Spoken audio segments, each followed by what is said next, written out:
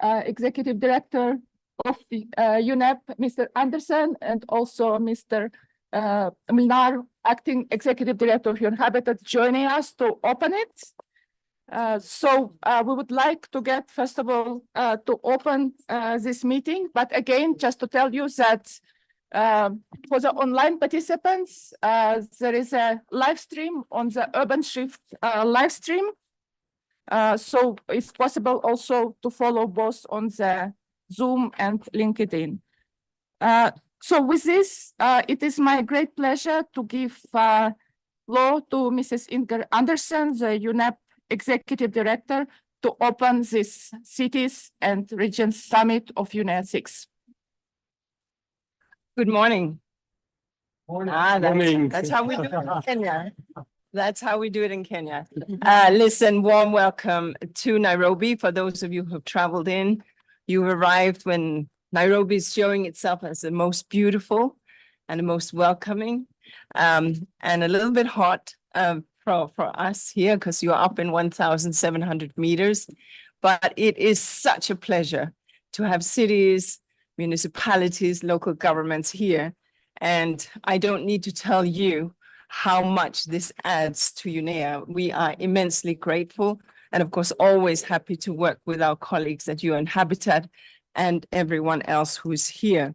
So let me first of all say that for us at UNEP, we are deeply grateful, as I said, to Habitat, but also to C40 cities, to ICLEI, to World Resources Institute, to Bloomberg Philanthropics, and UNDP, and many, many others, and everyone here in this room, because there's no way that we could move this agenda without everyone present here. You are the leaders, you are the voices for local government, you are the representation of where government meets people every day. And we all know in this room that cities hold this immense gravity. What you do or don't do brings trust in a society, brings trust in government, brings a sense of stability and a reliability. Is very different when you are at the local government level, how the citizen meets its government as compared to the higher level of government. And so as we are urbanizing and 2/3 of the world living in cities, your role is expanding every day. And that means that it is not just the service provision, but it is also servicing of the environment that you need to take into account and consider how you will manage environment that is under your care, while at the same time having densification happening in the urban areas. Now, we often speak about the triple planetary crisis. You will have heard us speak about the crisis of climate change, the crisis of nature and biodiversity loss, including obviously desertification and land degradation, and the crisis of pollution and waste. And each of these crises plays out right on your doorsteps within your cities, one way or the other. Climate change, coastal cities obviously often exposed to high storms or inundations, or indeed droughts and water shortages, or heat waves of catastrophic character. Biodiversity is lost, and that means to a large extent that the livability of your city becomes less attractive. No one wants to bring up their kids in a concrete jungle. People want their kids to be exposed to clean and green, and biodiversity offers that in cities, of course. And of course, pollution and waste, what we, this species of ours, produce, that we leave that toxic trail behind, how to manage all of that. So the truth is that cities are the biggest drivers of the triple planetary crisis. We are ferocious, we are hungry, we need resources, but cities are also where the solution spaces are. And that's very important. This is where great minds congregate. This is where innovations happen. This is where we can find solutions together. And this is where we see that small changes that we may make at the policy level can have these big shifts and impacts. In this context, I'm very proud to sit next to the mayor of Quezon City, who won the Champions of the Earth Award this year for her outstanding leadership at Quezon. But I'm sure that there are many other city mayors here who are doing equally brilliant work. But we see the cities as the place of solution, where circular economy, even if it's not yet a countrywide thing, can be tested and tried because you have the mandate. You are those that deal with municipal solid waste. You are those that can make local regulations. We see the cities as a place where urban mobility can be really enabled, where electric mobility can be tested, starting with buses. You can ban two-strokes. You can encourage electrical. You can give advanced privileges to e-mobility, to two-wheelers, whatever it is that is correct in your setting. But it is in the cities where we have this experimentarium of what might yet come on the bigger national scale. It's also in the cities where we find green infrastructure when you're smart about it. Using playgrounds can be wetlands when you have the big, so you have the green spaces, you have the parks, but if the inundation comes, this can be where the permeable surfaces will be there so that the water can be captured into the aquifers and not run right into the oceans and the drains. Using smart buildings, encouraging smart disaster management infrastructure, encouraging renewable energy, encouraging obviously composting, recycling, and reduction of waste. And so we see this as being really critical.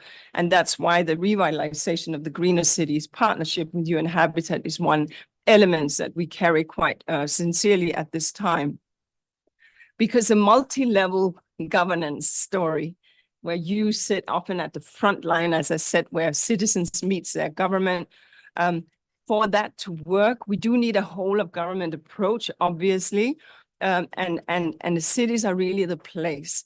And what we are encouraging in this UNEA, for those of you who are staying a little longer, is that cities also begin to see themselves in the mirror of the multilateral environmental agreements. Some of you already very much do, I hasten to add.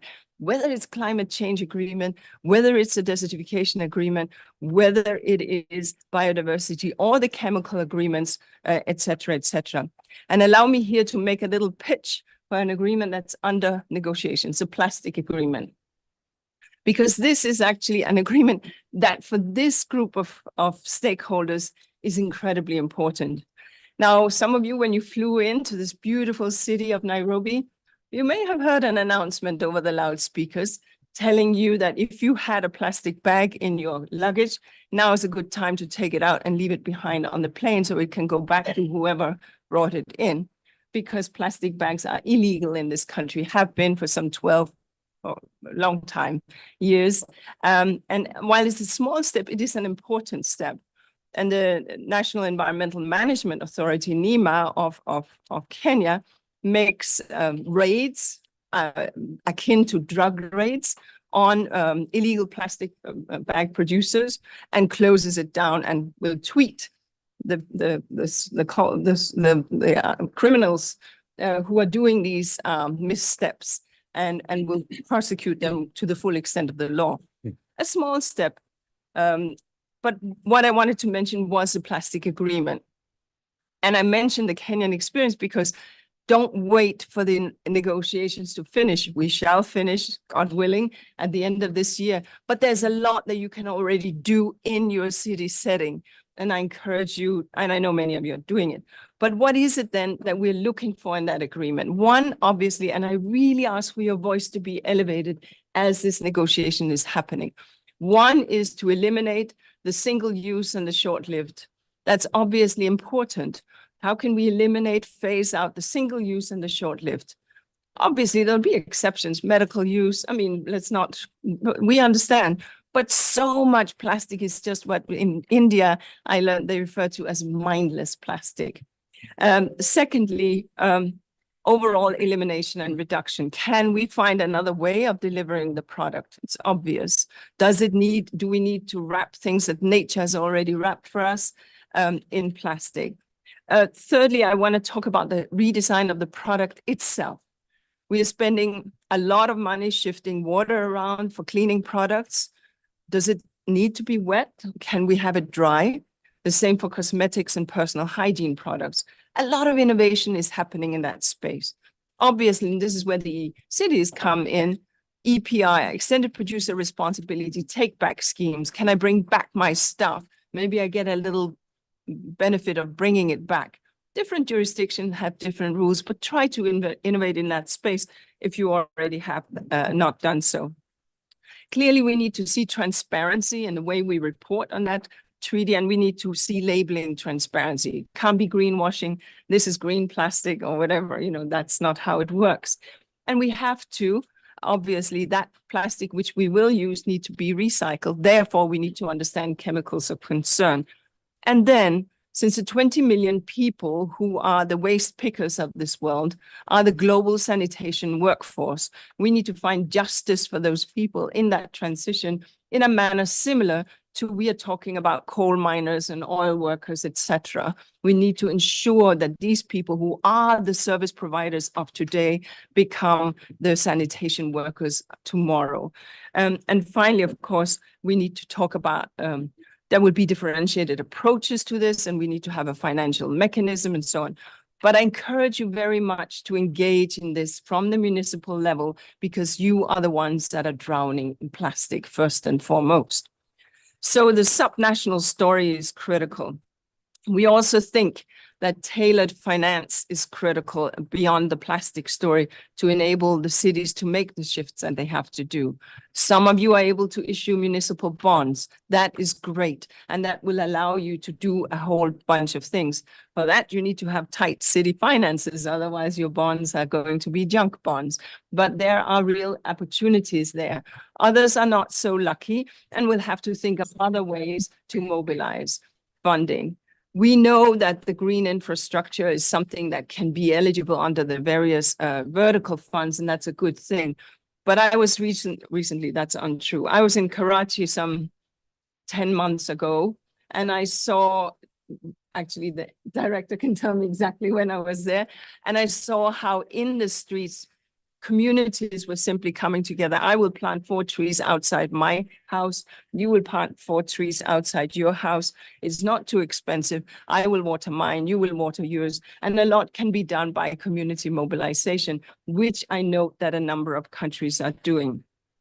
But national governments can also establish funding mechanisms at the local action, and of course at the local level. And we need to see the MDBs, the bilaterals, and many, many others step up in this regard. So for us to have you all here and the thousands who are online is a tremendous privilege, and we do not take your presence for granted.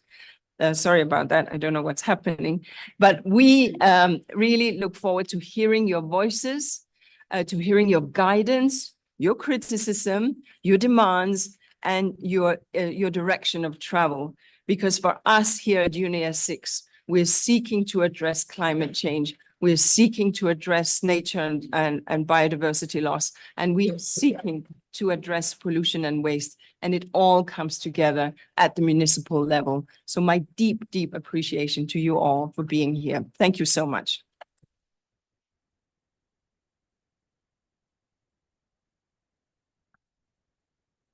Thank you so much, Executive Director Mrs. Anderson, for this inspiring speech. Now I would like to give floor to Mr. Michal Mlnar, who is the Acting Executive Director of UNHabitat. Thank you, Gulnara. Thank you, Executive Director of UNEP. The partnership with UNEP to organize this important event is really something that is not only natural, but also very exciting. It's great to see many familiar faces, many partners that, whether on the UNEP side or on UNHabitat side, we have worked with very closely for many years. So, Karibu Nairobi. I think it's always important to say that it's great that you found the time to engage in this particular platform, and I do hope, like the Executive Director of UNEP, that you will stay a bit longer through the UNEA that is starting next week. Welcome also on behalf of UNHabitat. As you know, cities is part of our DNA. I wake up every morning thinking about the important partnerships that we have with many of you, and really the everyday work that is focused on empowering the partnership with local and regional governments, the partnerships with mayors, governors, city alliances, and all of you. Of course, not to forget to mention the civil society, the women organizations, youth groups, which are particularly close to our hearts, and other partners. So again, welcome, and it's very exciting to have this conversation just before UNEA starts. The call for amplifying local leadership indeed has never been more pressing. At this halfway mark, our strides toward the Sustainable Development Goals veer horrifyingly off track, and the global stocktake mirrors our collective failure to meet the commitments of the Paris Agreement as well. Our cities are both the battlegrounds and the solutions in the triple planetary crisis that has already been mentioned. And you are all familiar with the statistics that cities are responsible for 70% of global emissions, and over 70% of our cities are already experiencing the impacts of climate change and biodiversity loss today. But yet, 80% of the global GDP is generated in the cities. So it is only obvious that we have to do better in terms of bridging the challenges and the opportunities, or turning more of the challenges to more of the opportunities for our people on the local level. Mayors, governors, and local leaders are indeed our first responders to crises that all converge in our cities. And we often say that the future of this planet indeed is urban. We already have around 50% of the entire population living in the urban centers, and up to 2050, it will be up to 70%. So, of course, this is something that we have to take into account on a daily basis and collectively design those sustainable solutions that, of course, properly take into account also the triple planetary crisis challenges, the environment as such, but of course, and in particular also the climate context. Mayors around the globe grasp the urgency of this triple planetary crisis and are acting on it. You are actively championing carbon reduction measures by expanding public transit, slashing energy consumption, enhancing waste management, nature-based solutions, and advocating for green, resilient construction. Indeed, our Green Cities program that we have owned together with UNEP is a special platform that we would like to regenerate, reinvigorate with some new energy and new practical ideas, and we will be coming back to you with some of those shortly. But you, the local leaders, cannot and should not do it alone. Climate finance needs to reach the local level to fund a climate revolution in cities. Cities also need the technical and human resources and the access to innovation and technology to make this happen. And of course, at UN Habitat, again, we wake up every morning with thinking about smart cities.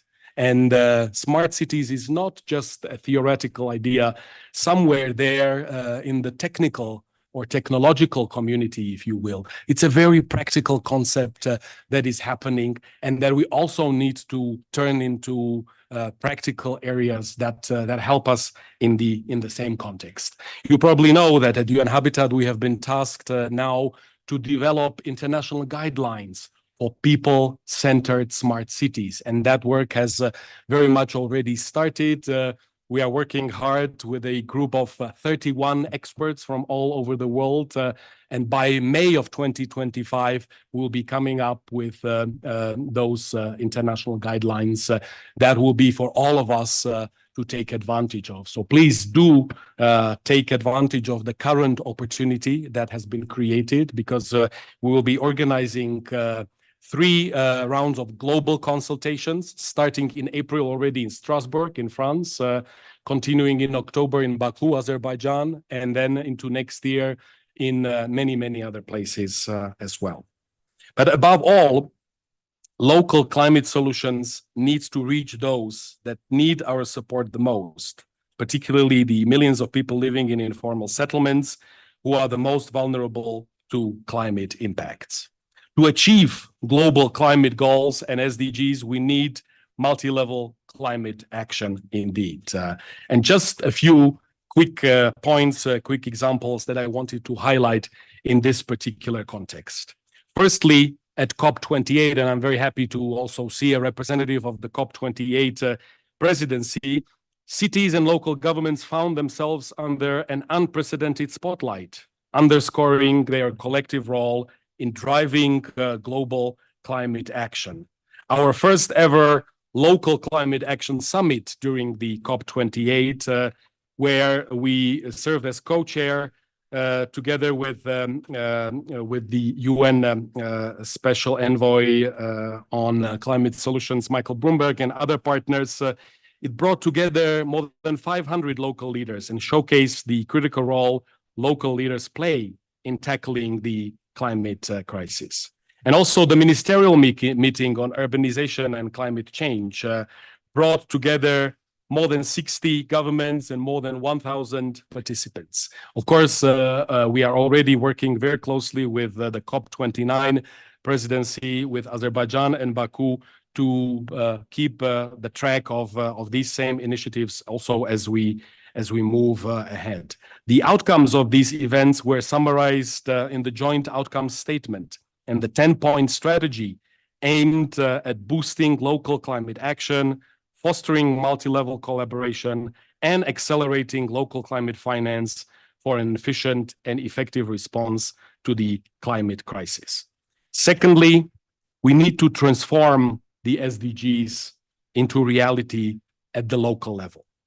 I'm sure you are all familiar with the concept of localization of SDGs, which we are proudly crafting and catalyzing within the UN system and beyond. And we are really proud of further deepening and moving ahead in this particular context. You probably know that we have recently launched the Secretariat of the Local 2030 Coalition that is now based in Bilbao, Spain. And of course, it is an excellent platform for us to do better on all SDGs and bringing them down to the local level with the mayors, the governors, and other important local actors. Thirdly, we are preparing our next World Urban Forum in Cairo in November. And we are very proud of bringing the World Urban Forum for the second time to Africa. So we do hope that all of you will be able to join us in Cairo in November. Registration is already open, and even registration for events and exhibitions has already been launched. So there is really a lot of exciting work ahead of us. I know that many of you are very familiar with the World Urban Fora and what transformative opportunities they present for us to continue having those important discussions. And lastly, we are launching today a technical brief looking at the urban content of nationally determined contributions of CHAMP endorsing countries. This shows a clear opportunity for action.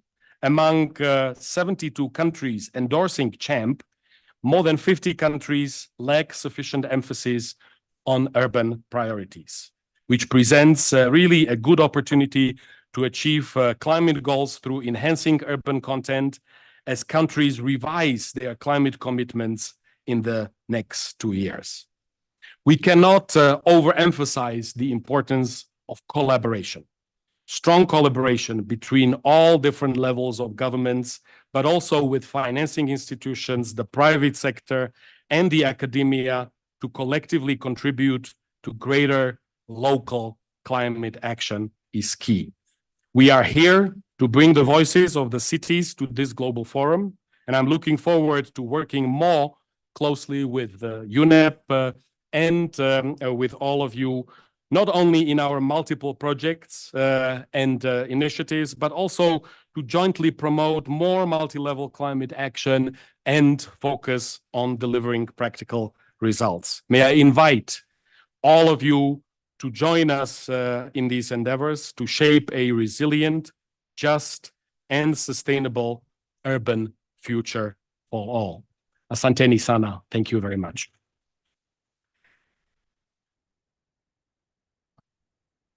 Thank you so much, Mr. Mlar, for outlining actually for very rich cooperation that we all have on these urban issues, on the milestones that we had, but also the milestones which lay ahead, for which, of course, we're already preparing. And also, I would like to use this opportunity also to thank all the partners who actually were engaged in this preparation of this summit. Just to say, it is led by UNEP and Uninhabited, but it was done in cooperation with our many partners, which are on the agenda on the website. So we would like to thank all the partners for the preparation, because the fact that we have thousands of people online and engaged in this process, it's not just an event, it's part of the process of our work to address the multiple challenges that were outlined in these two both opening presentations, and address the issues of implementation of the multilateral environmental and climate agreements, and with many challenges ahead. And I would like also to use this opportunity to also to thank our UNEP team, and also who are working, because, you know, it's a very complex process of having, you know, the online participation, in-person participation, to thank everybody for the engagement, making sure that this summit is happening. With this, I would like to move to the presentations of actually outlining the existing actions at the local level, at the national level, to promote sustainable urbanization and environmental sustainability. We have 4 outstanding speakers, presenters in this opening panel. This is to, again, maybe to highlight this framing which was provided in the opening speeches by Mrs. Anderson and Mr. Mlar. So it is my great pleasure to give floor to Adalberto Felicio Malufilbo, the National Secretary for Urban Environment and Environmental Quality of Brazil, for his intervention. Good morning, everybody. I'd like first to thank, in the name of Brazil, for UNEP and UNHabitat for the invitation. It's a great pleasure to be here. And as Inger and Michael highlighted, the critical role of cities to achieve the global development and environmental goals, as National Secretary of Urban Environment, so leading with cities, it's a great pleasure to be here, especially in our case that Brazilian cities are extremely vulnerable to climate change, to the extreme weather events, to the hazard and local pollution and other problems that we are facing much stronger than we thought we would be facing. So it's really good to have this opportunity to foster this exchange of best practice information among mayors, local leaders, regions, so that we can somehow increase the multi-level governance throughout the low carbon future, resilient cities we all want.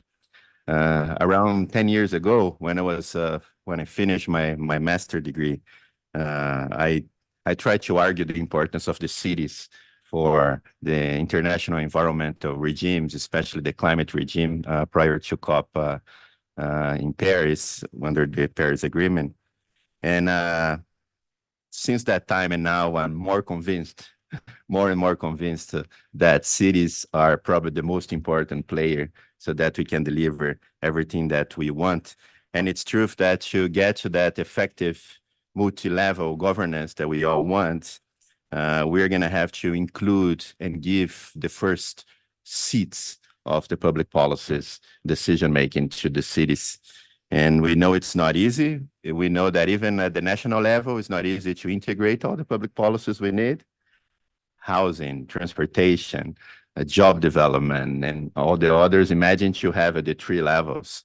But this is one of the most important and clear guidance from President Lula that mayors in Brazil are the ones leading the agenda. So we know we need to reinvent our cities. We need to create public policies that integrate our different policies in our cities. And in order to foster the low carbon resilience and inclusive cities we want, we need also to think about social desigualty, poverty reduction. There's no way to create the climate resilient future we want if our cities and our countries are still continuing, hundreds of years of poverty and social desigualty. I'm telling under the name of Brazil, probably one of the worst social desigualty countries in the world. Some economists like Thomas Piketty say we are living these years some of the worst social desigualty in the history of humankind.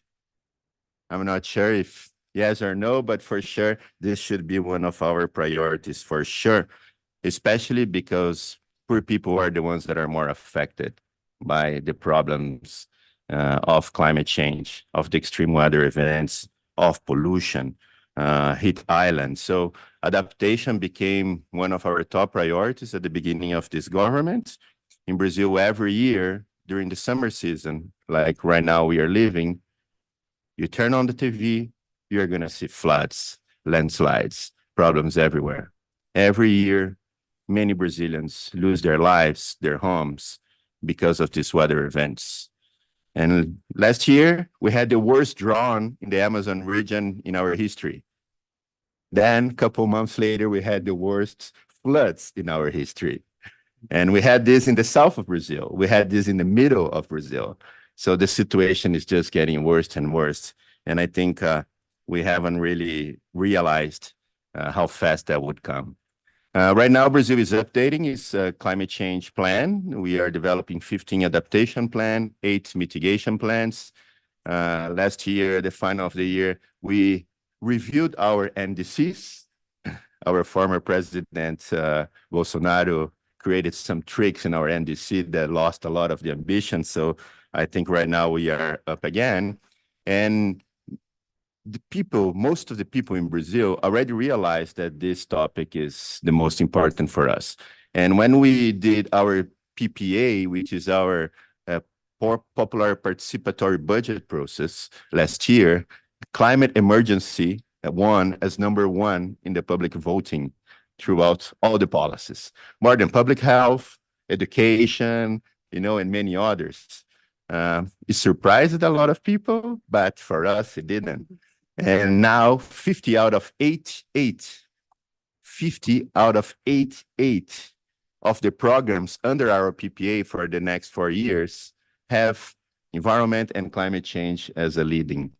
We also had the Minister of Finance. I don't know in your case, but in our case, is the most important guy, which now is the leader of the ecological transformation plan, together with the Minister of Environment. We had the new industry plan of Brazil made by the vice president, and it's called the new green industry. Everybody's leading with the green agenda. Almost 20 ministers have attribution about climate change and environment. It was challenging in the beginning because everything we do, we try to integrate and coordinate with everybody. Not all the times they integrate with us, what they're doing, but it's good. We're getting better. And now our difficulties and our main goal is to integrate and put cities at the end. So the Minister of Environment and Climate Change is finishing together with the Minister of Cities and the Minister of Science and Technology, probably our biggest, and in my opinion, most important program, which will be called Green Resilient Cities Program, which is going to unify all the programs you have and create indicators with climate, social, and resilience in all the other areas, so that all the budget from the government goes to the projects that lead better the strategy on many areas associated to this program. So we believe that doing that and having the power for the mayors to choose which indicators, which policies, which priority are there, we will be able to move a little bit stronger. Well, just to finish, we know that we could be here talking about many things. As Inger and Michael said, there are hundreds of topics. Some management of waste, circular economy, urban planning, almost everything, and all the COPs have been joining these last years. We always talk about means of implementation. So Brazilian presidency of the G20, as we're going to see in the next months, it will be all about implementation and means of implementation with cities. I'm chairing the circular economy group in here, and we changed it a little bit after the first meeting we had with all the stakeholders. And we're going to have, as we create this social inclusive circular economy strategy, a focus on city. And the key deliverable will be focused on plastic too, because Brazil also wants a legally binding and bold agreement that can reduce plastic pollution and if possible, to reduce as fast as possible the use of single plastic and problematic plastic. But as we move and develop all the solutions we need for adaptation-based solution, nature-based solution, social bioeconomy, biodiversity in our cities, green trees, urban trees, everything we do, we know that cities need to be on the lead. And that's what Brazilian government wants. We want mayors to lead us as we move to this future we all need. Thank you.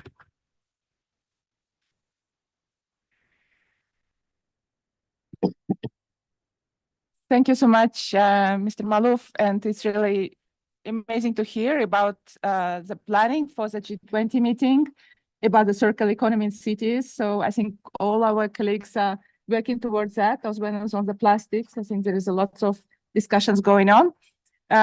With that, it is my pleasure to give floor to the next speaker, who's on my left. It is Peter Anyang' Gonlo, Governor of Kisumu County of Kenya. It's your floor, Mr. Governor. Thank you very much. Actually, my name is Peter Anyang' Nyong'o. Thank you. Maybe that's the first lesson. I was asked actually to be very specific and speak about our experience in Kisumu regarding highlighting the critical role played by subnational governments in achieving the Sustainable Development Goals and global environmental goals set out in multilateral environmental agreements in 5 minutes. I don't know how I'm going to do that, but I'll try. First, Kisumu is a city to the west of here, on Lake Victoria, one of the largest lakes in the world, freshwater lake. There are 3 other cities, Nairobi, of course, where you are, and the other one is in Mombasa, also sits on water. So Nairobi is the only big city we have which does not really sit on water. Mombasa and Dar sit on water. Now, Lake Victoria has a very interesting history. The level of the lake rises every 60 years. The last time it rose, I was in primary school in 1960. 60 years later, in 2020, the level of the lake rose again. What does that mean to us in Kisumu? It means that, one, all institutions next to the lake get drowned. Secondly, that fishing in the lake becomes very difficult because rivers feeding the lake are also in torrential mood. So since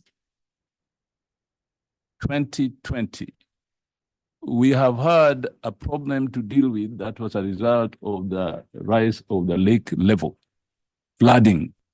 Secondly, it's complicated by climate change. It rains heavily. That means that you have floods and rivers overflow. So we have to relocate people who live in plains, particularly the Kano plains where we grow rice. Every time the river Nyando rises on its level, the Nyando basin is flooded, and we have to relocate a lot of people to safer ground. What can be done really is to build a big dam on the river Nyando to stop this flooding. In 1951, during colonial times, the colonial government proposed building the Sondu Soin multipurpose dam. That dam has not been built up to now. That means the problem of flooding on the river Nyando keeps on bothering us in Kisumu and causing us a hell lot of problems. What have we done? That's a sad story. The good news is that in Kisumu, we have taken climate change as a very important aspect of our governance. So we put in place climate change policies and an act of the county assembly that makes it law. Now, I was telling a friend of mine just now that counties in Kenya are like states in the United States. They are not counties in the US, but they're like states in the US. A county by our 2010 constitution is funded by national budget through the division of revenue bill that states that at least 15% of the national budget should go to counties for managing various things. But in brief, all issues of governance or service delivery, where the rubber touches the ground, are responsibilities of counties, according to Schedule 5 of our Constitution. So, habitation, infrastructure, health, water provision, all those are county functions which are supposed to be funded by the Division of Revenue Bill, which is at least 15% of the national budget.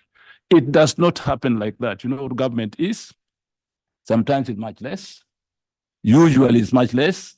So we have to seek funds to make sure that we support our functions that are given to us by the Constitution. One of them is managing urban areas and cities, given this mystery that has struck us called climate change. It's not that much a mystery. I think it's now better understood. Now, we have a climate change action plan within the governance structure in Kisumu. We have climate change planning committees from the county level to the village level.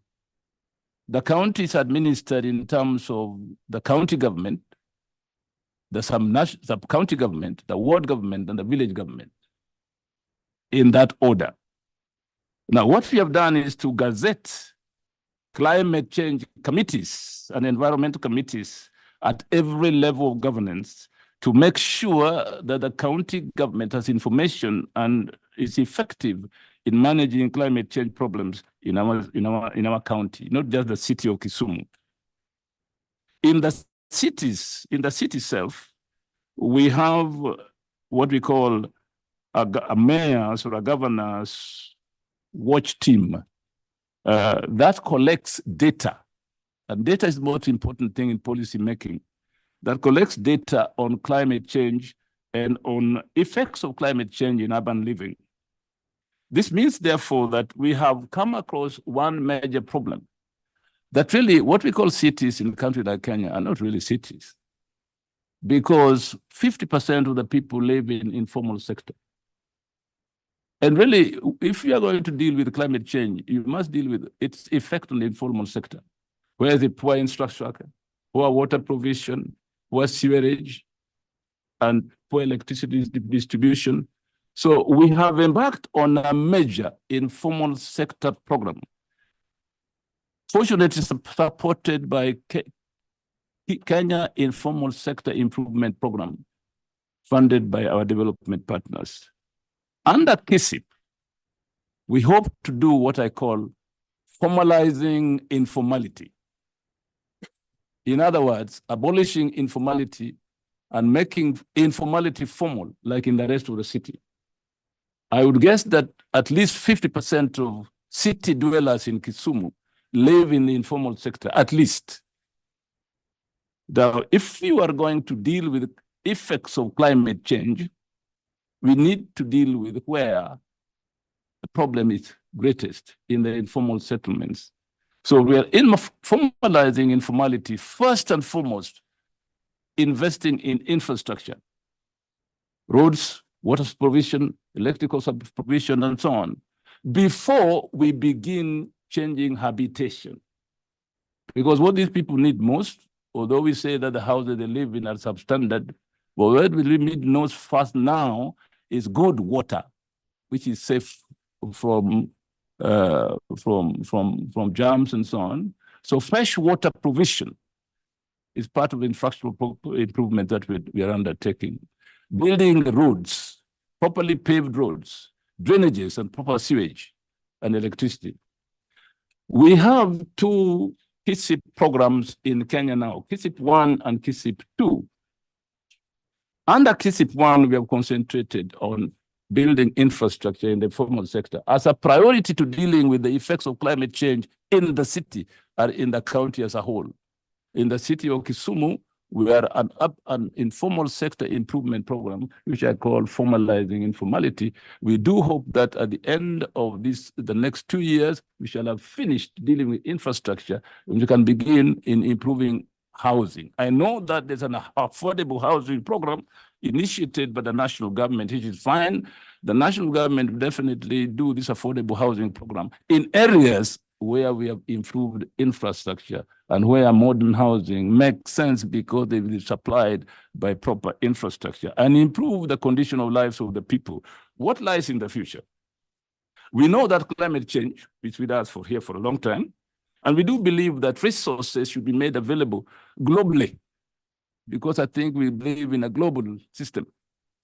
A disease may erupt in Kisumu because of problems of climate change and poverty, and very soon it is in New York.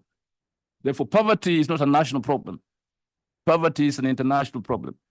So I do hope that organized constituencies of local governance, like Union of Cities and Local Governments that I see there, we are members, that such institutions representing local governments should be formally represented in international bodies like UN, because they govern the people of the world where the effects of climate change takes place at what I call where the rubber touches the ground.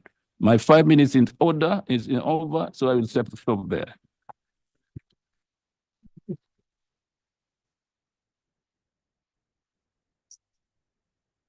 Thank you so much, Mr. Governor, for this reality check. Before we go to the high-level goals, we actually need to formalize informal settlements and improve the basic needs, like the access to clean water. Mr. Governor, we have already questions coming up with Zoom. As I mentioned, we have many people on Zoom.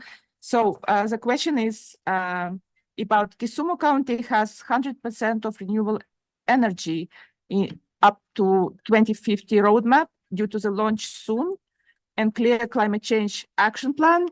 Do you consider having a city local government as a model living urban lab with a real-time dashboard? So we have advanced activities. So what do you think about the city as a role model kind of urban lab to help you in the process of achieving your 2050 goals? I think the city has to be that, because really, the reality is that most people are moving to live in the cities, expecting better life. When they arrive there, they don't find that better life because the institutions give better life are not there. So the city must provide these institutions and make sure that when people arrive, they are catered for. You're not going to top the arrival in the city so long as the urban areas are poor. The second thing, of course, is what I call integrated development, where you have programs, good programs for rural areas as well as urban areas. And we in Kisumu, what we do is that we have climate change committees going up the rural sector in the village, so that problems of change, of climate change, must be internalized by rural dwellers as we provide finances or support for change in the rural areas as well. KISIP is called Kenya Informal Sector Improvement Program. These informal sectors are not confined to urban areas. They are also encroaching in rural areas as land scarcity becomes a major problem, and young boys and girls who have gone to school move to nearby markets to find opportunities. These so-called markets are first becoming urban centers. So we must deal with the problem, not just in cities like Kisumu, but realizing the origin of the problem of the city comes from the rural areas, and we should begin from there, building institutions and structures that stop people from seeking life in the city, but having that life in the rural areas. Thank you so much. I think this is very important insight to take to today's discussion. So it's my pleasure to give now floor to Mrs. Joy Belmonte, the mayor of Quezon City in Philippines. Joy, your floor. Thank you, Gulnara. Good morning, everyone. I'll get to it. I also have just 5 minutes. I'll tell you a little bit about what we're doing in Quezon City in the Philippines. As the most populous and rapidly growing city in the Philippines, Quezon City bears the brunt of the environmental, social, and economic challenges that accompany urban development. The Philippines has been named as the most disaster-prone country in the world, and our city is persistently affected by these climate impacts. Yet our size and capacity have also placed us in an ideal position to help achieve the SDGs, as well as the global environmental goals contained in the MEAs. Quezon City is the only city in the country with an office dedicated to addressing the SDGs. This office works closely with our Climate Change and Environmental Sustainability Department to implement our city's local climate change action plan, a roadmap to a sustainable future. At its core is a climate strategy that promotes social equity and empowers our citizens to actively participate in sustainable development efforts. Since 2019, when our City Council declared a climate emergency and allocated about 13% of our city's annual budget on climate action, we have embarked on an aggressive decarbonization path founded on nature-based solutions, a circular economy, and a clean and sustainable energy resources. At present, Quezon City has the largest parks and the most number of green and open spaces in the metropolitan Manila area, establishing it as the capital region's most sustainable ecosystem. Recognizing our city's critical role, we signed a commitment under C40's Urban Nature Accelerator to double the number of our parks and expand our green and permeable spaces by 30 to 40% by the year 2030. This includes linking the city's parks into a green corridor to promote walkability and active transport. The support of UNEP's Generation Restoration Project will expedite the development and implementation of our urban ecosystem restoration plans. To date, our city also has over 1,000 urban farms that mitigate hunger, provide 25,000 good green jobs, and contribute to our urban biodiversity. Through our circular economy programs, we are gradually diverting plastic waste from our waste stream. Our 3 main strategies: avoid, minimize, recover. Our plastic ban ordinances extend beyond plastic bags to cover disposable materials in dine-in food establishments, something the national government has yet to consider. Our transition from single-use plastics is complemented by community-based circular economy initiatives, which include a program that incentivizes waste segregation and recycling. It's called Trash to Cash Back, and you can exchange your recyclable materials for environmental points that can be used to buy your groceries and pay your electric bill. An initiative that establishes refill hubs in community stores, providing sustainable alternatives to sachets for daily household items. And I'm sure everybody who comes from the developing world knows how terrible sachets are. They are small, single-use, bad plastic, and they are the ones that pollute our rivers, our waterways. And we also have an upcycling project that repurposes used tarpaulins, especially those from elections. We always have elections in the Philippines, into stylish and reusable bags. So the last batch, we were able to recover 70 tons of election tarpaulins, and all of them have been transformed into bags by the women deprived of liberty in our women's correctional facility. We have also begun addressing textile waste by encouraging our thousands of employees to donate pre-loved clothing and other items for resale in meticulously curated pop-up stores in our city. This program will soon be scaled up in our local communities. Resource circulation for organic waste is another component of our circular economy strategy.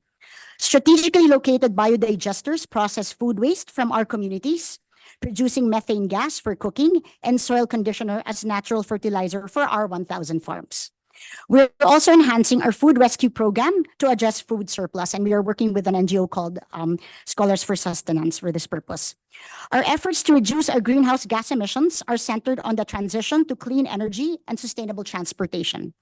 By 2030, all viable city-owned buildings and facilities will be powered by renewable energy sources. Our private sector will also be enjoined through our enhanced green building code. This is a new ordinance that we're passing this year to comply with minimum energy efficiency standards for buildings.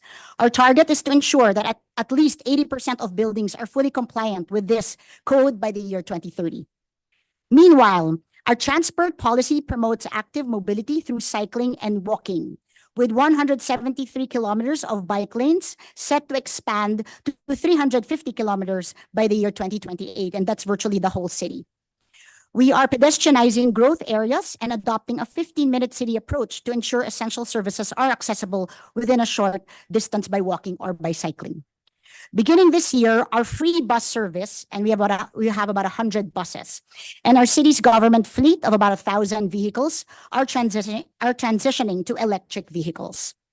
Lastly, our extensive air quality monitoring network across the city upholds our city's air quality standards, ensuring the health and well-being of our residents. These climate strategies merely scratch the surface of what our LCCAP contains. But as we move forward, I want to highlight the critical role of cities as frontline actors in addressing environmental goals as well as the SDGs. We are very well versed with the nuances on the ground and work very closely and directly with our communities.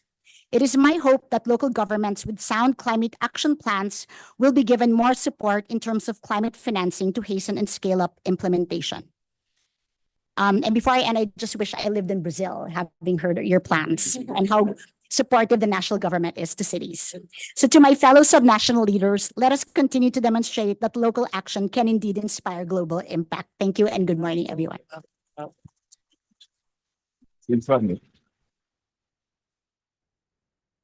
Thank you so much, Joy. This was a really amazing presentation. And thank you again for actually agreeing also to be a rapporteur to the opening plenary session of UNEA, which will be on Monday. So colleagues, don't forget to listen to Joy's presentation on the outcomes of the summit at the opening UNEA plenary on Monday morning. So thank you so much. I know that Ingrid needs to leave now. So thank you so much again for your presentation. Thank you very much.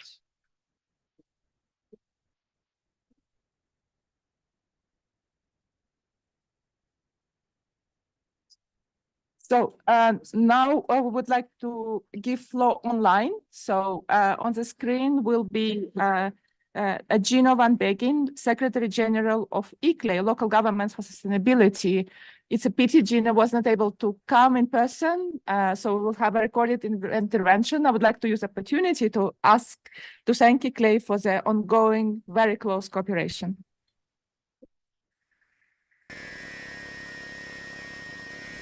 Your Excellencies, distinguished directors of UNEP and UN Habitat, honorable leaders and representatives of all levels of government, dear partners and colleagues. My name is Gino van Begin. I'm the Secretary General of ICLEI, Local Governments for Sustainability. As one of the organizers of the summit, I'm honored to have the opportunity to address you virtually while you are joined in Nairobi by many representatives from the ICLEI network. With over 2,500 cities, towns and regions in our network, representing more than 125 countries, ICLEI engages both at the local and global levels, shaping policy and sparking action to transform urban environments worldwide. As a summit, ICLEI is proud to facilitate and lead as a voice of local and regional governments in the Rio Conventions on Climate, Biodiversity and Desertification on behalf of the Global Task Force of Local and Regional Governments. Dear colleagues, who have been working for decades to ensure that local and subnational governments, cities and regions have a critical role in achieving our global sustainability goals, that they are empowered to act, that our communities' lives and livelihoods are improved and protected as we work to achieve these goals. The achievements of cities and regions in the multilateral sustainability agenda did not happen overnight, and it is not guaranteed. It is our responsibility to continually reinforce our collective power and work together with all levels of government to bring sustainability home. Under the United Nations, the right to development for all nations and managing its adverse effects on human livelihoods and environment has been evolving since the mid-1970s. But when Agenda 21 introduced the concept of sustainable development, environment started to be seen as one of the most challenging issues of the global community, particularly its interactions with social, economic and political sectors. Indeed, over the last few decades, the world witnessed two types of globalization. One, accumulating wealth among the few at the cost of social and environmental damages. The other, maximizing collective consciousness, shared economy and decentralized collaboration by seizing the opportunities of an urbanized world. During this period, we have been proud to work together with all of you to promote sustainability at the local level, among communities and to governments at all levels. And starting in 2012, with the Rio +20 and crystallized between 2015 and 2016, we witnessed how the global community began to abandon siloed approaches. Environmental activists understood the need for a just transition. Environmental development community realized that we would have to respect all planetary boundaries. Development community realized that we would have to respect all planetary boundaries to embrace the habitat of urbanization. Evolve from just housing, but above all, to embrace the experiences through the first half of Agenda 2030. But above all, enabled to experiences through the first half of Agenda 2030 to begin to perceive local and regional governments and national governments legitimate, to begin to perceive and essential local and regional governments to define and implement global and national and essential partners. In return, and implement mayors and global and national leaders realize that together they have a major say and in the direction of our world. Realize that together prosperity major say and sustainability in the direction of our communities and can bring prosperity, multi-level and multi-stakeholder partnerships to their communities only through multi-level and multi-stakeholder partnerships.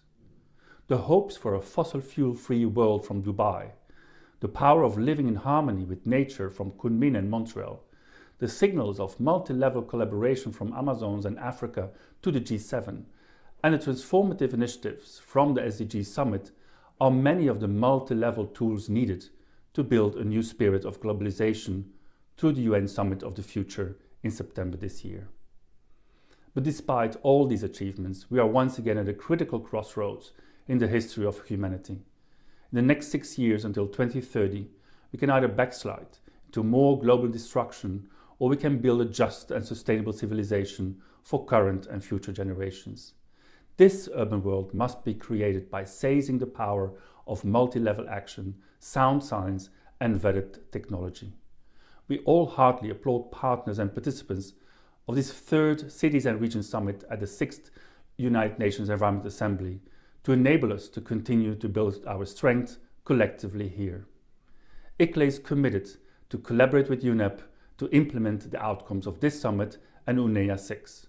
Over the next 2 years from Nairobi to Belém, I hope this journey will enable us to shape the sustainable urban world that today's generation and generations of the future deserve by 2030, 2050 and beyond. Thank you very much and greetings from Bonn.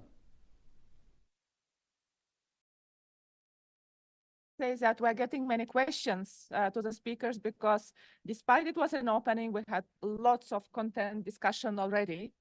And just to inform our colleagues online to say that during our thematic discussion, we will be taking these questions because they concern the finance, they concern the multi-level governance. So we'll be taking this in our discussion in the next panels. So now the plan is that, first of all, we would like to have a group pictures by the stairs between conference room 1 and 2.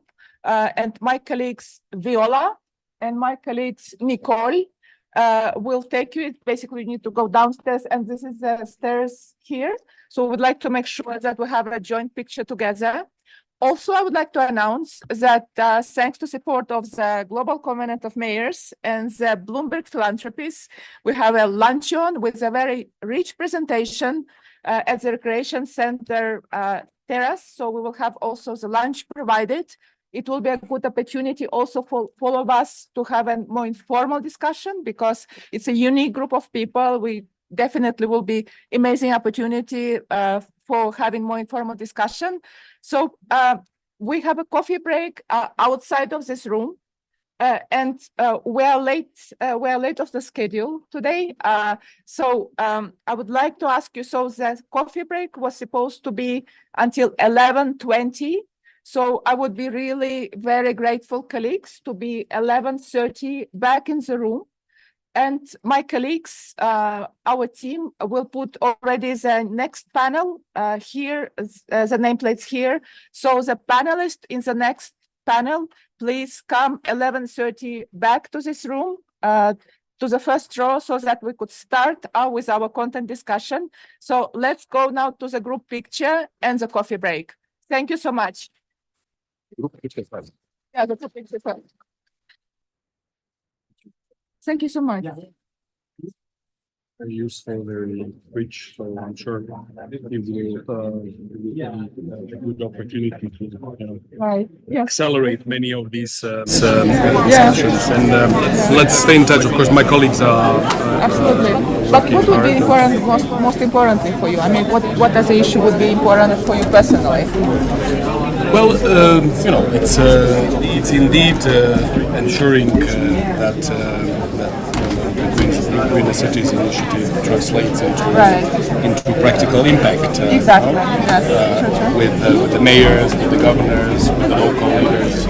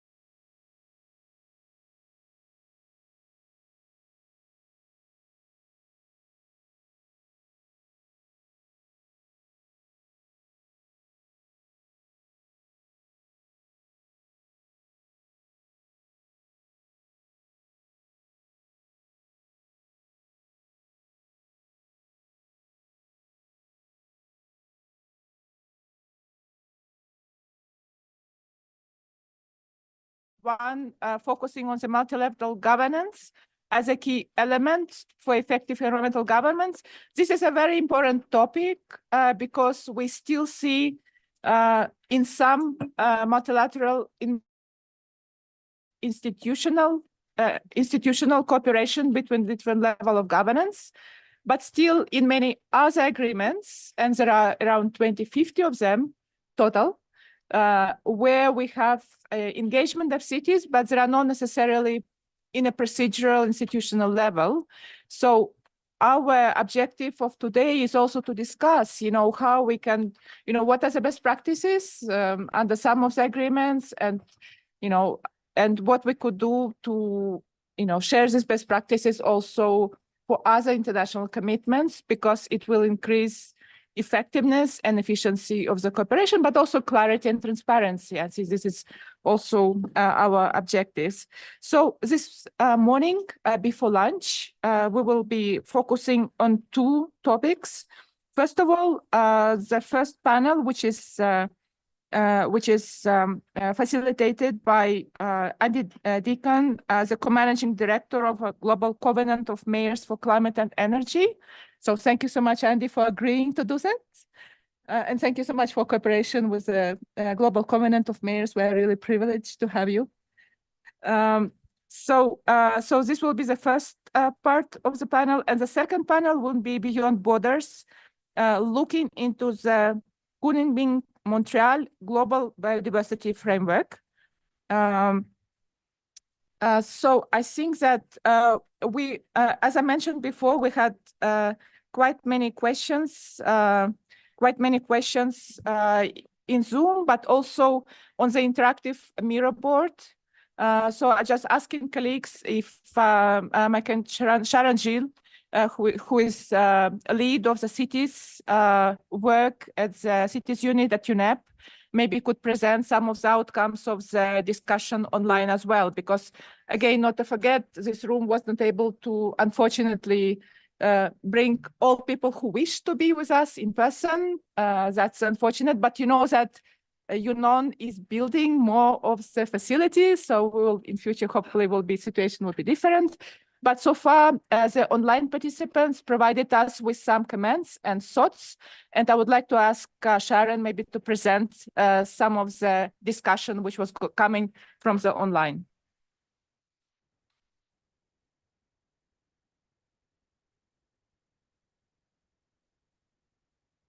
So we better to do it at the end of the session.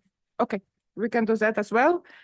Well, with then, we would like to give to Andy the role of moderator and to start the session. And thank you, Gulnara, and welcome distinguished delegates and colleagues, and those of you joining us online. I would just highlight for those of you here in the room, there is a QR code that you see on the screen there that will also enable you to contribute to what we hope is a very rich set of online discussion. So we're gathered here today in Nairobi as a group of national and local decision makers discussing this critical triple environmental challenge confronting our world. And mayors and governors, some of whom we've heard from already this morning, are here to make sure that cities and regions are being recognized by national governments as crucial partners in achieving global environmental goals. And this session will focus on global climate goals. And you don't need me to remind you that in 2015, the world adopted the landmark Paris Climate Agreement, agreed upon by 196 nations, with its overarching goal to hold the increase in global average temperature to well below 2 degrees centigrade above pre-industrial levels, and importantly, to pursue efforts to limit the temperature increase to 1.5 degrees C above pre-industrial levels. As we heard in the opening session this morning from the acting executive director of UN Habitat, the global stocktake showed last year that we are well off track. And it sends a strong signal to countries to enhance national climate plans and known as their nationally determined contributions, but also supported by national adaptation plans, long-term strategies, and other elements that fall within the remit of the Paris Agreement.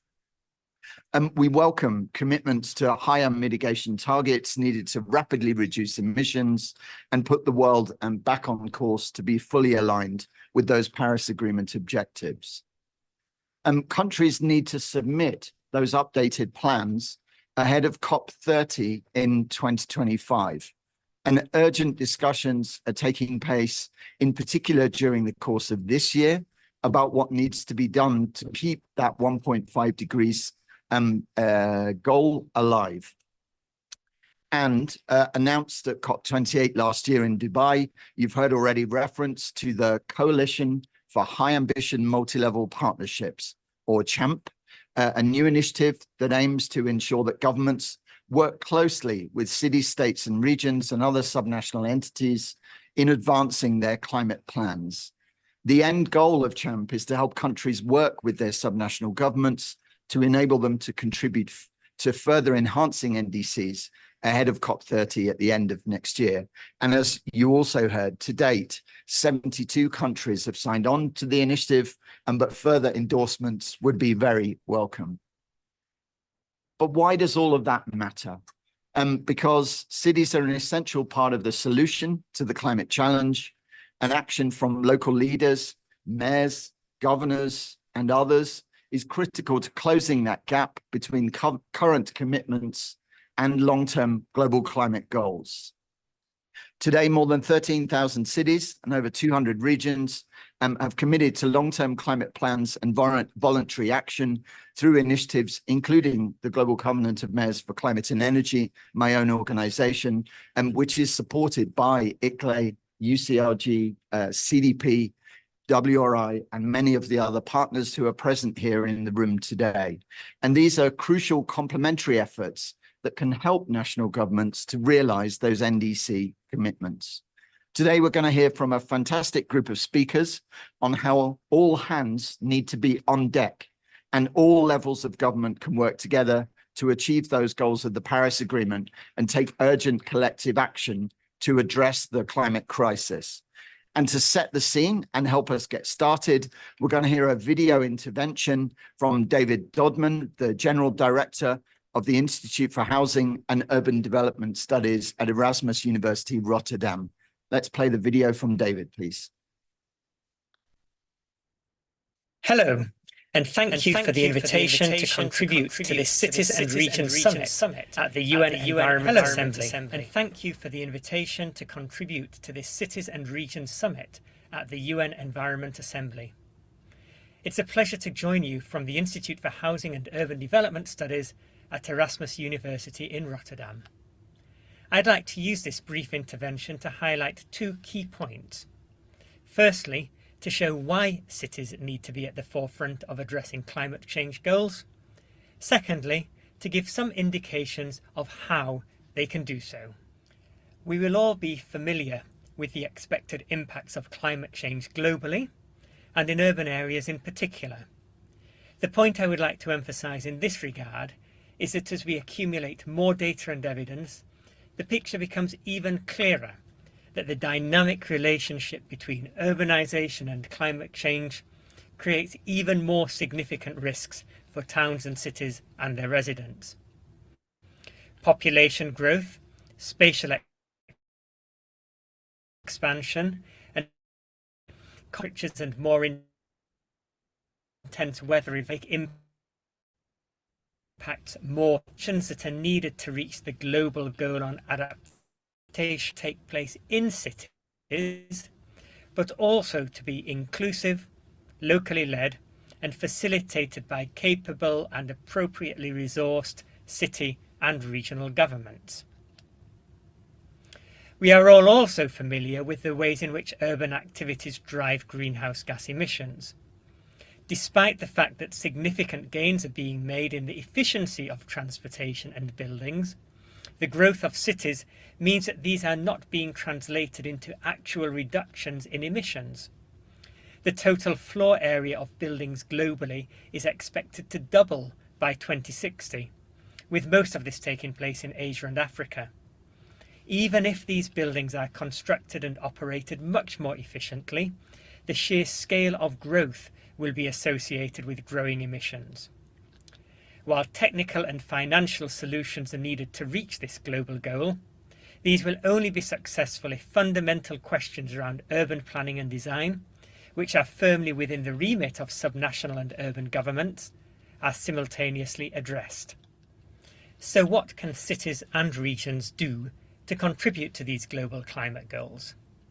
I expect this to be one of the central questions addressed by the Special Report on Climate Change in Cities, which will be the first product of the Intergovernmental Panel on Climate Change 7th assessment. Firstly, this will require taking climate change seriously in all aspects of urban design and management. Reducing risk and emissions can only be achieved through transformations in urban planning, building design and regulations, and transportation policy, as well as through specific climate-oriented policies and programs. Secondly, it will require different forms of governance networks. Cities and regions will need to collaborate with other cities, both in close proximity and far away, and with governance institutions at the national and global levels. This is the only way to create a framework for policy interventions that are harmonized and complementary, rather than competing and fragmented. And thirdly, it will require new forms of partnerships within cities. Non-state actors, civil society organizations, and the private sector are greatly untapped sources of information and key partners in delivering new ways of creating cities that contribute to global ambitions. I hope that today's summit will contribute to shedding further light on some of these challenges and opportunities, and I hope the technology will allow me to contribute in real time to our subsequent discussion. Thank you.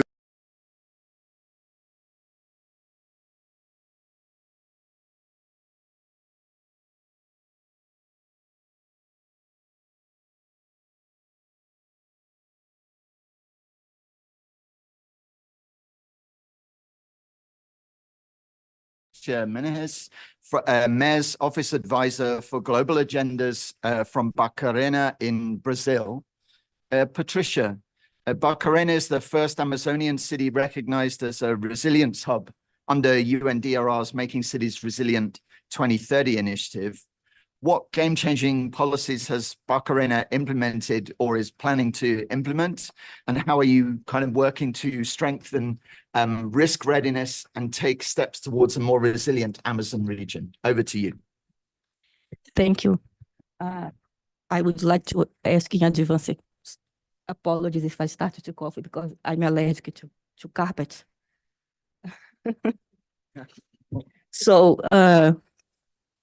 Barcarena is aligning the government planning with the global agenda since the Millennium Development Goals, now for more than 20 years. And then we made the transition to the Agenda 2030. And as I was explaining to Daniel on the beginning of the day, we gave one step at a time. So first we focus on the biggest issues for the population, what they ask for the local governments, that's healthy, welfare, being, and education. And when we get to the point that now in Barcarena, we don't have homeless, we don't have children out of school, and we have healthy equipments in every neighborhood. Everyone has a doctor near to the housing. And then we say, okay, now we can talk about things that are more abstract to the population, such as climate change. And then we started to align the Paris Agreement, the new urban agenda, and the Sendai framework in the policy, public policy. And I would like to highlight that what is very important in this process, especially when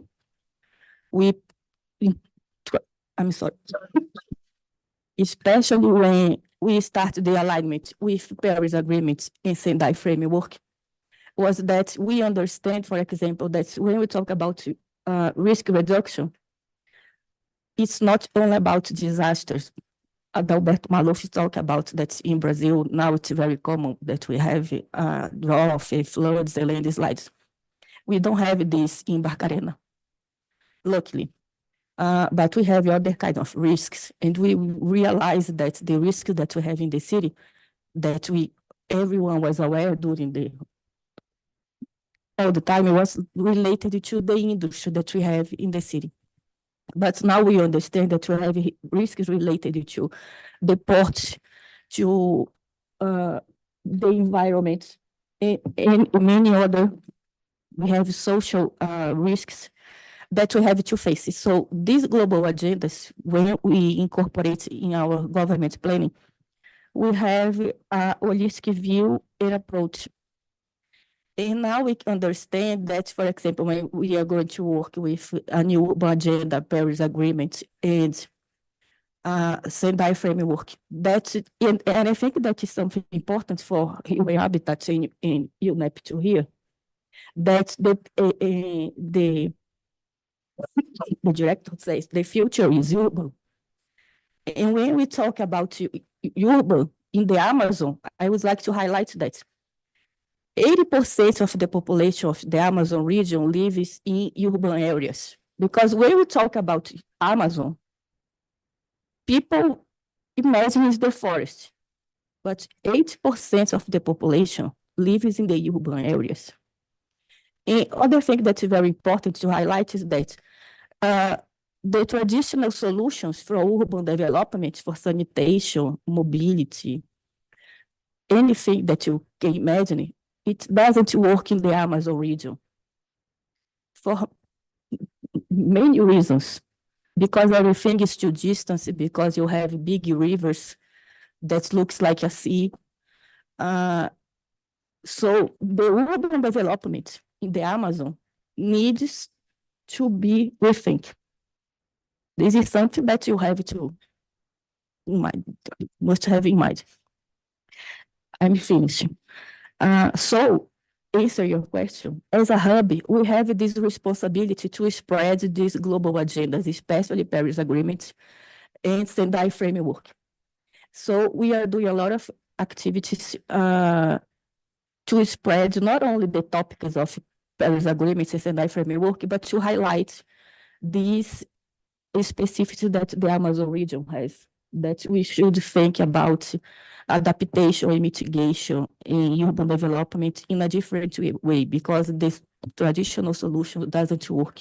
Not only in Brazilian Amazon, I'm talking about the biome Amazon, there is 9 countries. I don't know if I answered your question, Daniel, sorry.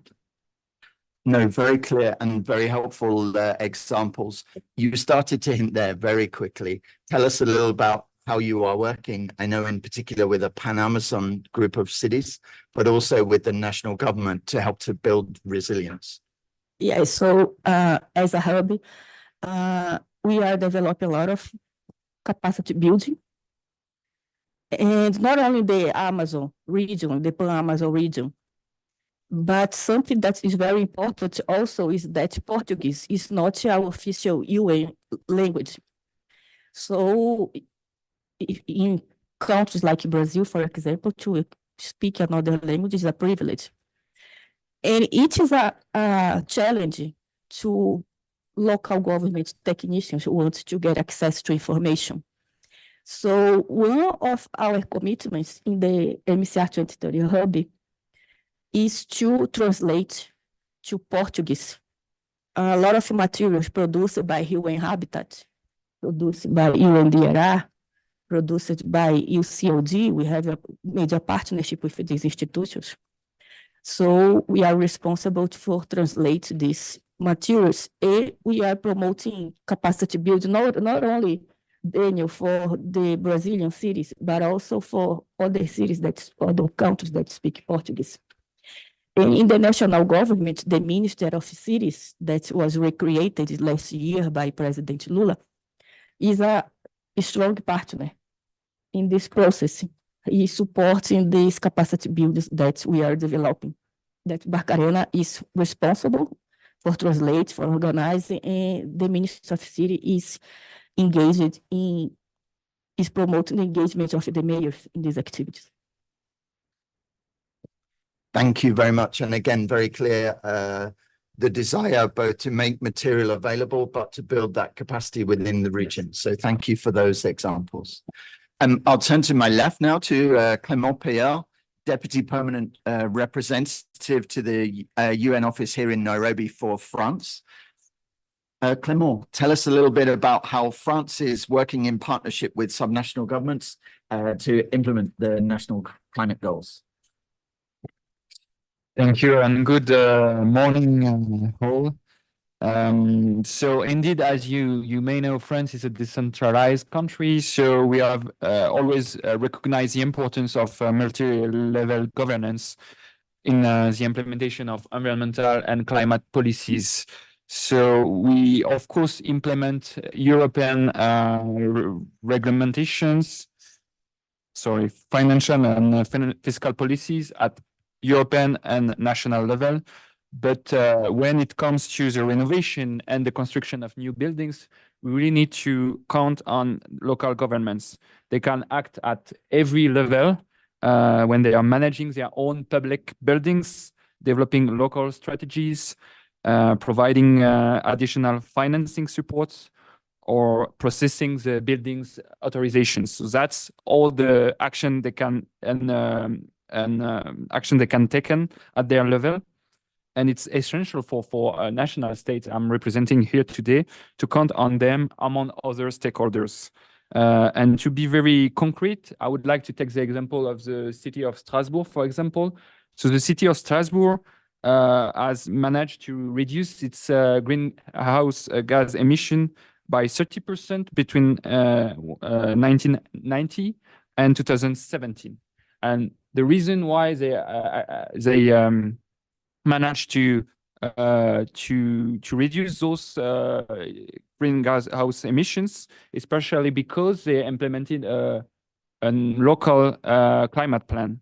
And I would like to highlight key lesson learned and good practices from this local plan of the city of Strasbourg. First, they implemented monitoring indicators to calculate the reduction of the emissions every time, but also for every actions they were taken in this climate plan. For example, on agroecology, but also how to make sure that the industries are also taking on board when we're talking about reduction of emissions. Also, this plan has been involving all the stakeholders. It took 2 years for the city of Strasbourg to develop this climate plan with all the relevant local stakeholders on board, the general public, the economic players, but also the 33 municipalities that are constituting the metropole of Strasbourg. Of course, one of the key lessons learned is also just transition. For example, the city of Strasbourg provided help for social housing landlords to help renovate the buildings and improve the installations of buildings. And the last lesson learned from this action plan of Strasbourg, it's of course a systemic approach. I think my fellow panelists mentioned it for its own city of Barcarena. The climate plan of the city of Strasbourg was not only focusing on SDG 13, not only on climate change, but it was encompassing the all SDGs with specific target from the different SDGs of the 2030 agenda. So this systematic approach may be one of the key success of this action plan. And it's something when, as a national government, we of course want to replicate on our territory to other cities, but also to put and to bring around the world. Great, thank you, Clément. And you touched there on decarbonization of the built environment. And clearly that, as you already mentioned, will require action at all levels of government. Very briefly, what is France's vision and priorities, in particular for the built environment sector?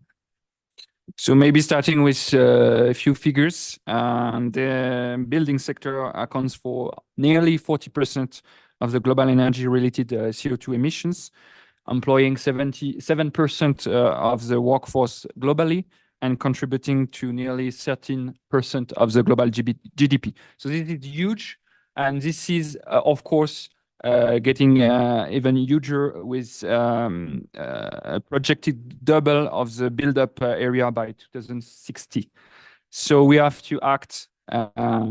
We have to act now on this agenda of decarbonization of the build environment or the big building sector.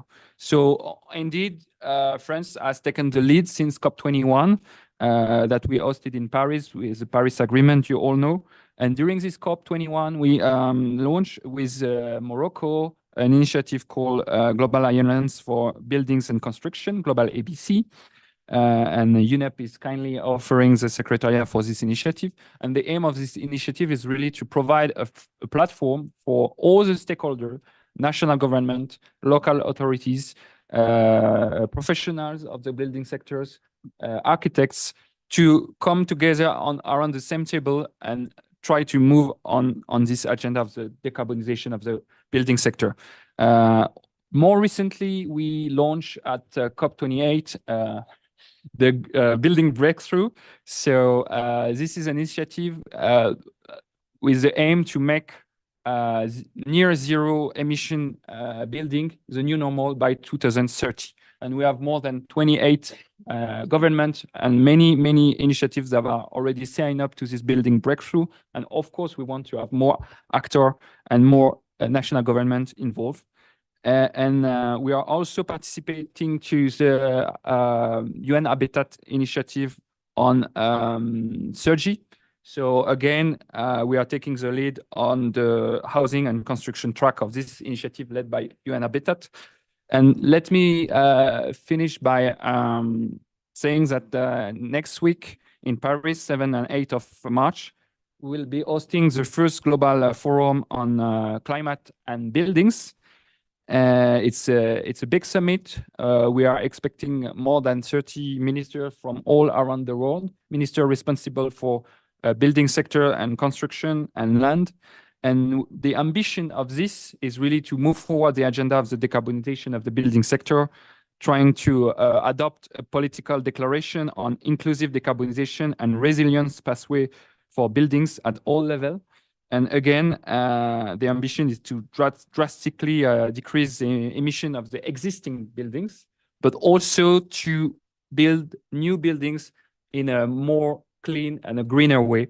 And we need the whole value chain of the building sector to be aboard, the financier, the developers, the architects, the material supplier, industrialists, even insurer, all those actors, we need to get them around the table. And that's the ambition of the Forum of Paris. And of course, you are all invited in Paris, 7 and 8 of March. So very soon, 10 days to move forward this agenda.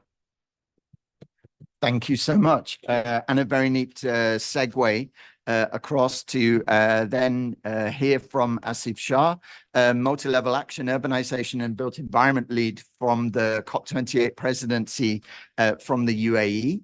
Asif, we heard earlier this morning from the acting executive director of UN Habitat that subnational action was particularly prominent at COP28. As the lead on those issues, tell us a little bit about what forms of collaboration and partnership were needed to advance many of these subnational climate initiatives. Sorry. Thank you, Andy, and thank you, everyone. Thank you to UNEP and UN Habitat for hosting this very important summit and all the partners engaged in its delivery. I think the first thing I want to just maybe recall, and as Andy referenced this in his opening, is the key outcome of COP28, I think from a political standpoint, really was the global stocktake, which of course assessed that we are way off track from achieving the goals outlined within the Paris Agreement, but also provided a blueprint for nations, but also non-party stakeholders, including cities and other subnational governments, to help recalibrate that trajectory towards one that is aligned with keeping global temperature rise under 1.5 degrees Celsius, building adaptation and resilience to the most severe impacts of climate change. And particularly within the global stocktake decision, I think it's the section on international cooperation that should be our sort of North Star or guiding light in terms of how we progress from the ground that was laid at COP28. Specifically, paragraphs 161 through 163. 161 highlights and urges parties and non-party stakeholders to join forces to deliver inclusive, gender-responsive, multi-level, and cooperative climate action. Paragraph 162 encourages greater cooperation amongst non-party stakeholders at the local, regional, national, and global levels across a variety of areas or practices or activities, including joint research, information sharing, knowledge sharing, etc. And paragraph 3 then encourages, paragraph 163 then encourages parties and non-party stakeholders to join hands in working on coordinated and aligned delivery of the goals of the different Rio conventions and really bringing together how the Paris Agreement and the SDG agenda are delivered on by 2030. So I'm going to frame my sort of response to your question along those lines. I think the first thing that's obviously required, and it's kind of the impetus behind JAMP, is this stronger multi-level coordination and partnership, both vertical and horizontal. We heard from Secretary Maluf from Brazil earlier today about the interministerial mechanism for collaboration that is evidenced in the way the Brazilian government is approaching the issue of climate change with the cooperation between the Ministry of Science and Technology, Environment, and cities. I think those kinds of initiatives and partnerships at a national level are really critical. And then having that horizontal coordination cascade down vertically is equally important, referencing what the city of Barcarena has also highlighted in their experience as a global resilience hub.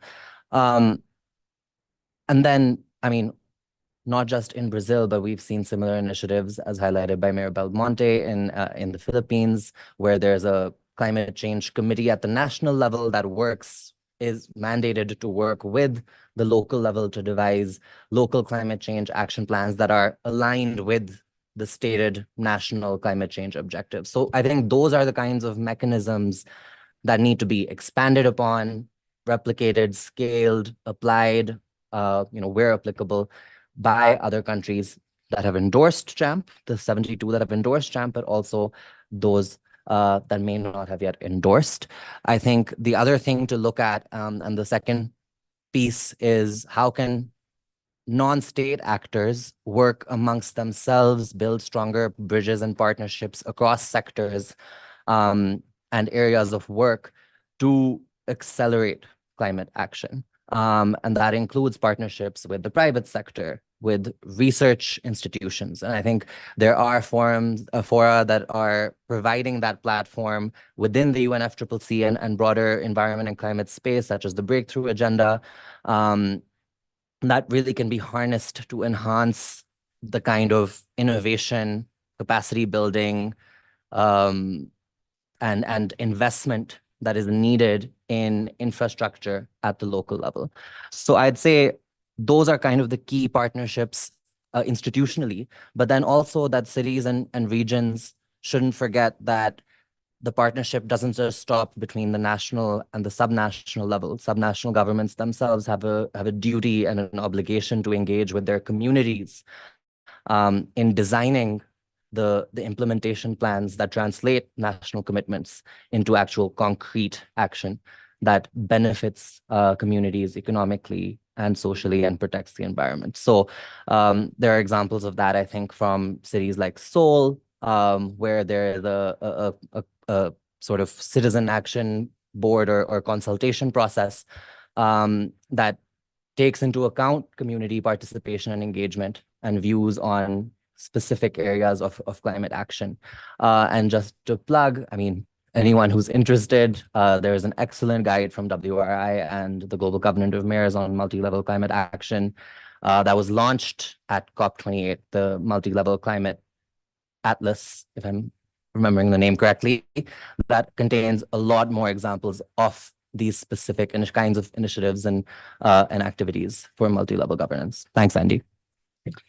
Thank you. And very briefly, now with 72 negotiating parties on board with the Coalition for High Ambition Multi-Level Partnerships, how do you envisage it progressing towards COP29 and COP30? And what do you see as the potential impact on global climate initiatives?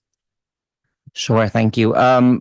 So I think it's we're very pleased with the response that JAMP received from national governments, and it's really a signal of intent and recognition that subnational governments must have a seat at the table, and national governments are increasingly cognizant of that.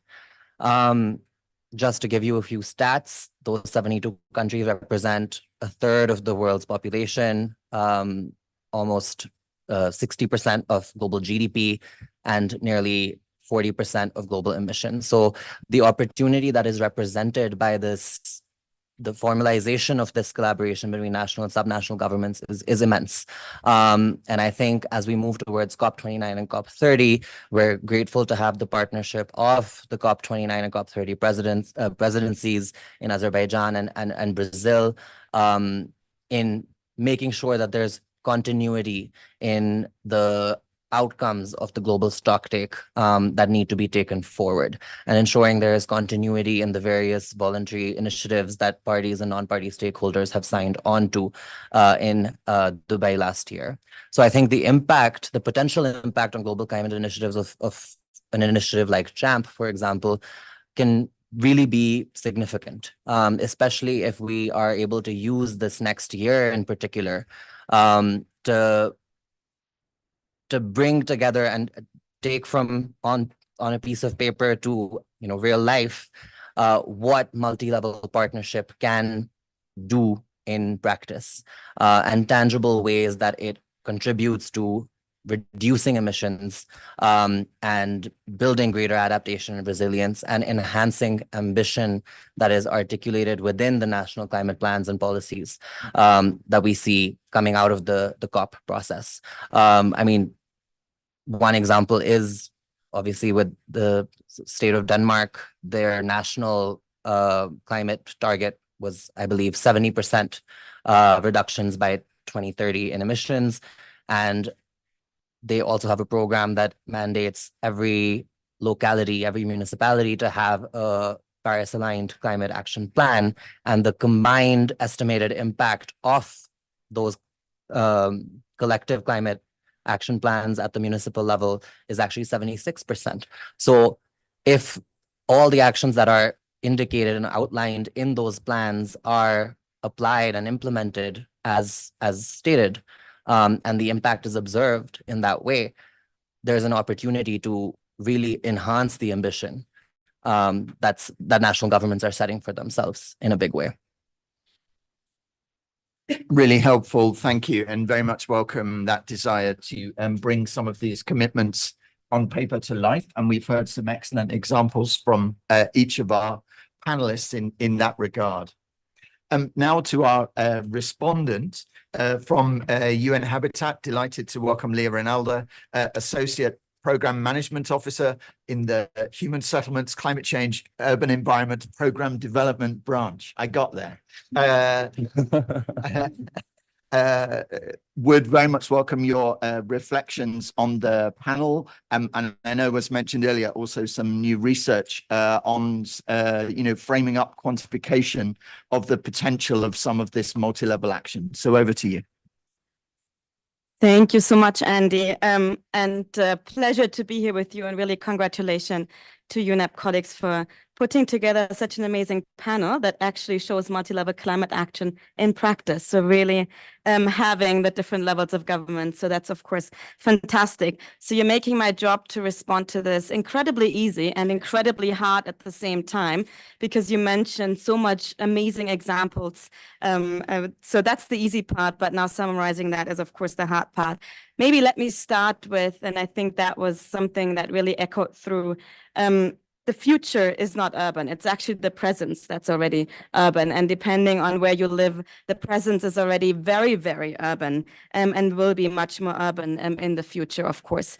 I think there were several mentions to the big momentum that we are right now experiencing when it comes to subnational climate action. I mean, we have the IPCC report coming up.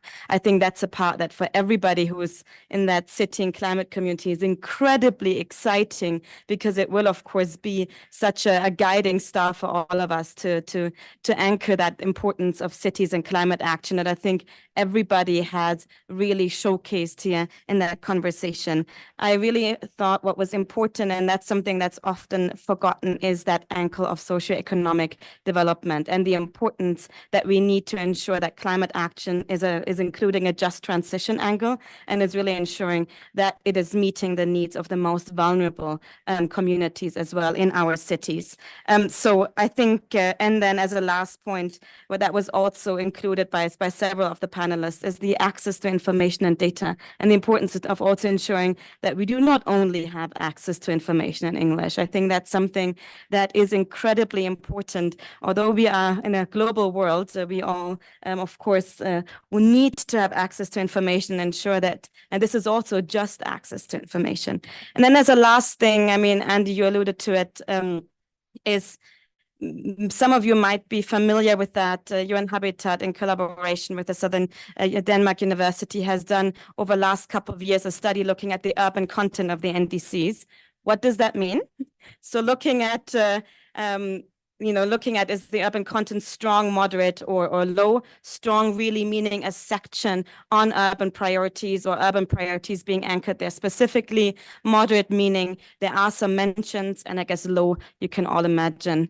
Low or no, you can all imagine what that means. But so what we did now is, okay, there's 72 CHAMP endorsing countries. There's urban content of the NDCs. Let's have a look. How are these 72 CHAMP endorsing countries that have said they will work more closely with their local governments towards enhancing the NDCs, as well as other more ambitious climate plans overall? How are they faring when it comes to the urban content of the NDCs? It's actually interesting. A third of them have low urban content, a third have moderate, and a third have already strong urban content. So that really means there's a massive opportunity. Out of the 72, over 50 really should take some steps forward into enhancing the urban content as their NDCs, as a mechanism to really, I think, as Asif also said there, to really showcase also how you can build on your local governments to achieve some global climate targets. And maybe just to say, okay, these 50 plus countries that should enhance the NDCs, what can they do? Review, take stock of what's currently happening in their NDCs, collaborate, come together, the different ministerial portfolios, local governments, technical experts, create these peer-to-peer learning opportunities that we need, globally, and then, of course, also generate opportunities. We have an exciting roadmap in 2024 ahead. I think many touch points where we can come together. We have the Bonn SBs coming up, with the Innovate for Cities conference coming up, COP29, which of course offers that opportunity to see, are there already some front runners that are reworking their NDCs, and where can we collectively support, facilitate, create that exchange? And then, of course, COP30. And I think for all of us, exciting the Paris Building Forum as a really big example of showcasing, okay, urban content and collaboration with cities, also sector specific. So I think we're looking forward to seeing how we can deepen that collaboration of really the local government angle in the built environment through the Surge initiative, through the global ABC, through all these mechanisms. It's an exciting year ahead, and I'm looking forward to working with all of you on that year and beyond. Thank you so much for the very succinct summary. And do please take a moment to review that new research. Very important to understand the potential to increase that urban content of the NDCs and to identify opportunities working through your own administrations and with the powers that you have at hand to strengthen that. We're delighted to also have in the room with us the Global Citizen Science Association. And want to turn for a few moments to Martin Brocklehurst, just for a few comments in response. Martin. Good morning to everyone. Could I say how delighted we are to be here for the first time? The Citizen Science Global Partnership is made up of a number of six regional associations covering Asia, Africa, Europe, USA, South and Central America, and Australia. We're delighted to come and join you because we believe there is now a social revolution going on in scientific research called citizen science. I would suggest to you that you cannot solve the three great environmental challenges in your cities without a strategy towards citizen science programs. I want you to go away and do similar programs to the ones that have been developing in Spain, where they build integrated citizen science programs into their climate change policies. We have programs that can engage 10 to 15% of your citizens in our programs concerning air quality, water quality, biodiversity, plastics pollution, health of your population. We can work with you to deliver data and information on these environmental issues faster, more effectively, at greater density of data, of higher quality than from conventional science. And we can affect behavior change. Citizen science is critical to the delivery of your climate change goals, taking your air quality problems and solving them, greening your cities. And we can give you examples from around the world where these programs are effective and successful. And we're looking to work with you to expand our experience and share that with other cities. We're also promoting at this UNEA a charter for citizen science to be installed in all UNEA resolutions, and we look forward to your support for that particular approach. A framework for citizen science into international agreements.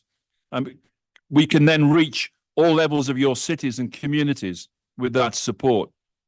So I'll summarize by saying critical citizen science is critical in all your cities. The best cities now have these integrated programs. We can share those with you. We are engaging in informal settlements in the developing world. We have programs targeted and developed with youth to help young people into work through citizen science programs. All citizen science programs on climate change need to put in place citizen science programs or on climate change to tackle the 30% of emissions that people, citizens, are responsible for. I would highlight to you one project, Project Aurora, tackling climate change with the Aurora Energy Tracker app, where people can be engaged to drive change and to drive the move away from fossil fuels towards renewable energy. We're here, our door is open. We have real practical examples you can see and learn from, and we want to share them with you. Thank you very much.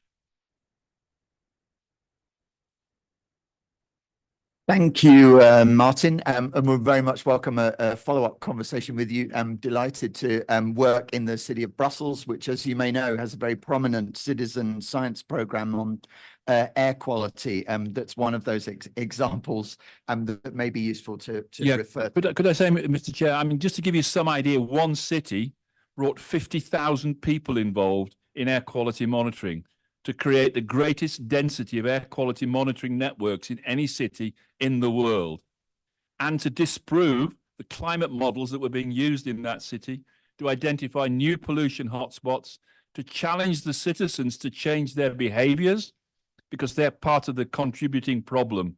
And that particular example has now expanded to the next country, which has completely integrated citizen science into its formal monitoring programs. And we can give you all the evidence and all the experience from these programs, and the data that they produce. Do not take the view that citizen science data is less accurate than conventional data. The reverse is true. It's often more accurate, more timely, and in greater density than you can ever achieve through more conventional approaches. Thank you. Thank you very much for that clarification and very welcome remarks as well. I lost Sharon for a second. She moved up the table. That's what foxed me. It's Sharon, while we've been busy engaging in the room, tell us a little bit about what's been happening online. Thanks, Andy. I'd like, as you can see, it's a very active screen at the moment. I'd just like to remind colleagues that are online and also in the room, we may not have time to capture all of your contributions in the live conversation, but please add your suggestions online. So for example, we only have examples from the ASEAN region in examples on climate action. So it would be great if we could get examples from other parts of the world as well. Finance comes up as a great one of the key challenges to climate action, and we have a session later today on that. So looking forward to hearing some of the answers to the questions that are being fed online. And then some of the key recommendations are around data and harmonization of metrics around cities, which I think speaks to all of us in across the different sessions and would be important for multi-level action. And last but not least, I would have to repeat this very interesting comment at the end, which says, if it, and I imagine climate action is not happening at the city level, environment action is not happening at all. And I end on that note. Thank you for that, Sharon. And indeed, as the UN Secretary General Guterres said at the opening of the Local Climate Action Summit at COP28, and then cities were a key route to the achievement and delivery of the Paris Agreement. So very much echo that sentiment. Thank you for the work that you and the team are doing to open up the opportunity for everybody to contribute online, and please do keep doing that. I just want to throw things forward very briefly to also tee up that session on finance, just to say that we also have some new work going online in partnership with CDP and ICLEI next week, that looks at where cities are seeking projects for investment, and how that information is disclosed through one of the reporting platforms to the Global Covenant of Mayors, the CDP ICLEI track system. And there are 86 countries that have now disclosed just over 2,300 climate-related infrastructure projects, projects worth 146 billion, but that are looking for 65 billion worth of investment to be delivered in the coming years. But that's really a conservative estimate. And UN estimates state that by 2030, Global South countries will need investments beyond 2 trillion a year to meet their sustainable development goals and effectively tackle climate change. So very much look forward to our discussions later today, but also again to all of the research that's being undertaken, and city and state and region partners who are disclosing this information around projects that are looking for investment, so that we can move from agreements on paper to projects that are being implemented on the ground. Please join me in thanking all of our panelists. And once again, the UNEP and UN Habitat teams for everything to get us here. And my final plug is to say, do please join us for lunch, where we'll be delighted to talk about a couple of other new pieces of research, but also make sure that everybody gets fed. Thank you very much. Thank you so much, Andy. Thank you so much, all the speakers.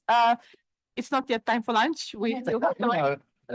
Not yet. So, not yet. Yes, not yet. So, so this morning we still have a panel looking into beyond the borders, coordinated action to achieve Kunming Montreal Global Biodiversity Framework. And it's my pleasure to bring. We are changing the plate. So thank you so much for the panelists. I would like to invite the panelists of Ingrid as a moderator, and thank you so much, Andy. Ingrid and the speakers, please join me here in front. And so now we will have another panel before we go all together for lunch. So, and our colleagues will take us for lunch after this panel. But meanwhile, just again to remind you that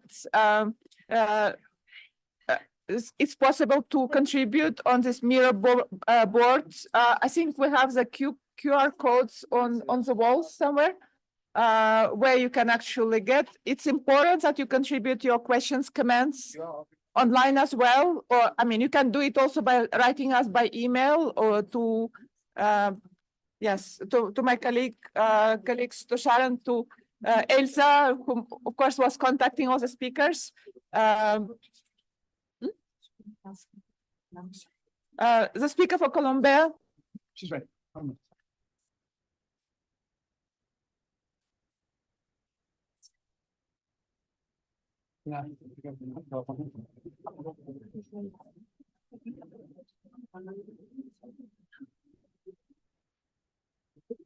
Great. So that's in the. Okay, thank you. Thank you very much. This is going to be a really exciting session because in the biodiversity space, cities and subnational governments do have a seat at the table, and they have had for some time. And I think that it's also quite a unique situation that we have adopted at the last COP in Montreal in 2022, a new global biodiversity framework, which includes very clear references to cities and subnational governments, as well as a decision dedicated to engaging cities and subnational governments to support and enhance the implementation of the new global biodiversity framework. And importantly, this includes means of implementation, such as structures, as well as reporting platforms that are endorsed. So what we're going to do now is through our various panelists, and I'm going to ask them individually just now, they're going to just expand a little bit about what their cities or states or countries are doing around implementation of the GBF, as we lead up to our next COP at the end of this year in Cali in Colombia. And then we'll also look at what cities and subnational governments and states are doing around the important topic of synergies between the Biodiversity Convention and related MEAs, but also other MEAs. So without further ado, I'm going to hand over to my first panelist, and that is Lorraine Gerrans. She's the Director of Environmental Management from the city of Cape Town, where I come from in South Africa. And Lorraine, I really just want to ask you, the city of Cape Town is a fast-growing city located in a biodiversity hotspot, but it is also located in a developing city with a lot of service delivery and infrastructures. So how do you balance your biodiversity priorities with job creation, poverty alleviation, but ultimately contributing to national and provincial biodiversity targets? Thank you so much, Ingrid, and thank you to the organizers for inviting Cape Town to be here today. We're very excited to give you a little bit of insight into our efforts to protect biodiversity and our unique environment. For those of you who have not been to Cape Town or do not know much about us, Cape Town is located in the Cape Floristic Kingdom, which is one of the 6 recognized floral kingdoms in the world. It's the smallest of the floral kingdoms, with a very high diversity of endemism and plant species specifically that occur nowhere else on Earth. Much of this is associated with the fynbos biome. Fynbos means fine bush in the sort of local Dutch version of name convention that we've accepted, which is a Mediterranean climate plant community, and is very prone to fire. So we share with our Mediterranean cities the challenges of the hot summer temperatures and the winter rainfall that does lead us to having to deal with wildfires on a fairly regular basis. We also have in our city a national park. In fact, our city is surrounded by a national park, or we are surrounding a national park. It's right in the middle of the city. And this national park forms part of the Cape Floristic Region Protected Areas World Heritage Site. So not only do we have a national protection that we have been recognized for, but internationally as well. We are also a Ramsar wetland city, which is a recognition of our efforts to protect wetlands in Cape Town. So you can see that the environment is unique. It is incredibly special, but it is under threat. The city is growing really fast. We currently have approximately 4.8 million residents, and the growth projections are for over 5 million by 2030. So we're struggling with some of the same challenges that many growing cities are struggling with, fast-growing cities, including aging infrastructure, urbanization that's outpacing our ability to provide high-quality services, pollution around wastewater management issues, traffic and congestion, and pressure to expand the urban area into high-quality biodiversity and agricultural environments. But given this context, we are taking active steps to ensure that our growing city grows in harmony with our unique environment. And we do that in a couple of ways. At the highest level through integrated development planning, which is a national instrument that we use to set the overall strategic vision for the city, coupled with a metropolitan spatial development framework, which looks at the spatial representation of where all the development can happen. We also have environmental, climate change, and water strategies that have implementation action plans that we implement. We do our regional planning. We have a local biodiversity strategy and action plan, which I'll speak about a bit more in a moment, as well as an infrastructure strategy and long-term capital and sector planning. So I think I would say on the planning side, we are really well covered. We are future thinking. We plan in long-term horizons to 2040 and beyond. But of course, it is in the implementation that we are going to see whether we are successful. So in terms of informing these strategies, Cape Town have been doing fine-scale biodiversity planning since around 2009. It's a 20-year process that is ongoing. And with the assistance of ICLEI, we passed our first local biodiversity strategy and action plan in 2009 as part of a city's local action for biodiversity program. And we were the first city in Cape Town to have such a strategy. And these are 10-year strategies, and they are renewed. So the last one was renewed in 2019. And this biodiversity network that is part of this fine-scale plan is really our main tool to inform the planning of the city. So what we're doing is we're looking at the least land-hungry option of biodiversity sites that will meet our local and international targets, but at the same time release well-located land for urban development. And we do that in a couple of ways. We have a protected area network in the city. So 65% of that biodiversity network, which covers about 80,000 hectares of our city, is already formally protected and will remain so into the future. We obviously want to get to 100%, but some of it is private land, some of it is other state land, so we might not get to the full 100%. But with all the other area-based ecological conservation measures, we are hoping to get to the 30% by 2030 target, which the convention has set for us. And the BioNet then also informs other programs such as our green infrastructure program and strategic programs like the New Water Program. You will recall we had a very extensive drought around 2018 where we nearly ran out of water. So we're having to implement new water program, infrastructure investment for climate resilience. We're hoping to add independent power to the grid in Cape Town to alleviate some challenges with our national utility providing us with power. We're also doing major congestion relief programs with co-benefits with climate co-benefits and waste and human settlement projects.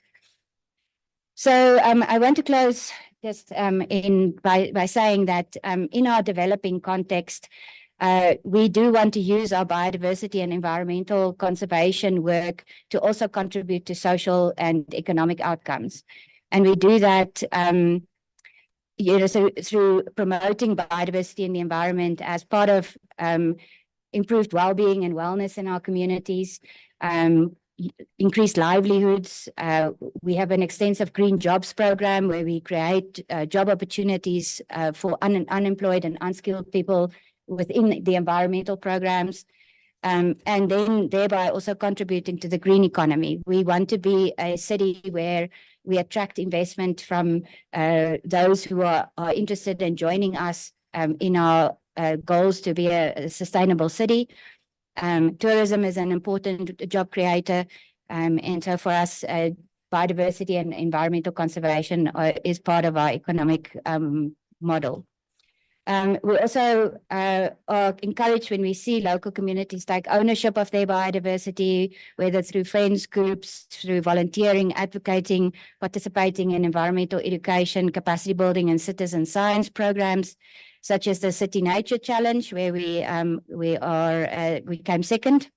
And when people use these beautiful spaces for recreation and actively protect them against activities such as unlawful land occupation.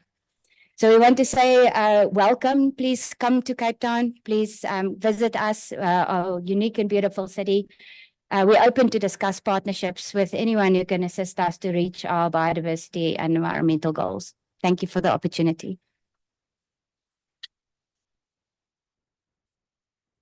Thank you, Lorraine.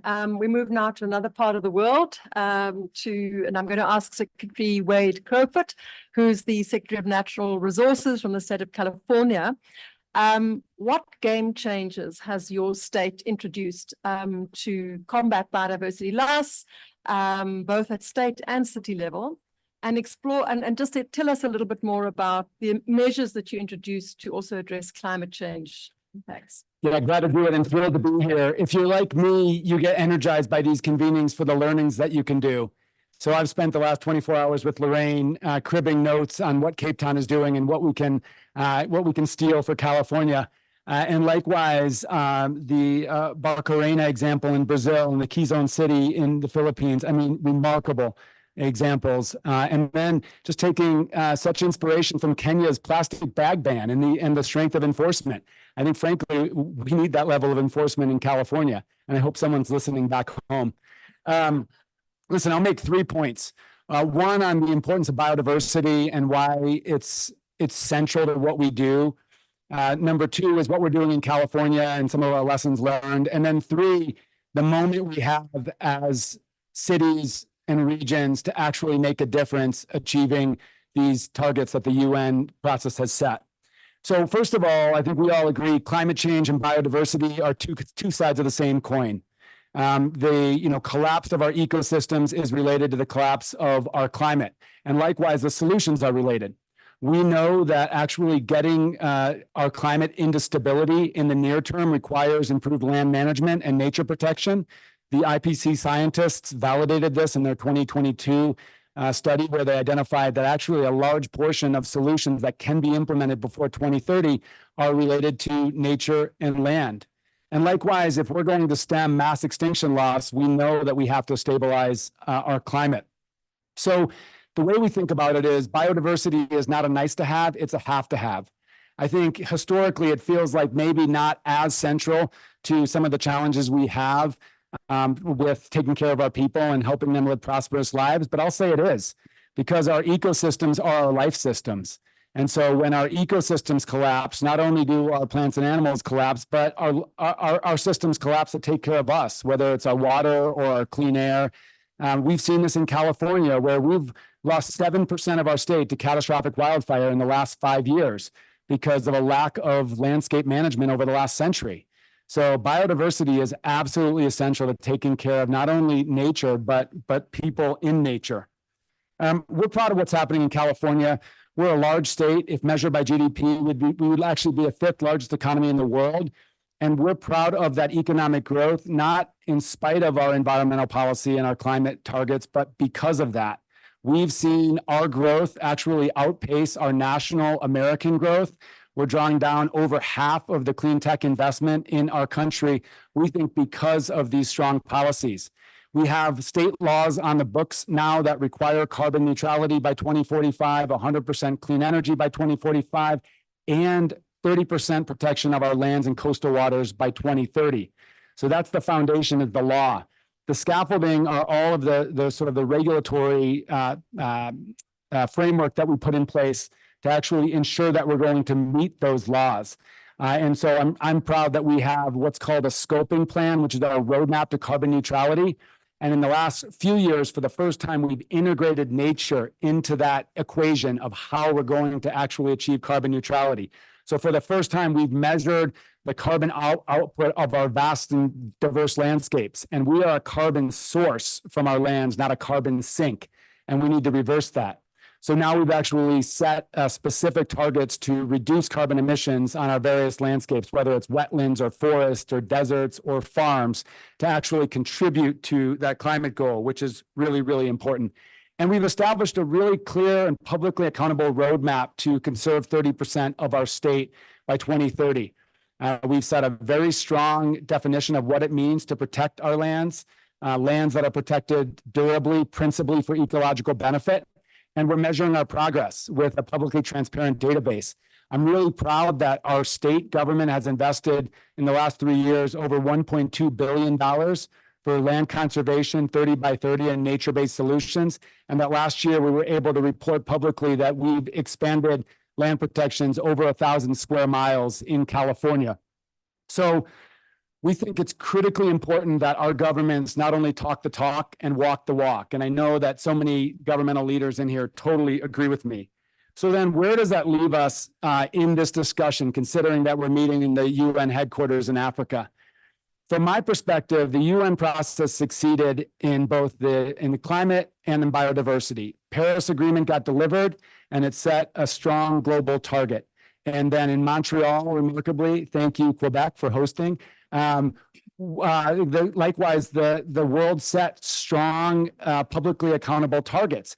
But the reality is that we're not positioned to effectively meet those targets. We're falling behind. We're in a race against time and we're falling behind. So from my perspective, this movement towards centralizing cities and regions is really quite important, and huge thanks to our COP presidency in COP28 for the CHAMP initiative. But I'll be candid and say, while that's really important and we have to help the CHAMP initiative succeed, I will suggest that we need to do more, that subnationals need stronger, more centralized participation in the implementation. In the biodiversity COP, as Ingrid mentioned, there's actually a sort of a formalized, clear framework for subnationals actually submitting their commitments and their progress. And so we're working with ICLEI and others, we need to follow through on that. I'll suggest that in the climate convention, there lacks that level of formality. And I understand there's dynamics because, you know, I'm not suggesting from a state that we would want to be part of, or we should be part of negotiations that take place between nation states. But I think the UN process needs to call for hold accountable states and provinces, regions, cities that have made commitments. Why not enable subnationally determined contributions that complement the national effort, so that we don't just leave it to national governments to consult with subnationals, because in some places that will work well and in other places that won't work. I'll give you the American example. We are one of 24 states with this level of climate progress, representing over half of our population, over half of our GDP. And if we have a president that takes office in the future that is hostile to climate change, there's no way that that UN process can actually account for over half of America driving forward on progress. Why not, without threatening the supremacy of the nation states within the UN, why not find a way to enable publicly accountable commitments to be submitted through the UN process, and then our progress to be measured? I think that's terribly meaningful to the work that we have ahead. Lastly, I'll just thank the associations, the groups in the room that are bringing our governments together, whether it's the Global Covenant on Mayors, ICLEI. We're a proud member of the Under 2 Coalition of regions representing, I think, like 60% of the GDP on Earth. And I'm so glad that all of these entities and C40 and so many others, that there's this effort to come together in the next year to really identify what are we asking for as subnational governments in both the Biodiversity Convention and the Climate Convention. I'm really, really hopeful for this. And from my perspective, we have absolutely no time to waste. Thank you so much, Wade. And I think it's some really inspirational, but also cautionary words there, and a big challenge. Let's not waste time. And with no further ado, where we're looking forward to the CBD COP in Cali, I am going to ask now Maria Teresa Becerra Ramirez, who is the head of International Affairs Office in the Ministry of Environment and Sustainable Development from Colombia. Really, as also one of the most biodiverse countries in the world, and signatory to the coalition of high ambition multi-level partnerships, Champ for Climate Change. How is your government implementing a whole of government and whole of society approach, specifically in relation to the biodiversity targets and NBSAPs, and also the decision that I mentioned just now, which involves local and subnational governments?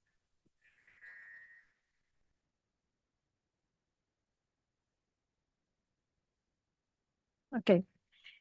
First of all, I would like to thank to all the organizers for inviting me for invite the government of Colombia to this important event. I am going to answer these questions first saying that Colombia is now in the process of updating its National Biodiversity Action Plan. And this process, of course, involves of the different stakeholders that we have at the country, and of course the local governments.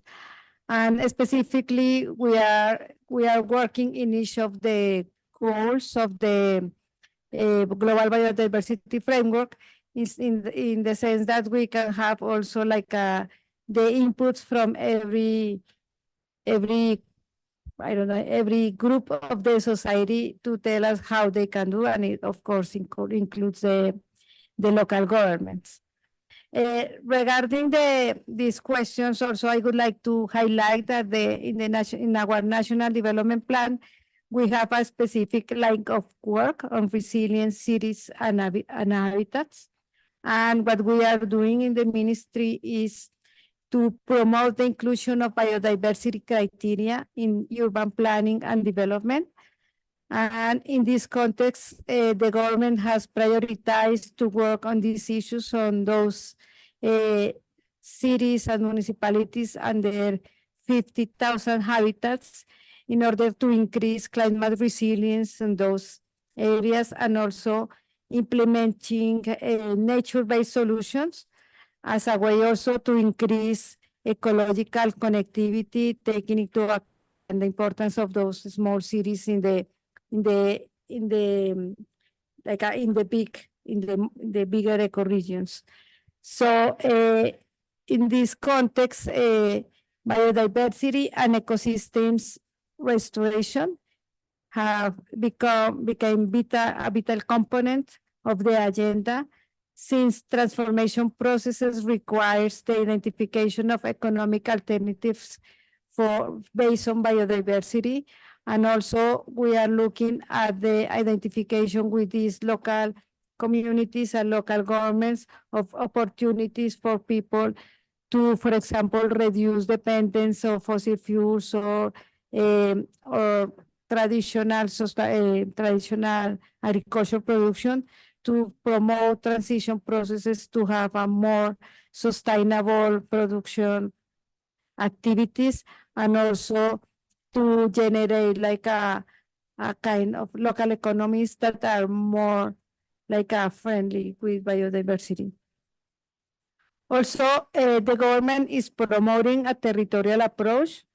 The idea, and also like one of the main objectives of the National Development Plan, is to promote planning processes around water.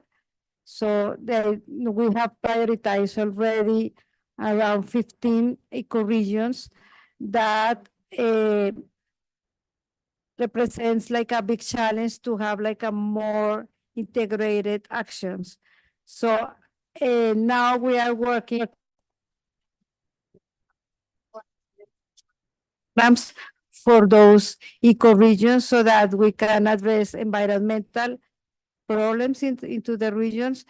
And also, we don't want to separate like a climate action from biodiversity action. The idea is that we can have an integrated approach that involves local stakeholders and also that generate like a innovative approaches around biodiversity so that we truly believe that biodiversity and nature are the basis of climate adaptation, climate mitigation, and also the opportunity that we have to generate or to improve local livelihoods. No?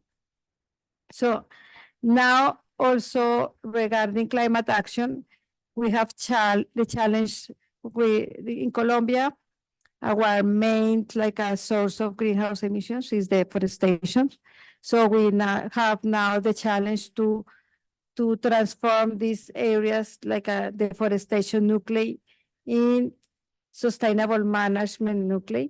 So it is a process. We have now a national development, a national plan for halting deforestation, and we are implementing that plan with the cities.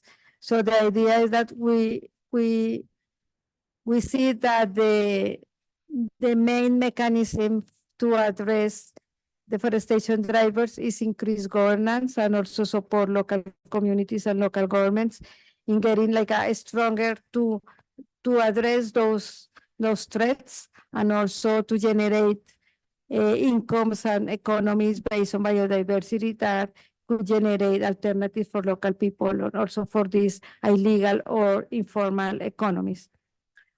Also, I would like to highlight the challenge that represents in the context of the climate action and the global stocktake decision.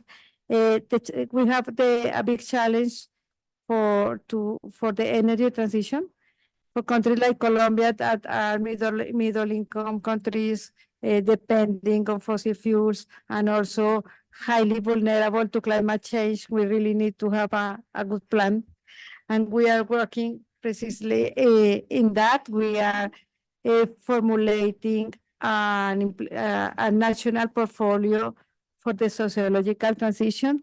The idea is that this portfolio generates viable economic opportunities to reduce our country's dependence on fossil fuels and minerals, and also promotes reindustrialization and the development of science, technology, and knowledge.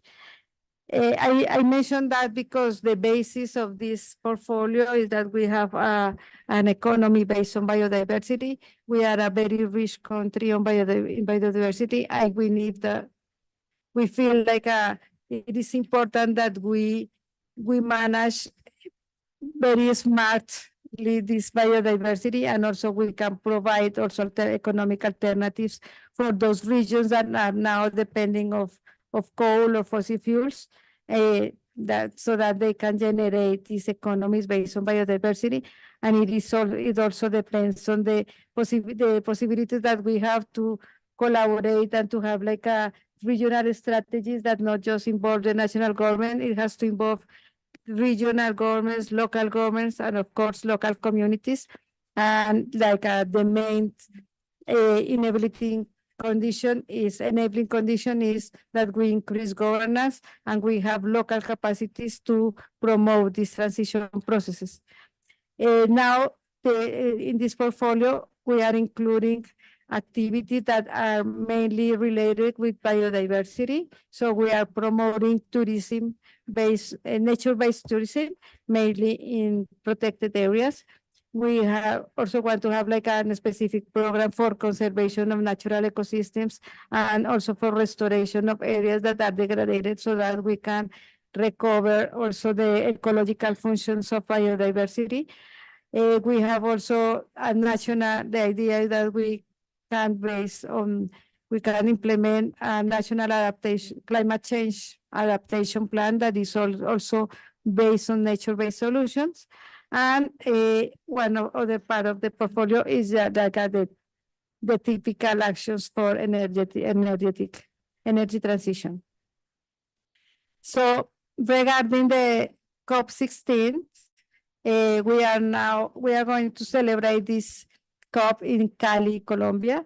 So also the mayor of Cali is very committed with the event.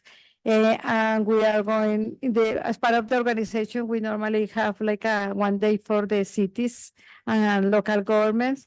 So we see that it is a very important space because since the COP16 is the first after the approval of the global biodiversity framework, so it could be very important to have experiences from the cities about the implementation of this biodiversity framework, and also to have like a more clear inputs about guidelines that we can promote at the international agenda.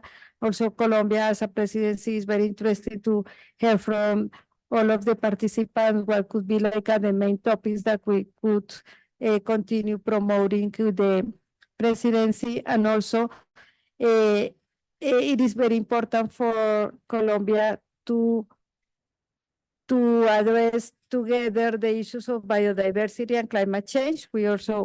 Colombia was also a champion in the COP28 about nature and climate. So we see that this is something that we cannot separate in the case of cities. So now cities climate action represents also to have like a nature-based solution that implements these specific biodiversity goals.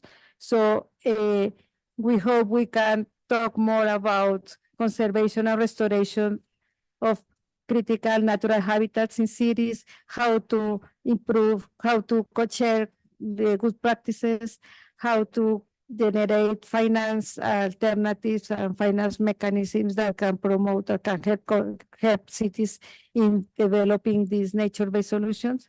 And also we would like to have the conversation of how we manage to have these nature and climate linkages, and also how to have like a more resilient cities. Thank you. Thank you very much. And I'm really pleased to hear that you're going to have a day for cities and sub-national governments, and we'll certainly be talking to you. I think that from all of the panelists here, it's been very clear how biodiversity action and planning at the local level and the sub-national level and the linkages with the national governments has really landed well. So I'm going to ask now our respondent, Monica Kobayashi, who is a program manager and officer for the Agriculture, Biodiversity and Inland Water Division at the CBD Secretariat, to summarize and make a response. Thank you. Thank you very much for the invitation. I'm really honored to be here representing the Secretariat of the Convention on Biological Diversity. I'm really glad to see all these inspiring and excellent examples, which prove that we can implement the Montreal Global Biodiversity Framework across different levels of government, inviting also. As you may know, the Montreal Global Biodiversity Framework aims to have these all society and all government approaches. And this asks each one of us for an urgent transformative action to implement the plan. And to achieve this, we really need this cooperation. Like many of you mentioned, this conversation among different ministries, among different level of government at subnational level, cities level, indigenous people, local communities, in all society. The example that we heard shows that this is happening already. So this is is a big motivation to all of us to believe on this. The first example for Cape Town, we can see that an important biodiversity hotspot that deal with this challenge to have a rapidly growing city can live in harmony with nature. If we have adequate planning, we can put together human needs with biodiversity needs, because at the end of the day, we need biodiversity and ecosystem services to survive. And also, this also shows us that the local and the subnational government has an important task because they are the planning, they are the managers, they are the policymakers, and they also are the one that implementing in the ground. So those governments are the one that, just to name a few of contributions, are communicating with people, are doing all this planning, are also improving their livelihoods. So the job creation, all these that put together the Sustainable Development Goals, the three pillars, that is economic, social, and environment together. The second example show us that this is green jobs, like the tourism,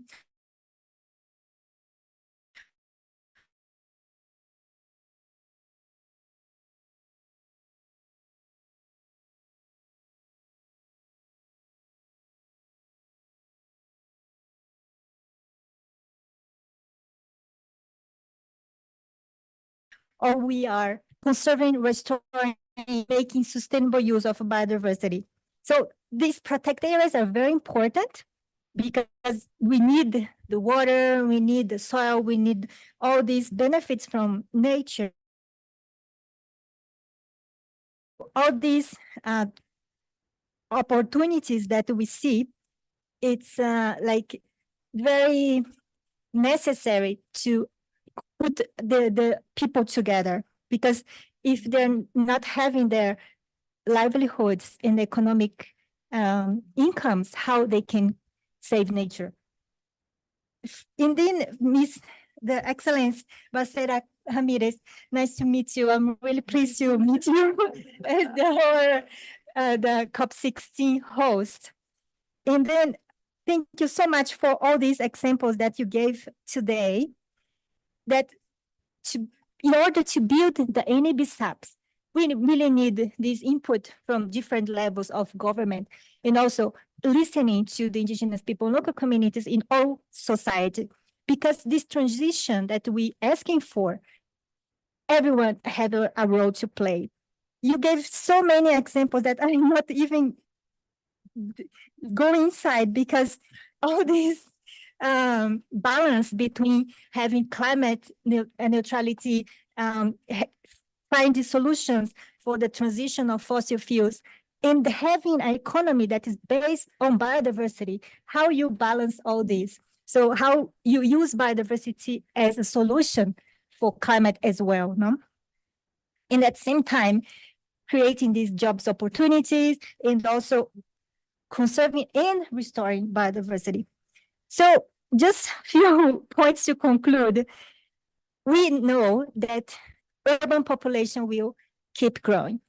We know that with this, we have a huge impact, let's say potential huge impact on biodiversity, not only because of the area of expansion on natural areas, but also because of the pollution that it generates, because the food security and nutrition that we need to achieve, but also let me put the water security, because many of cities in the world are already suffering with this water security. The second thing is how we can reduce this pressure. And we saw here many good examples that we can, with policies, with communication, with reaching agreement, that it's possible. So let's use this to inspire all of us, keep this momentum, and just bear in mind that economies relies on biodiversity. The solutions for climate change relies on biodiversity. Human existence in this planet relies on biodiversity. So we really need to put all these different variables together to achieve the UN goals, the Kunming-Montreal goals, the climate goals, because all we cannot separate. So let's urgently take action, and let's really try to live in harmony with nature. Thank you. Thank you so much, Monica. I'm very aware of the fact that we're sitting between you and your lunch. However, I do want to invite one additional person, Jonathan Gillibrand, who is the Senior Advisor of the Bureau of Oceans and International Environmental and Scientific Affairs from the US government, to please say a few final words. Thank you. Thank you, Ingrid. Thank you so much. I'm going to respond to you and also to Inger Anderson's comments this morning. I'm going to link biodiversity to plastics and talk a little bit about how we're bringing subnational governments into that. I'm going to try and do it in under 90 seconds. So let's go. So listen, I don't really need to link biodiversity to the plastics treaty. It came out of biodiversity. This was decades of work on marine plastic litter that many of you were involved with. This is the sea turtles. This is our fish stocks. This is our millions of seabirds, and it's the less visible things like microplastics in our coral reefs. And I think for people in the cities here, it's in your rivers and polluting your cities. So the U.S. is. I just want to say clearly, the U.S. is committed to getting a global agreement. And we have to get this done by the end of this year. I am going to be very busy, but we're excited about it. The second thing is, how do we just link this into our, and I'm going to point to Wade here because you kind of said it all, you know, our subnational governments in America are so important to us. Wade is an example of, you know, California, what California did with emissions. We're hoping that you can do with EPR, and not to put you under too much pressure, but you know, we see you as leaders. And let me just explain a couple of quick ways how the U.S. is going to bring subnational into the plastic space. We have an Office of Subnational Diplomacy within the State Department. It is run by an ambassador. That just shows you how important this is. Ambassador Hachigian, who you've met. Now, the goal of this office is to connect United States cities and states to counterparts in other countries. So this is very important, and that's across a broad range of issues. Now, the second thing and the final thing is on plastics. We started a public-private partnership. It's called EPIC. We have $15 million going into this. It's going to do regional projects, but it's also going to be doing a lot of convening where we'll be inviting people like Wade and people from across the globe to come and talk about their successes and their best practices so they can share them. Now, why is it so important to have you, the cities and the states there? Because what we're finding is that things that are critical for biodiversity, like reuse and refill, you know, we really are pushing this through the treaty. We absolutely need it. These programs only work if they have community buy-in, and they have to be tailored to the region. And so we're going to be working very closely in our EPIC public-private partnership to do that so that the solutions will work and they can be powerful. I couldn't be more excited. Thank you very much for the time. Thank you so much, Jonathan, and for reminding us, as the governor of Kisumu said, that's where the rubber hits the road. So I want to just thank all the panelists for their really very inspiring inputs. It gives us hope that we can live in harmony with nature and that we can make peace with nature, which is what Antonio Guterres has said, but also your president repeated in his announcement of Cali. However, I think it's clear from what everybody said here, especially Wade, that we should not be complacent, but that we need to ratchet up action and investment. And I just want to thank UNEP and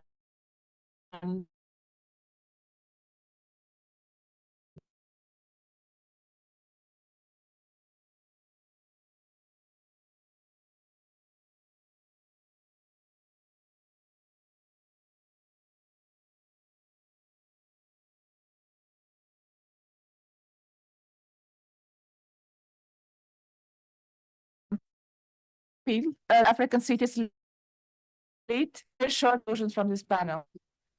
Thank you, everyone. And I am the unpopular person who stands between you and your lunch.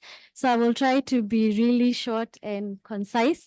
But I would like to thank the organizers for welcoming us here to Nairobi for this particular conference. And it's an honor to represent the World Resources Institute, who are a partner in Urban Shift, which is a partnership that's supported by GEF, bringing together WRI, UNEP, C40 cities, ICLE, to work across 50 cities in 17 countries.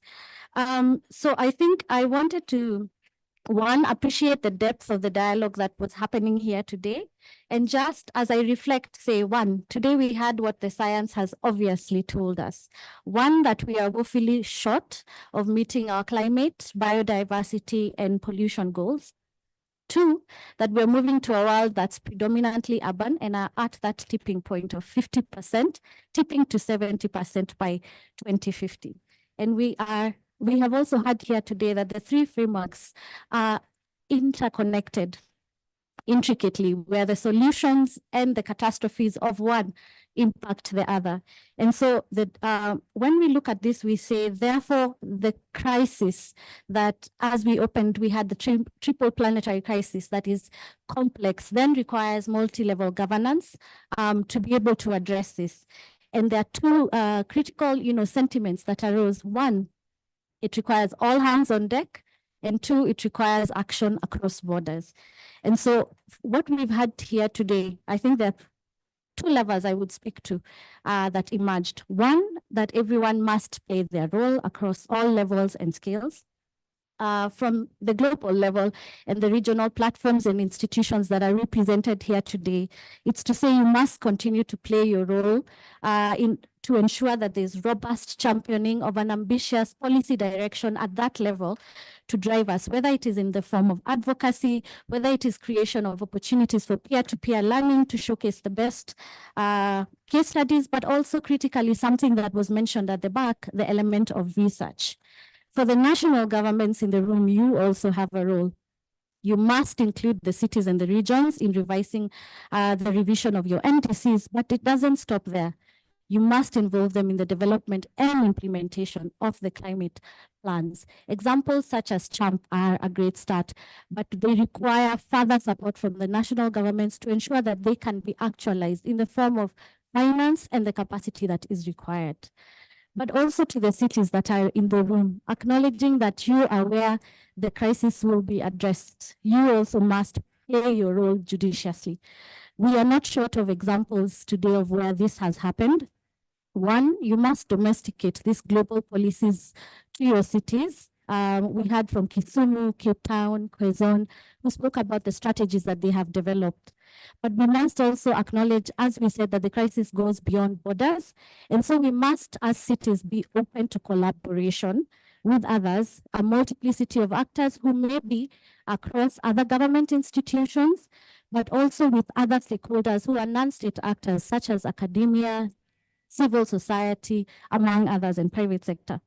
But at the very end, we must put local communities at the heart of the solutions that we develop at the cities, implement, but really critically monitor so that we can continue to be transparent and accountable as we talked about them. Finally, to say that we require finance, and this is a good segue into the session that will happen in the afternoon, that the finance that will be required must be fit for purpose, accessible to the local governments, but also ensure that those solutions and trickle down to the local communities. So thank you all, and yes, I'm standing between you and your lunch. Thank you.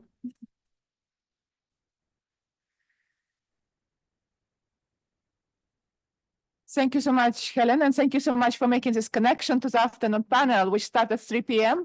about the financing of the urban actions. So now it is just again a reminder what Andy already mentioned, luncheon reception, innovation and action, how data and partnerships accelerate climate achievements. The reception is at the Recreation Center Terrace. Not everybody of you know where it is, and this is why my colleagues, Irene and Konish, are there in the corner, and probably more colleagues who will walk you. It's basically that direction, I guess. So please follow Irene and Konish for the lunch reception. And I think that will be a fantastic opportunity to exchange the views based on the discussions this morning, but also listen for the presentation, very short presentation. And see you at 3 p.m. sharp, please, back in the room.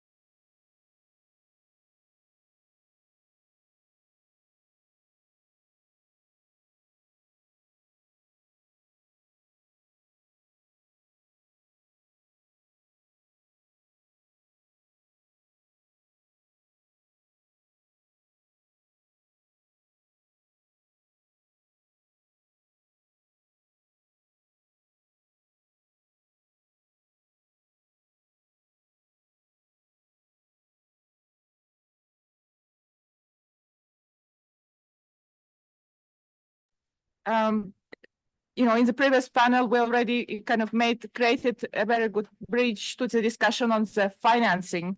So therefore, now we will move to to the next session, which is looking about the financing for sustainable urban transformation. It was actually very interesting during the lunchtime to speak to many cities and countries who actually mentioned that urban finance is really something which is a bottleneck, not absence of it, but the way it is not available. So therefore, it's really very, very important panel today afternoon. And again, we really enjoyed in the morning very practical, very in-depth discussion, and we definitely have the same this afternoon. And what is, I think, very important also that most of people in this room are not simply presenters or speakers, but we are all actually working together on very different implementation projects. And this is, I think, really gives us kind of guarantees that things get better, things get implemented after this meeting. So let's go then to the next panel. So before I give to Agathe the floor, we will have Jeannie Birch from University of Penn Institute for Urban Research at University of Pennsylvania to provide actionable recommendations and avenues to bridge the local financial gap based on the work of the Global Commission for Urban SDG Finance. So that will be very important to frame our discussion today.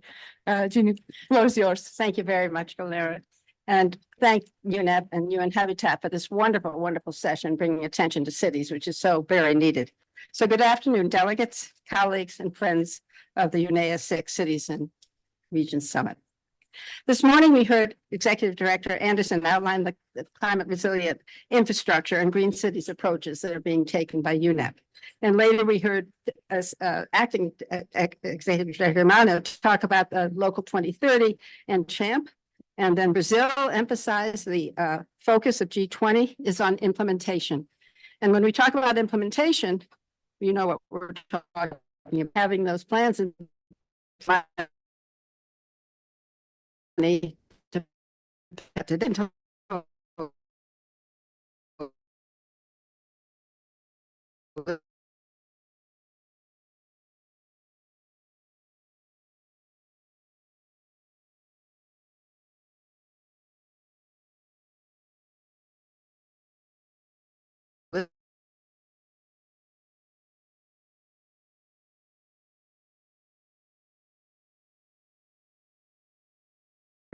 what kinds of policy we develop that are needed to address them.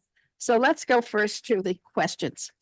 So there are a lot of questions, of course, and I'm sure you're quite familiar with them. But first, in the dark green, is how will we reform existing or craft innovative financial mechanisms to increase financing for cities? The second is, how can we de-risk capital? A lot of people have been talking about that today already. How can we de-risk or transfer risk for more direct investment in cities? Thirdly, how will international and national reforms allow cities greater direct access to capital markets? Oftentimes, their laws and regulations don't allow cities to have those direct access. How will the imbalance between mitigation and adaptation investment in cities be improved? I know that's a special topic here. And the big question is, how will we transform the global financial architecture to allow and encourage urban SDG finance? And I thought we'd spend a little time quickly to look how we'd improve investments in nature and biodiversity in cities, because that is such an important topic that we've been addressing today. Next slide, please. So on the data side, I want to tell you a little project that we worked with UNEP a year or so ago. And we were asked to find out how much funding was going for nature in cities. And this was the first effort, I think, to try to define and establish the level of public expenditures on urban NBS in cities around the world.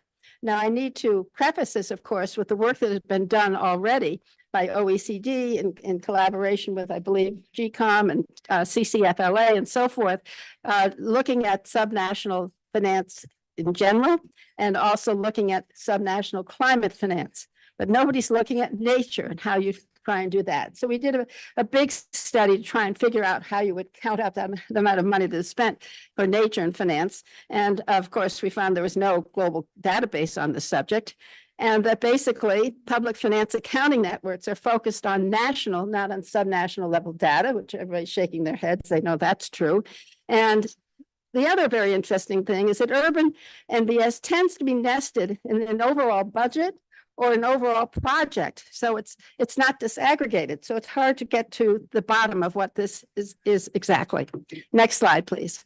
So what we did, of course, was to look at urban NBS, which we think is a little bit different from NBS in general, because they're specific projects that one thinks about as urban NBS, everything ranging from urban forests to open space to urban agriculture to what's happening on streets, trees, buildings, water management, riverine and coastal restoration are all projects that I think we can put under that mantle of urban NBS. And so what we are now working on with, again, with UNEP is the Generation Restoration Initiative, which is going on for 2 years, I believe, where there are a series of cities that were selected to do pilot projects in, you're smiling at Cape Town because you're one, a series of, and Quezon is one, is two, as pilot projects in urban NBS and some model cities that will mentor and help. And so what we are doing right now is we're taking the OECD function of government work and that framework and going to work with both, first with the model cities, Seattle and Toronto, to see if we can track that urban NBS. And then we'll come to Quezon and another city we haven't selected yet. We hope you'll work with us to see what's happening there. So that's on the ground sort of thing that we're trying to do, and just to find out. And why do we want to find these things out? Because obviously we want to know the gap. We want to know what we need to finance. Next slide, please. So in order to answer these questions that I first started out with, it's the policy side that we need to be talking about. So about a year ago, we created, a number of people created, I should say, something called the SDSN Global Commission for Urban SDG Finance. And it is co-chaired by Anne Hidalgo, who's the mayor of Paris, by Eduardo Paes, who's mayor of Rio de Janeiro, and Jeffrey Sachs, who's head of SDSN. And in this, we have more than 60 members coming from very different parts of their of this finance world, many mayors, many private and public sector experts in all of this. Next slide, please. And we have divided this into several task forces that are working on this, but one of the we're looking at, of course, is what do we need to do with the multilateral development bank reforms. As you probably know, that multilateral development banks were formed after World War II among nations, and they, by mandate, can only lend to cities if they have a national guarantee. That always doesn't work. And I don't think I have to tell you the reasons why in this crowd, why it might not work if the cities are of a different political party as the national government or whatever. At any rate, so CCFLA has launched a very good study on this, thinking about the ways that we could think about MDB reform, and is putting this discussion into the larger discussions occurring with MDB reforms on the global arena. And so these range from finding ways to make the banks more sensitive to these kinds of situations. The next slide, please. You've heard about CHAMP and the work that they're doing, and the link that we see in the Commission and CHAMP, of course, and of the declaration that we heard this morning of 162 to 163, we're talking about partnerships, is that if you can't have partnerships without trying to create the finance for those partnerships. And so there's very strong link between these sorts of things. And you can see the amount of urban climate finance that's occurring in these different regions. Next slide, please. So one of the things that we're really focusing is on newer modified institutions, and thinking about, as a first step, a Green Cities Guarantee Funds that could be worked with MDBs or independently or whatever, to try to figure out a way to bring more finance into cities through this guarantee fund. We're working on the technical studies of this right now. We all know the private sector money is very much needed, but private sector is very risk averse. And so we have to figure out ways. I see my friend over at Climatic Finance Foundation shaking his head. Yes, have to find ways to assure them that we can de-risk things. Next slide, please. And of course, the private sector, which we talked about. So very little money is coming now from the private sector that we need to be able to make the business case for investing in cities. And this is where we need to see that list that Andy Deacon is going to release. When are you releasing that? Today? And to see what kind of business cases can be made for investing in cities. We need to showcase the best practice examples and innovative financial mechanisms. One of the issues, of course, in lending is there aren't many good cases that will encourage risk-averse investors to come into a city. We need the records of good projects and so forth. And so we also need to talk about these issues of credit worthiness and how we can enhance credit worthiness among cities themselves. Next slide, please. And we are very concerned, of course, about the adaptation imbalance. As you can see from this data here, that in terms of the state of finance, the UNEP study, that there's been a huge amount of well, not enough funding, but there's funding in climate financing, but very little has gone into adaptation. And so there are a number of things that need to be done to increase that. And I think our panel will probably talk about that later. Next slide, please. And as we think about creating these tools and mechanisms that are so badly needed, it's not a one-size-fits-all. Context, local conditions, and geography are extremely important. We have to take into consideration, as I've said, credit worthiness, the regulatory frameworks in which these things will be operating in, the governance structures, and the capacity, local capacity, and just what kind of access there is to capital. So all of these things need to be considered as we think about the kinds of mechanisms and tools that we'll be proposing. Next slide, please. And so we are going to have now in terms of this discussion this afternoon, which I'm sure will be as exciting as the one this morning was, the first panel, and I'm going to turn this over to Aga. Thank you so much, Ginny. And indeed, Agatha, please. Thank you so much, Gulnara. Thank you very much, Ginny, for this wonderful introduction. Good afternoon, everyone. I hope you've enjoyed a delightful lunch. I also want to welcome everybody that's following us online. I hope you had a nice break in your day, and we're really grateful that you are following us along from all around the world. I'll begin by introducing myself. I'm very honored to moderate this panel this afternoon. My name is Agathe Cavicchioli. I'm the Deputy Director of International Advocacy at GCOM, and I'm moderating this panel today on behalf of GCOM and C40's partnership. Now, in this upcoming panel, we're going to be looking very specifically at some sets of solutions, of innovative solutions for financing sustainable urban and territorial development. And to go into this exciting topic, I'm joined by a fantastic panel, which I would like to introduce to all of you so you know what you're in for and can look forward to. They will be giving us a really diverse perspective on the issue from a local, from a regional, and a non-governmental standpoint. So first of all, to my left, from the perspective of a city, I'm really pleased to welcome Mr. Kweku Lisk, who is Deputy Mayor in the city of Freetown in Sierra Leone, in charge of transparency, accountability, and community service. We then will hear from Mr. Jean Lemire, to my right, Envoy for Climate Change, Northern and Arctic Affairs for the government of the province of Quebec. And then finally, I'm really delighted, to my left again, that Ms. Kamileva, the co-director of the Global Cities Hub, will be sharing some thoughts and comments and reflections after our two panelists have spoken. The Global Cities Hub is an organization that facilitates the participation of cities in multilateral processes, and in particular, the UN. So we are in good hands.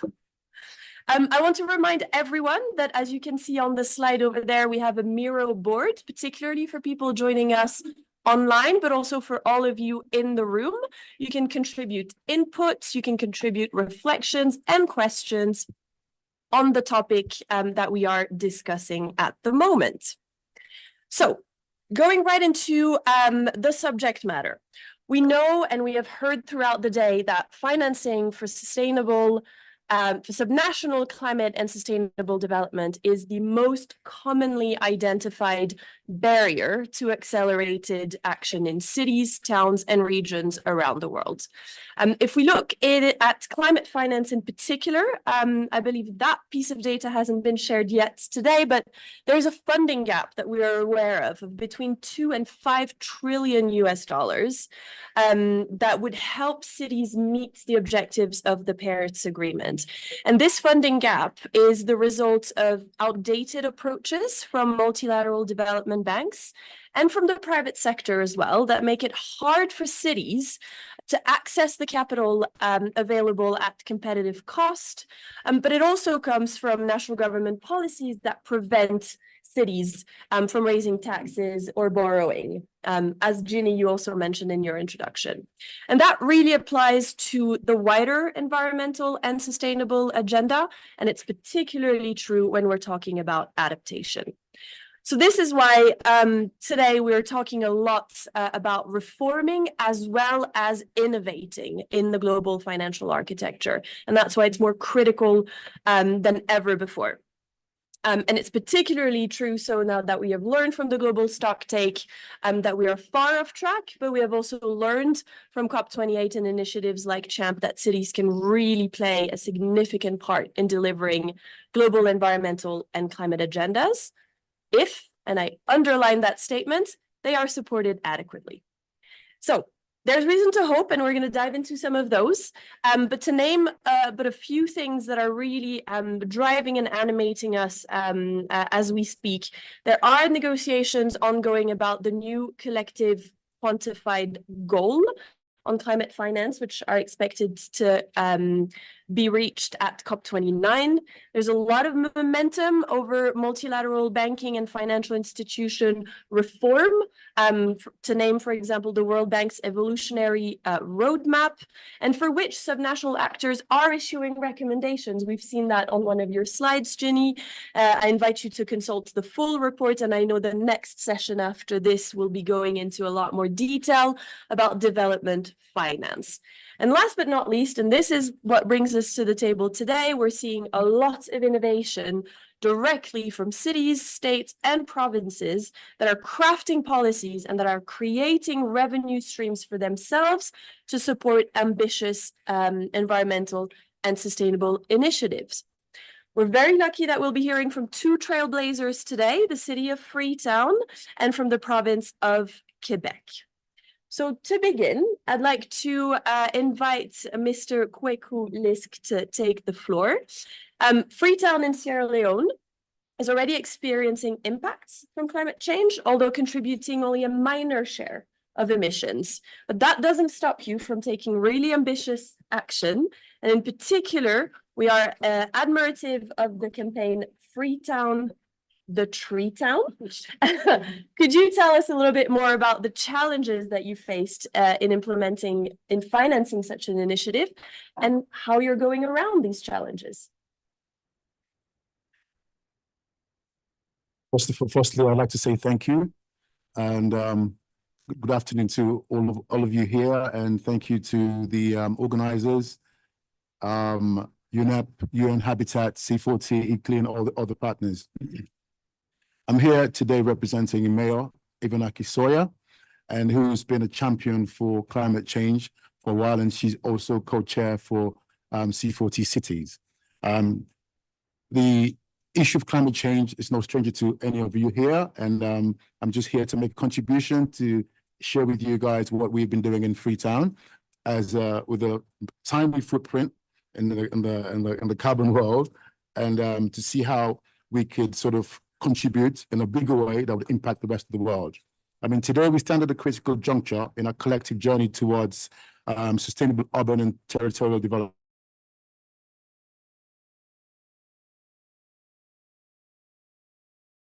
To address the pressing challenges that come hand in hand with this phenomenon of ensuring equitable access to basic services and infrastructure, to mitigating the impacts of climate change and fostering inclusive growth.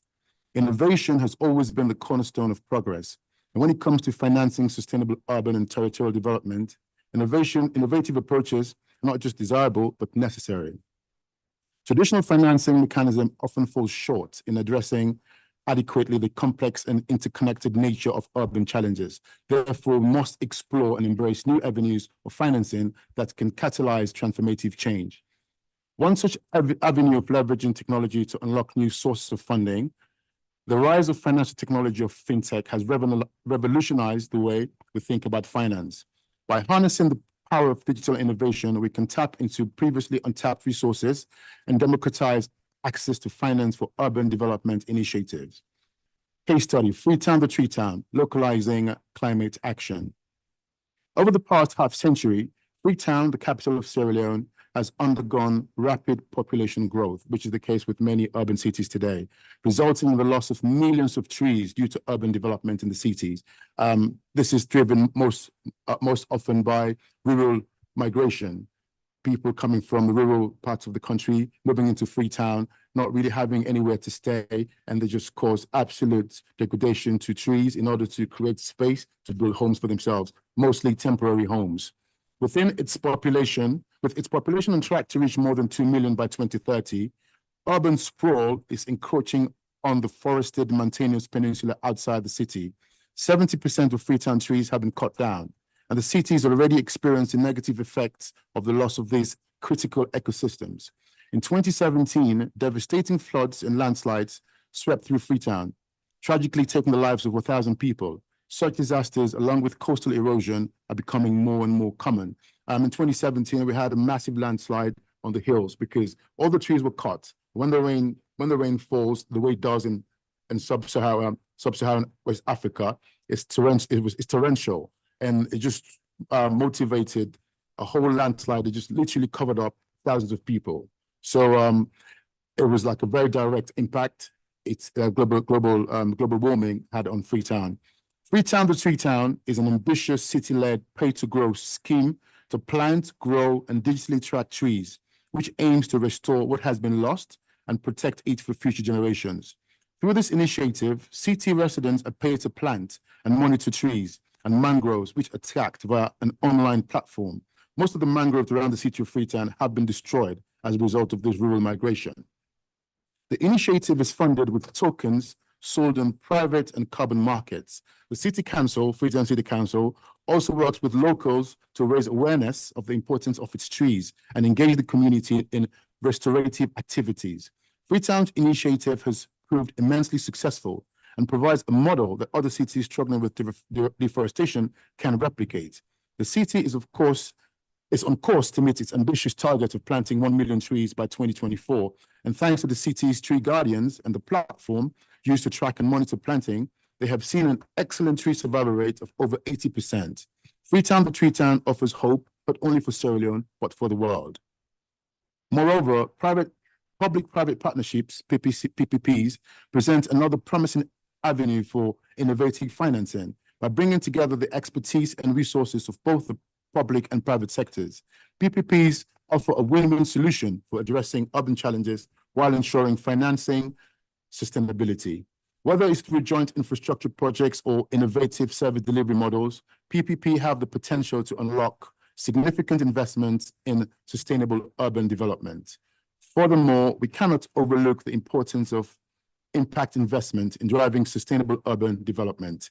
Impact investors seek to generate positive social and environmental outcomes alongside financial returns, making them natural allies in the pursuit of urban sustainability. By aligning investment capital with the Sustainable Development Goal, SDGs, and other global agendas, impact investors, environmental stewardship, and social equity. Additionally, we must explore innovative financing instruments such as green bonds, social impact bonds, and resilience bonds to mobilize capital for sustainable urban development. These instruments not only provide source funding, but also create incentives for investors to prioritize sustainability and resilience in their investment decisions.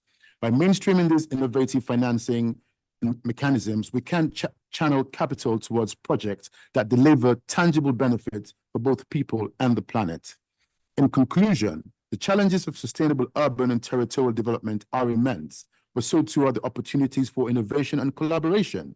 By harnessing the power of technology, fostering public-private partnerships, embracing impact investments, and leveraging finance instruments, we can unlock the resources needed to build cities and communities that are resilient, inclusive, and sustainable for generations to come. Let us seize this moment to catapult transformative change and create a brighter future for all. Freetown, a tiny town, a tree town with a tiny footprint in the carbon excretion world, is leading by a very tiny example in that regard. Thank you all so much.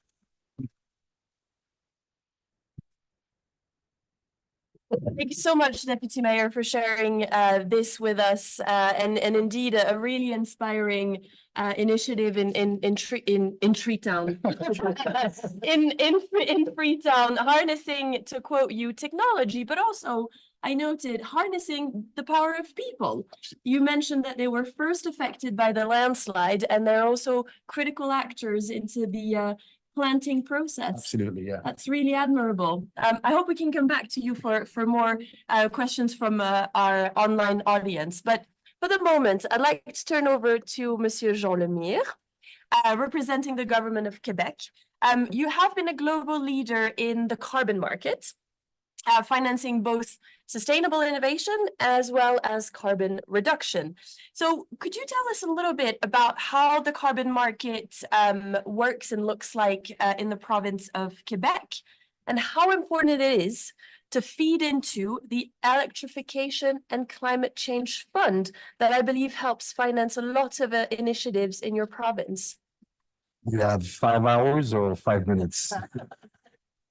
Well, I'm going to try to tell you a story that may sound simple, but it's quite complicated. That fund is made from a carbon market linked with California. And just to give you an idea, we started that in 2013 with California, and we were able to bring more than $5 billion and that money, by law, has to be reinvested in climate or in nature. You cannot use that money for other things. It has to be, for. So that's a lot of money for, a little province of 8 million people. But this is how you get, how you can have your entire society involved to battle climate change, to fight climate change. Because, for example, the big polluters are part of the solution. Because if they are doing well, they will be able to make money with the investment that they will do. Because everybody has a kind of a line that they have to follow, and this line is in line with our targets. So they will have to reduce their GHG emission.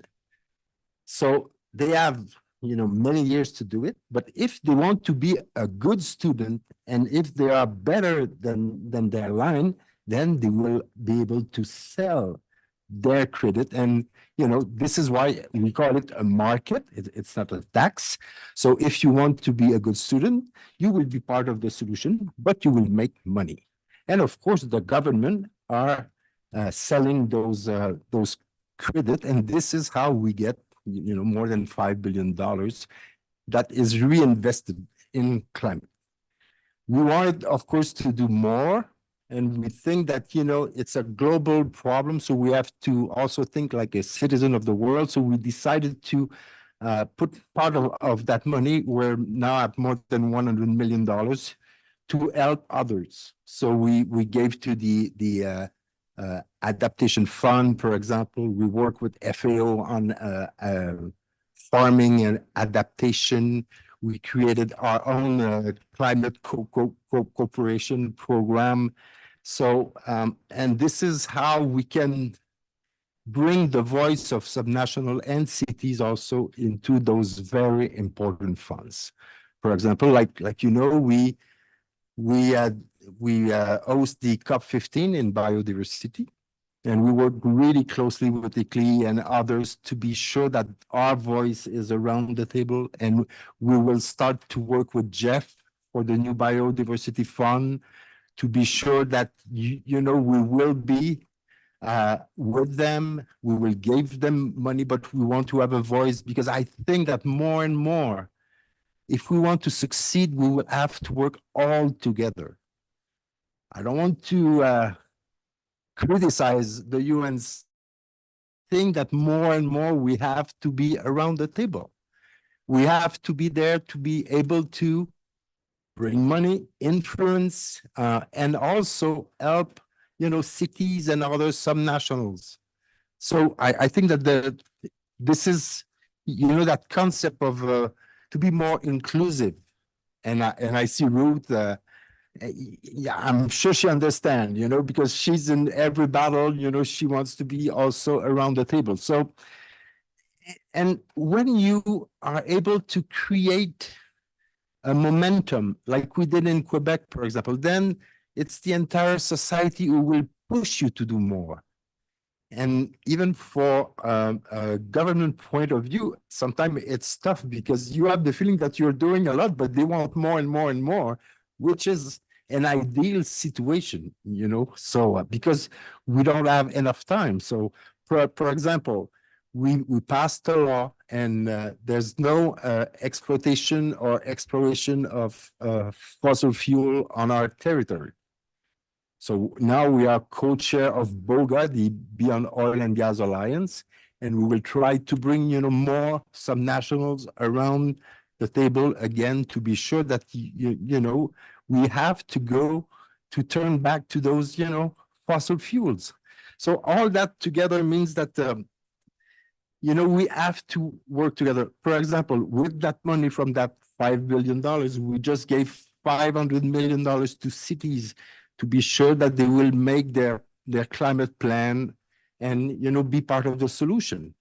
So I think that we have to think differently. We have to be more and more citizen of the world. We have to include more education. The citizens should be part of that solution as well. And I think that if we work together, we will win that battle. Thank you.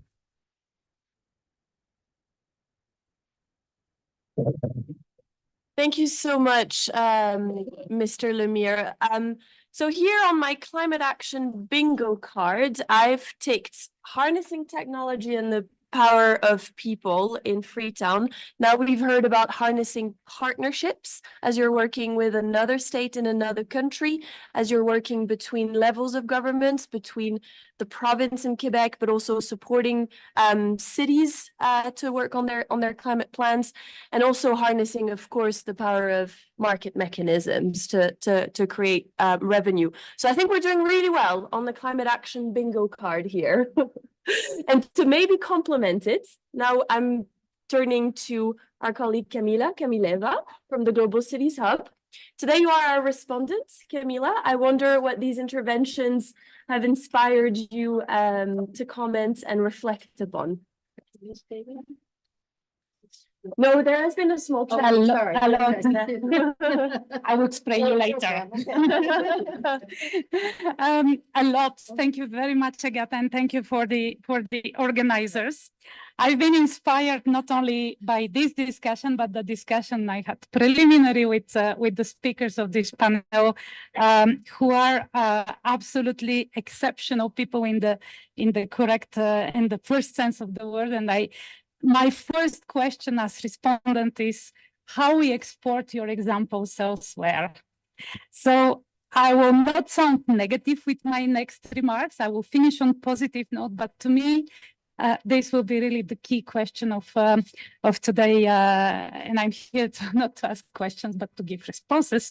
But this is a question I really want to ask and to throw to the audience. So starting with Jeannie's, because I cannot ignore it, nonetheless, although you're not part of the official panel, but nonetheless, you were extremely useful. And I know from your work before how useful and how crucial work you do. So you said questions are academic and policy, and I guess that your presentation will be circulated. and you alluded it, but there is also a political question. How we convince or how we deal with central governments, the elephant in the room again, in order to allow the local and regional governments to get finances to get there. And I hear Quebec. I wonder again whether you are not quite a unique example. Correct me if I'm wrong, but how we deal with the central governments. So this will be probably also another question. We've heard times this morning and now about nature finance, which is something which apparently needs more research, more discussions, kind of a topic which has to be dealt with. We've heard from California, we heard now examples from Sierra Leone and Quebec, this carbon money, you know, it looks like a mafia movie, but apparently it's a very positive example again. And then, because you said that Global Cities Hub is dealing with cities and helping cities to get into multilateral processes. So what is this discussion, how this reflects to multilateral scene and multilateral processes? And here I want to also make a point about the UN. We spoke less in this panel about the UN, but the UN is the pivotal central role in the middle of this finances going to cities from institutions, etc. And so the UN Secretariat is working with states and is accountable to states. And this is another topic which we need to get deeply more into this, because the UN is giving a sustainable, credible guarantee for any finance, for any funding which can be which goes from investors to cities. But how we bring UN into the equation, to me, is also another point. Private-public partnerships with UN, without UN, again, I think, and this is because of my background, you can obviously correct me, but I think that the private-public partnerships for local and regional governments supported or run through UN has more chances to succeed on a longer run, because the private-public partnership is a very long-term contract. It can, in very rare cases, be a panacea, but very often you have to do a very robust risk assessment. You have to do a very robust durability plan, and the private-public partnership, unfortunately, very often can become a trap. And if it becomes a trap for a local and regional governments, then it can go really badly. And the empty or dangerous promises for private businesses, corruption, etc., are just few of the problems with private-public partnerships. So again, getting back to UN and getting back to my final fifth point about who are the actors in the room. And not only in this room are only the best actors and online, but who are the actors for securing finances for local and regional governments. So we call it local and regional governments. You can call it cities, regions, towns. So you have cities and regions who have amazing examples, sometimes true champions, sometimes also examples that didn't succeed, but lessons are learned. And so, to my experience, they're adamant to express them publicly, to give these examples. And very often we stay there. We don't analyze, we don't build upon, or we build upon partially. So who can build upon these examples and increase influence? Obviously, one of the main players in this is city networks, organizations like those here around the table, who can take the examples, work with local and regional governments, develop, analyze, academia, university, and get to some objectives. Now, my conviction is that they can do this, but they cannot do this in a durable, sustainable, and what can I say, permanent manner without UN. The UN Secretariat is there to support. They have amazing professionals. They have resources, although sometimes they say they don't, but this is another issue which I'm dealing with very often. They do, they have, and they're amazing professionals. But the problem with the UN is that they're settled to work with national government, with member states. And that's why if you pronounce entirely the word is not United Nations, it's United Nations Secretariat. Secretariat to whom? To member states, only for the moment. Doesn't mean that UN do not work occasionally with cities. UNEP is the only organization, to my knowledge, and correct me if I'm wrong, that they have a city unit, the brave people organizing this meeting. UN Habitat also work with cities, and that's why we're in this partnership. But the rest of the UN is settled to work, say, almost exclusively with member states. I'm a bit extreme here, but this is the structure of the United Nations. So to get there, and these are my final points, we need to convince member states who, as of today, largely think that they're self-sufficient to themselves, that yes, they can deal internally with local and regional governments whenever useful or in a way they decide. But to change this, we need more initiatives like CHAMP, which is still mild but very important initiative. We need to get into the multilateral processes, into the negotiations here downstairs, where they're doing the world, as we speak, the world politics on environment. And we're not downstairs, we're upstairs. And this is like this mostly of the time. So get to convince the states to work with local and regional governments, to allow local and regional governments to get funding, climate finances, to allow local and regional government to get knowledgeable on this. And through this, states must mandate the United Nations Secretariat, United Nations, to work directly with local and regional governments. Thank you. Thank you infinitely, Camila, for these really thought-provoking questions. I'd really like, in the few minutes that we have left, to turn back over to our panel to see if any of those questions have inspired you and you would like to add some final thoughts. To try and attempt of recapping, you have asked us how to deal with central governments. How can city innovation have an impact on multilateral process? The challenges of private-public partnerships, how to replicate and scale innovation from individual cities at the pace and scale needed for our global challenges. And a bit transversal to this, I want to say, the role of the UN and how they can catalyze all of this. I also wonder if people online or on the Miro board have made comments or have contributions in response to these questions. Sharon, could I, whilst you all take a little second to think about these questions, we'll come back to you. Sharon, are there any thoughts from wow, the active Miro board? Yes, there's quite a few, as you can see. Whenever we talk about money, there's a lot of interest. So there's some good news, a lot of resources that are being put there on the adaptation fund, also from our friends at CDP. CDP.net has put in, there's a whole list of resources for cities to access funding and how to access it. So there's a lot of guidance from our colleagues from CDP and ICLE on that, and C40, of course.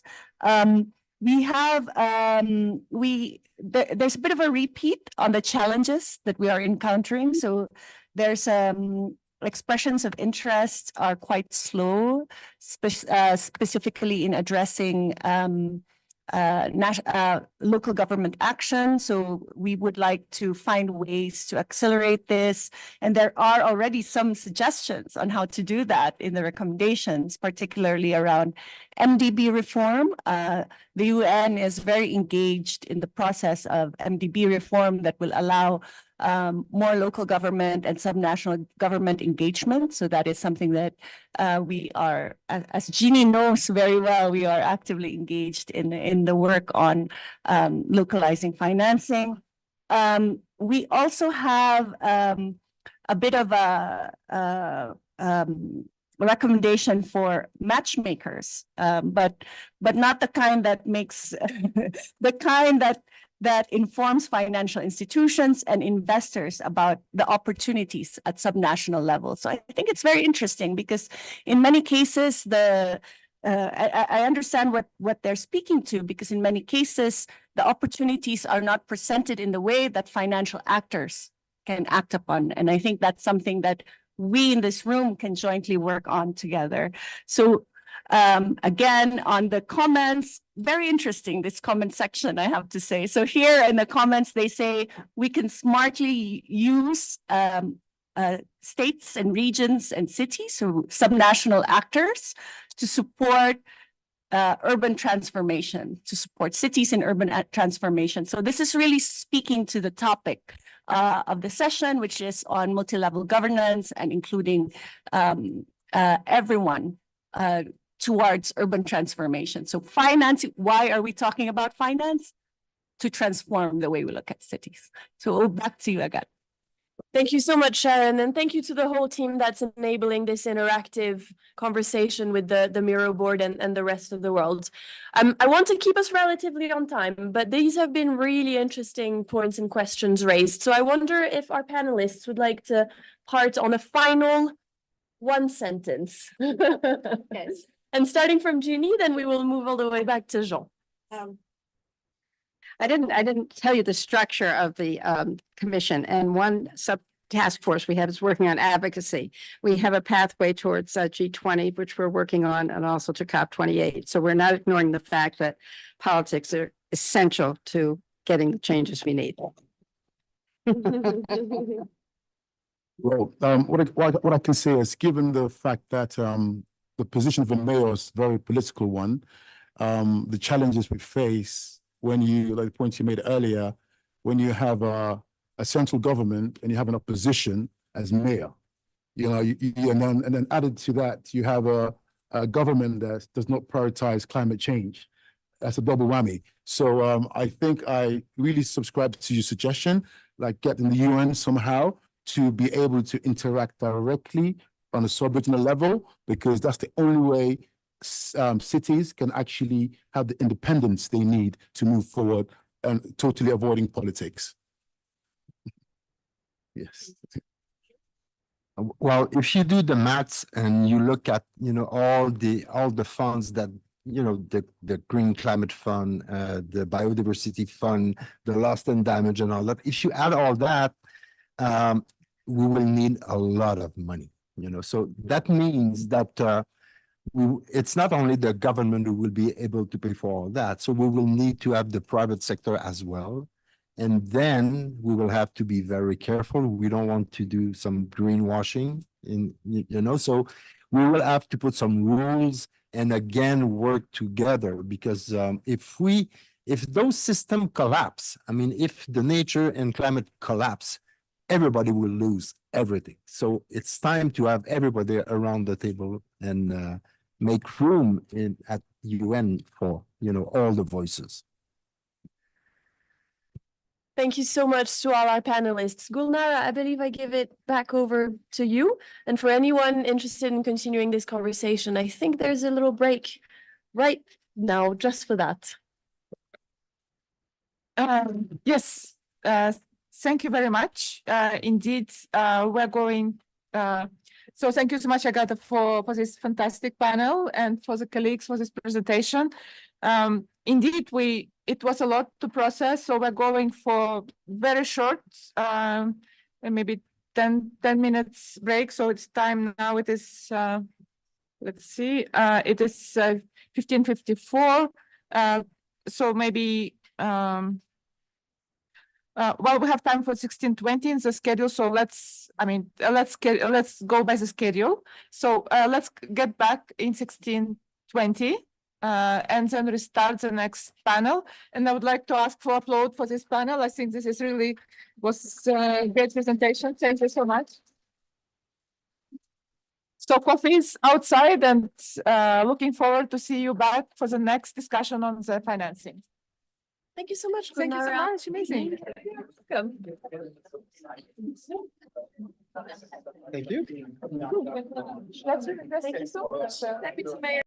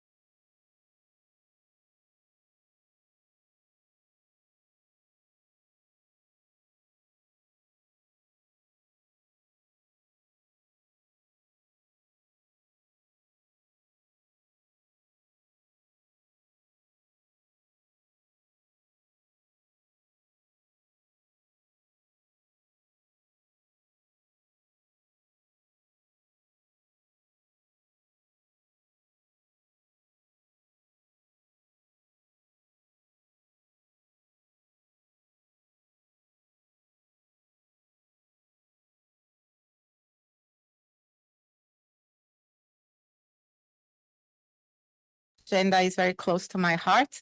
I've worked before I joined as the head of the mitigation branch, as portfolio manager of the GEF and the GCF mitigation projects in UNEP in the same branch. And I have worked very closely with one of my fellow panelists. And we gave rise to the Urban Shift, which is a GEF finance program. And I think a lot of you know about it. I know a lot of you are going to talk a little bit more about it later. And it's my pleasure really to be here and to moderate this session. I followed with great interest the previous discussion about finance and finance at the city level. And what I was thinking when I was listening this morning and to the previous colleagues talking about the multi-level governance and finance, and also I was talking with my colleague here on my left, and I was thinking about how difficult it is for the cities to identify finances. You are a very great city because you have really found a way, and but it's not that easy. And there are middle cities, there are small cities, and there are large cities. And I come from Brazil. Most of the cities depend from government reallocation of funds to be able to survive, isn't it, Patricia? On their day-to-day basis, because they depend on these transfers. And there are many cities that are sometimes trapped into subnational state level policies that do not allow them to actually even joint plan transportation, for instance. So when you talk about transport-oriented development, it's very difficult because you have to talk with different constituencies. So it's not even the national level, it's at the state level that the discussion takes place. And sometimes the mayor and the governor they are not from the same political party. And then you have the issue of the metropolitan area, which transport is a key issue, how you can have a fare at transportation that is the same for the whole metropolitan area, because people will live in different areas and they have to go to the city. So innovative approaches from private sector, public-private partnerships, vertical funds that can help to unlock finance at the city level are very much welcome. They are never going to sort out all the problems of finance in the cities or the mandates. And you know, my country, we have 5,500 municipalities. They cannot all be in the table to discuss. It's impossible, but there are ways. And I think the CHAMP in the COP28 is a great initiative because it recognizes, it took the cities from the green zone to the blue zone for the first time. It's amazing. And I think more of these initiatives are good and should be promoted. And but today we're going to talk a little bit more in detail in this panel about the role of different stakeholders, a foundation, private sector focused, and a vertical fund, the Global Environment Facility, and how do they see the role of national governments actually in unlocking and removing barriers to facilitate finance, innovative finance in cities, and how the lessons learned from these initiatives can be actually then somehow systematized and taken back at the national level so more policies can be adopted that facilitate and enable finance to happen at the city level, being it to transfers, but it could be some simple approaches that maybe the national government or different ministries are not aware and cannot actually act upon. So I think there is also a need to have a policy dialogue that goes up and goes down at the vertical level, so the policies can be enabled to facilitate finance at the city level. But without further ado, you didn't come here to listen to me. You want to listen to my fellow panelists, and I would like to introduce them. One of them is named Priscila Negreiros. She is the manager of the Cities Climate Leadership Alliance, CCFLA. You have heard of it. CCFLA is the local association alliance that actually congregates all the finance initiatives at the city level. And it will be great to hear from her. Unfortunately, she's not here with us today, but she recorded a video and we'll hear from her. I have to my left David Albertani, CEO of Catalytic Finance Foundation, and he'll talk about his experience. He works also with the UN, and Mihai, you're going to be with us, and he works with one of your units in one of the projects. So I think it would be great to talk about that maybe Mihai later. And I have Alok Barnau. He works for the Global Environment Facilities. He's the head of the Sustainable Cities program. And I have also Mihai. She's the head of the branch on adaptation and resilience in the climate division. And she will conclude this panel as a respondent, hopefully as thought-provoking as our Global Cities Hub was in the previous panel. So it can be very spicy, and we can actually, see how things can evolve. Without then further ado, I give maybe Priscilla will be the first, right? Yes. Gonara? Yes. So let's start. Thank you. Hi, everyone. I'm very happy to be here, though I'm not in person.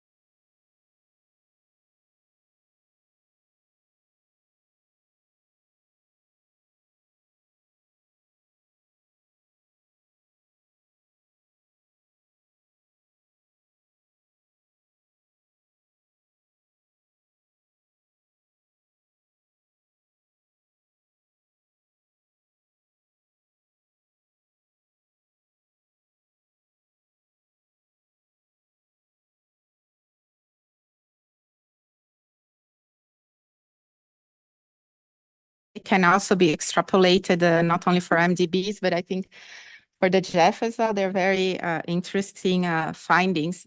I was thinking while we were talking about, and you were talking about programmatic approaches and the need for policy support and capacity building to attract innovative financing. And most of the funds are very interested in the CapEx part of the investment, whereas the OpEx becomes a very problematic issue throughout that investment that has to be sustained over the years. And that's where I think innovative financing is extremely important. And I think the mayor of Quezon was talking about some ideas on how this is being addressed. And I think we need more of this innovative financing, not only for the larger CapEx investments, but for the OpEx, because it's very difficult structurally to keep the OpEx resources going, because they have to come from the budget and have to be absorbed by the cities. With that, I would like now to turn to David. David Albertani is the CEO of Catalytic Finance Foundation. I've already mentioned that. And if you don't mind, I will ask you a specific question.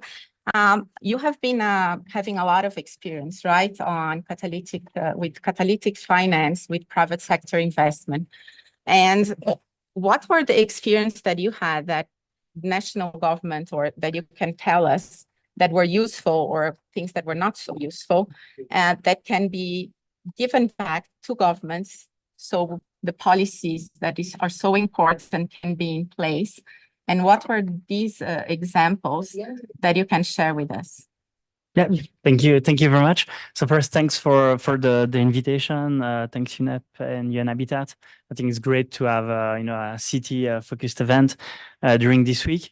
So just in a nutshell, because I'm not sure everyone is familiar, we are a small foundation, so we're based in Geneva, and we do two things. One is we deliver technical assistance to cities and project sponsors to make project bankable. And second point is we incubate investment vehicles that are by nature catalytic, so blended finance, if you wish, using public money to be able to attract private investment. And so I won't, and I'm sure, Priscilla already said a lot of the thing I could say, so I will try to not repeat too much, but for sure, so funding is very important.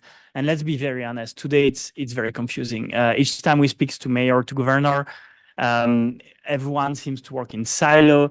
You have big numbers in GEF, in GCF, but can a city access it? Or you have to go try an accredited entity, would then use an executing entity.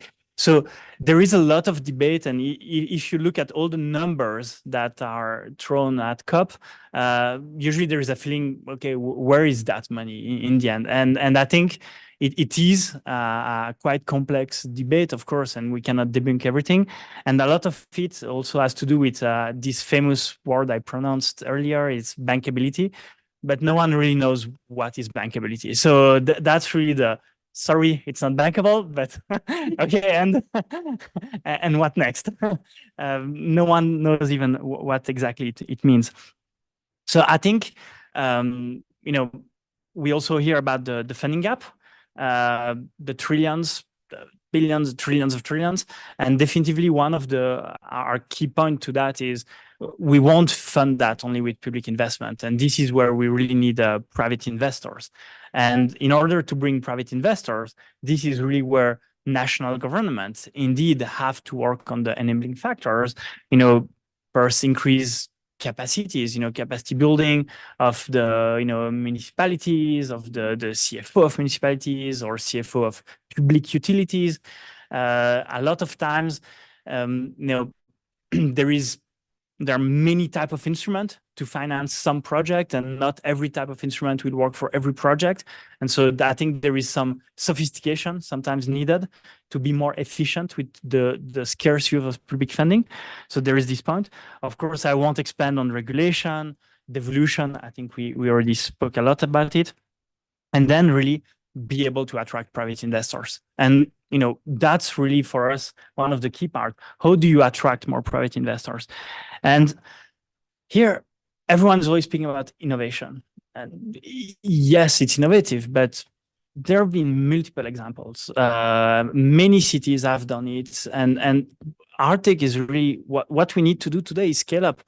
Innovation sometimes seems a bit, if you want to bring the big capital, they're like, oh, innovation. Oh, I don't know. It's new. They don't want new things. They want things that have been successful and scale up. They want to see scale if you want to bring the private investors. So the light doesn't agree with me, but that's something else. So usually we try to not work on innovative mechanism. We try to scale up proven solution, and we try to really identify what are the risks, what are the rewards, how we can structure product so that everyone gets his adjusted risk return. It's the type of project we work on, but to try to avoid innovation. It's very sexy in a politic environment. You want to innovate. As a banking sector, it's not always very sexy to be the innovator. Sometimes you just want to do the proven stuff that will be very bankable, as we say. And I will take the second point, and Priscilla made it. We really need to shift from a project financing approach to program, and I will even say product. And I will take the worst example possible ever, and don't quote me on that. How come we cannot fund most of the projects we are all sitting on because they're not so-called bankable? And we've managed to put so much money into subprime that have been proven unbankable by, in 2008. And no one understood what was in the subprime, but money was still pouring in. And so I don't recommend we need to cheat and create our own subprime for climate, but yeah, so I don't recommend that. But however, this is really where we see that when we create product, when we create an asset class, which is climate finance, urban finance, that people understand what it is and don't have to look at every single line of every single project, we can be much more effective at attracting private investor. So this is why the approach we try to do is really to create innovative financial mechanism so that we can attract them. So I'll just give a few examples. For instance, there is a lot of work that has been done by the Zebra team, C40, GCOM, and many around the room around electric mobility in LATAM. There is a tremendous raising awareness that has been done, policy push. Some leader city like Bogota, Santiago, soon Sao Paulo are starting to put fleet of e-buses. So we started to look at that in a program funded by Bloomberg Philanthropies. How come those cities managed to do it, but the booming of experience that was expected didn't come to fruition? And when you look, there are players that are keen to put equity, NLX, VG Mobility, and multiple others. There are lots of banks willing to put debt on those projects. And always the answer we have is the municipality credit worthiness was not so great. So in the end, we could not really secure the loan. And so actually a lot of transaction will not go to the end because of that single element. So how can we create, and that's a link, so a guarantee mechanism to foster only that part? And if that's the part that we can use the scarce public money to guarantee that part, and then the private will do the rest, let's use the public money on that and not on financing loans that anyway a private bank could have done if given the right enabling factor. We're, for instance, working on waste, again, with Bloomberg Philanthropies. And as you rightly said, today the big issue is OPEX. We need to find a solution to finance those OPEX. And those are the type of products we want to work on. One of the funds that exists today, it's called the Subnational Climate Fund.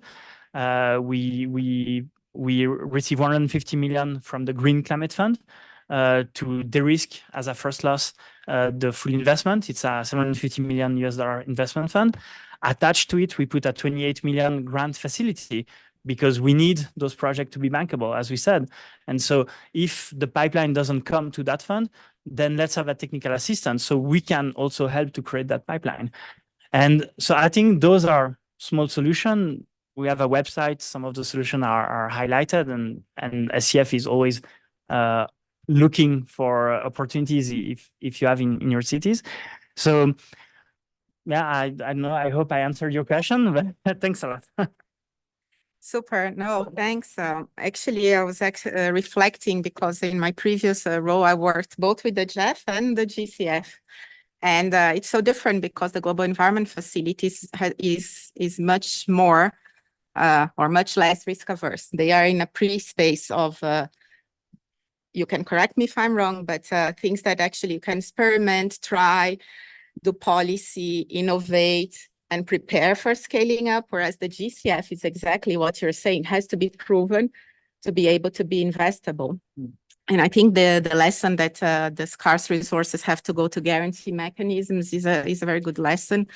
And I think we have to think a little bit more on how to structure projects like that, because the technical assistance grant is exactly to in a way that they can attract that type of equity or guarantees that will de-risk the investment, because sometimes it's not even a city risk, it's a country risk that you're dealing with.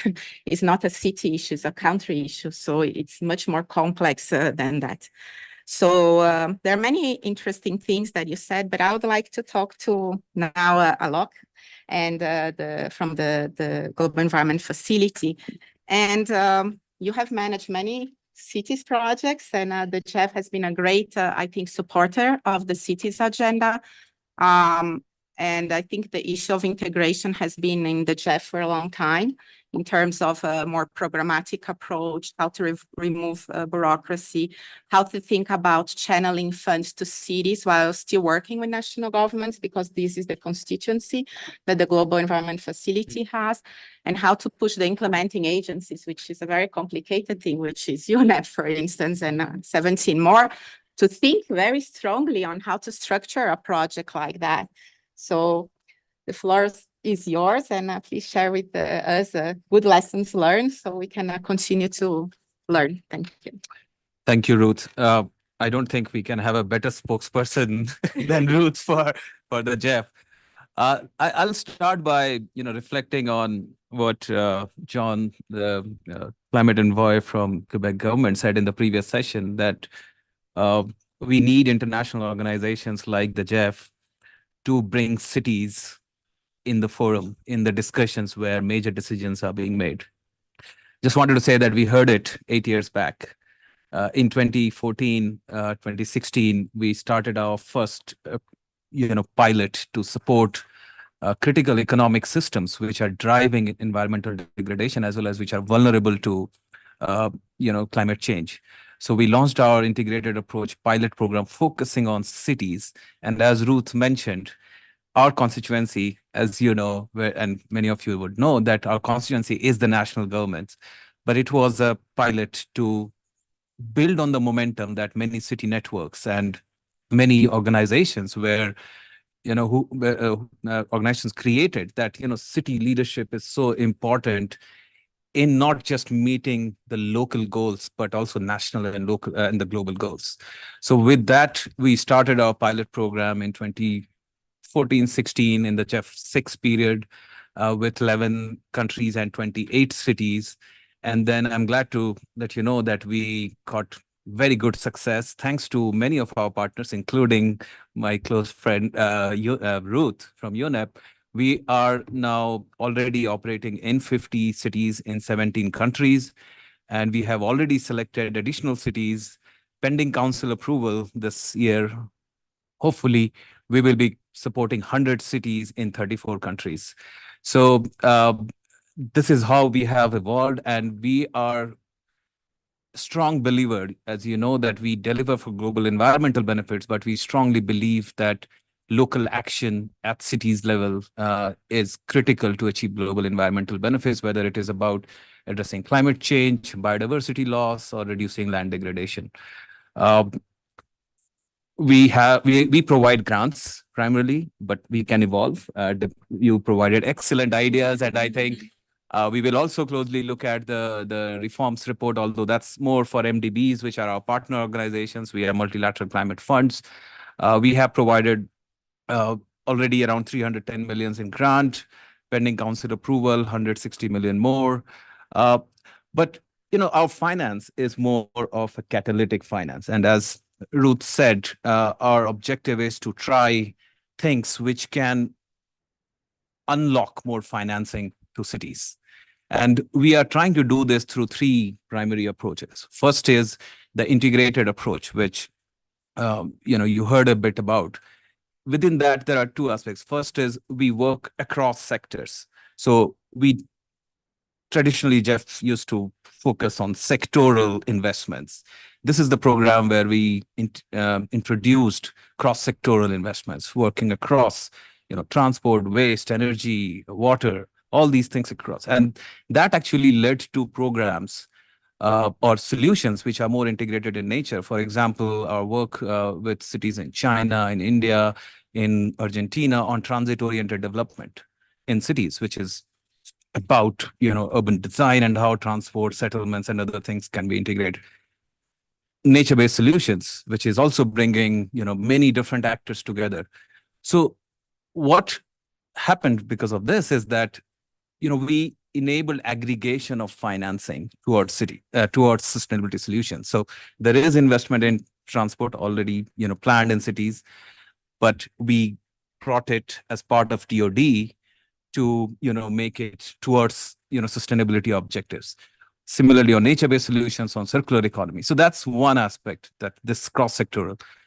You may have heard about multi-level governance in the previous sessions, and that is something that we are really inspired and we are really working at. And I think we have the leverage here because the national governments very closely. This program focuses on cities. We are creating that enabling conditions thanks to many of our partners, particularly the UN agencies, which are facilitating this multi-level governance, which is enabling more national funds flowing to cities as well as within the cities, creating policies and regulations which can, create more revenues for cities to invest in sustainable solutions. And third, which is, the most unique aspect of our program is the global platform and the global partnership which we have, created.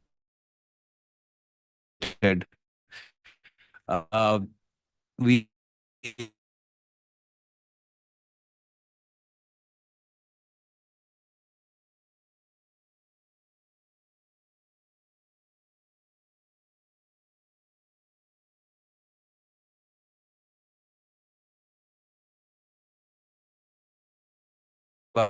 the massive plantation that is going on there, the campaign. It is funded jointly by the World Bank and the GEF with additional support from many other organizations. We work very closely with UN agencies. They are fantastic in strengthening institutional capacities. I think in the previous session, the respondent, sorry, I forgot your name, mentioned about the importance of UN agents. So I don't need to emphasize on it again. And finally, our partners, the most valuable partners, I should say, the city networks like the ICLE, C40, and WRI, who are bringing us really closer to the cities.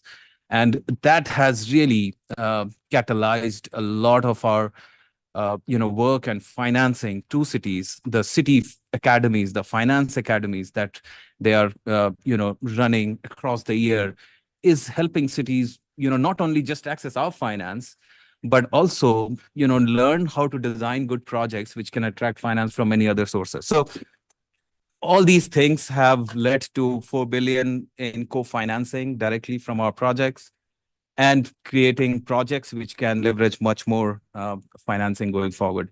So I don't know what was your question, but but what I wanted to share is that we as one of the financing institutions for to address environmental challenges, we think the cities are quite central.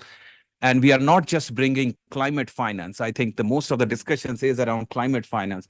We are also bringing nature finance to cities. And I think as the discussion grows, evolves around importance of nature and biodiversity in cities, it is really critical to think how more nature, biodiversity, and other finance can also be brought into cities. More than 400 cities are closer to globally important protected areas. And we don't want cities to expand further and reach those protected areas. It will be disastrous. So it's the time that we invest our nature finance in cities so that they are more dense, they don't sprawl, they are more efficient in resource utilization, and we get the real sustainable transformation that we need. So we are committed, we are blending all our resources, we are working with amazing partners. We look forward to expanding it further in the JEF 9 phase. And we welcome more ideas and partnership to make the collective vision that this room has to make cities more sustainable. Thank you. Thank you very much, Alok. I think that it's very nice to hear, and it gives us a good segue to the next point, which is nature and finance. But before I give the floor to Mihai, I just wanted to say that the JEF has been instrumental in bringing these partnerships to bear. It's the partnership for this global knowledge platform brings together so many partners in the city space working with one objective, which is build upon the strength of each of the partners and actually have products, tools, and approaches available to all cities. So it's really a very cost-effective way of pooling the resources and sharing the knowledge. And I think that is, apart from everything that we have said, very commendable, and we're very pleased. With that, going back to the nature part, I think what we want is that the climate and nature agenda meet at the global level, but at the city level. And Mihai, who is the head of the climate adaptation branch, which is now adaptation and resilience branch in our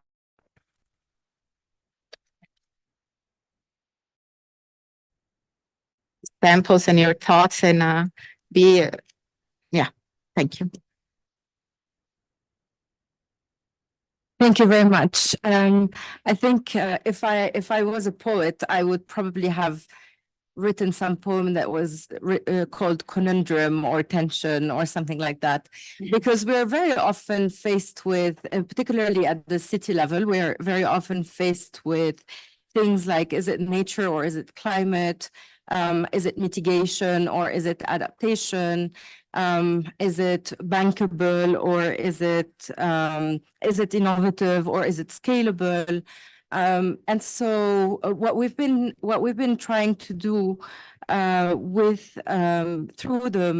the Generation Restoration Cities program, many of the cities and mayors sitting around this table are part of this, either as role model cities or as pilot cities, is to essentially bridge that divide. Cities are really where all the agendas converge. Our entry point is the UN Decade on Ecosystem Restoration. It's a decade that was voted by a General Assembly resolution back in 2021, and that essentially put forward the Decade on Restoration as part of the Decade on Action. When we first had a call for proposals for expressions of interest of 4 World Restoration flagships, we received 0 from urban environments, none. And so out of 174, there was none from urban environments. So then we said, okay, there is a gap there, which we want to close. And we know that there are initiatives, there are efforts, there are lots of things that are happening in urban settings. Maybe we didn't pitch our call properly.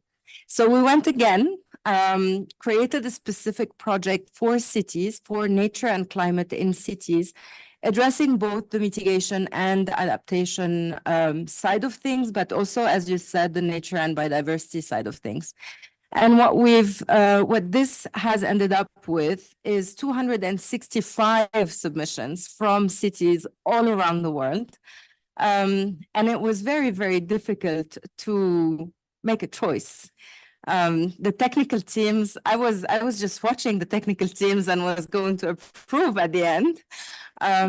But they had a very, very hard time. Clay, C40, GIZ, the team in UNEP, BMZ, and others had a very, very hard time because all of the things were fantastic. Our funding is limited, but we're trying to do a lot of bang for the buck. And so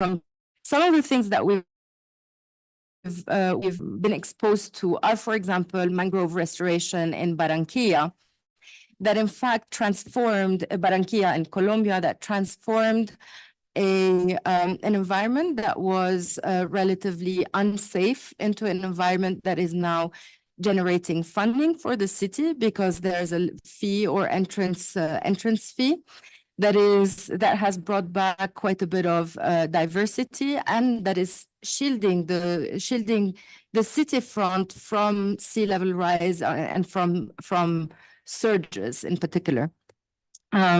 So when we say nature in cities, essentially we are talking about those win-win solutions.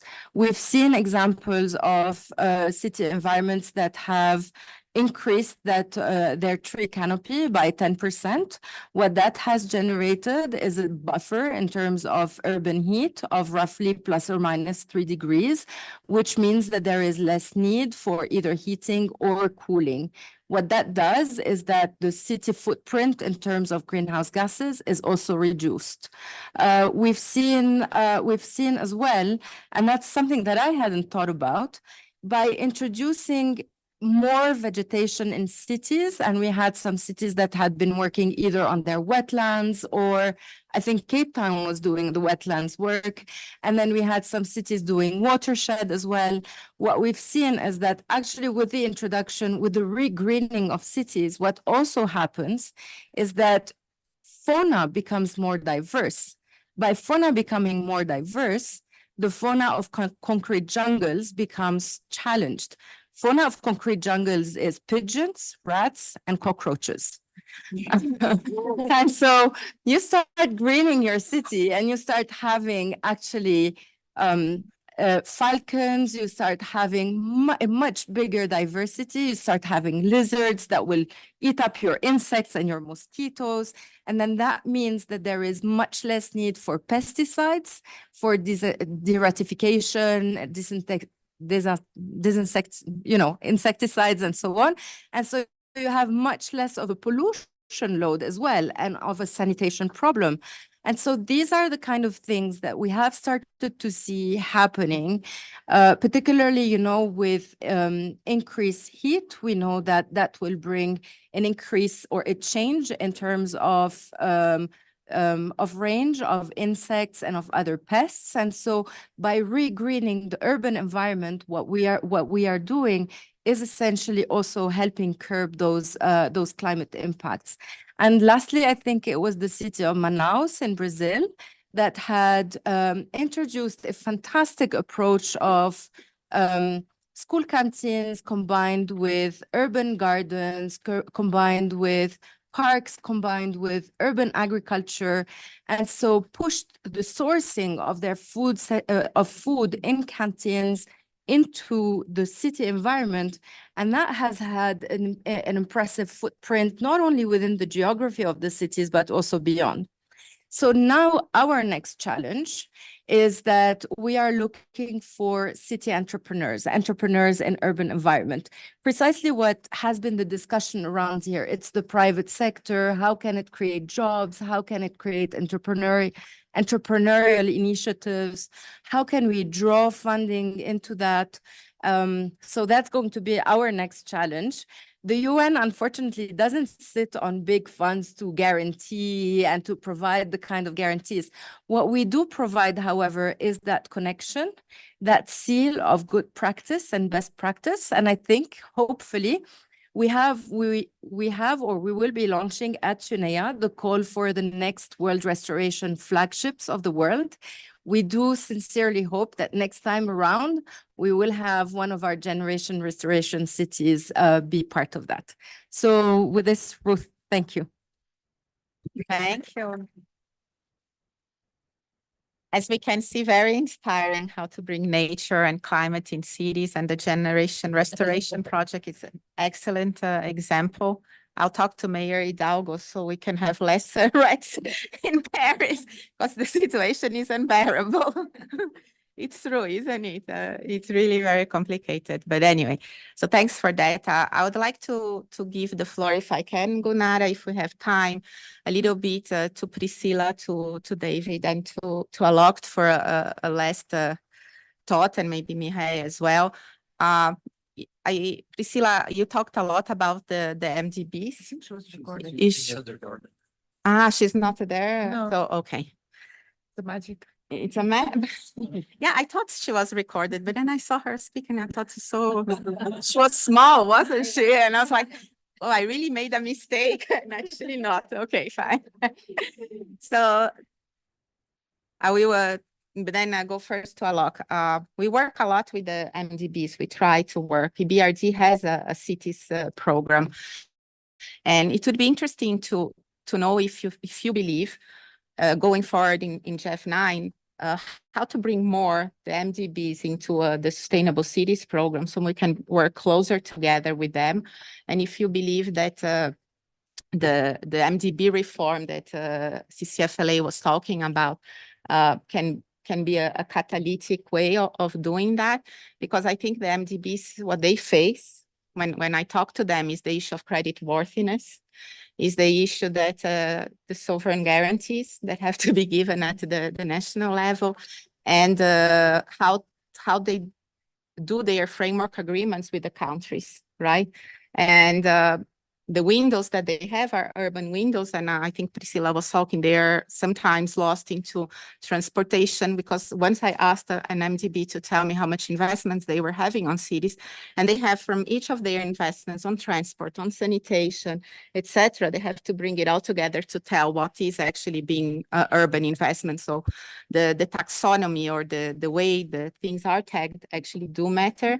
And I think going forward, what I see the MDBs looking at is what is a climate positive, nature positive investment, and how do you think the GEF can help on that? Thanks, Ruth. I think you answered some of the question, part of the question. I think this is a good question, but MDBs are in a much better position to comment on, how the reforms will look like and how they can, bridge this gap of working directly with cities. From our perspective, the GEF and the council has been encouraging us to work more with MDBs and leveraging more of their investments towards climate, biodiversity, and other investments. And given that cities is one of the flagship programs for us, we will, strengthen and reinforce our, collaboration with them to make sure that, the grant that we are providing can really get multiple times, investments. Right now, I think our ratio is probably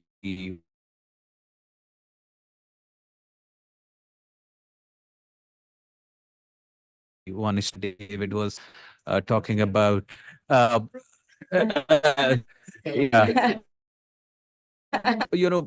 But I think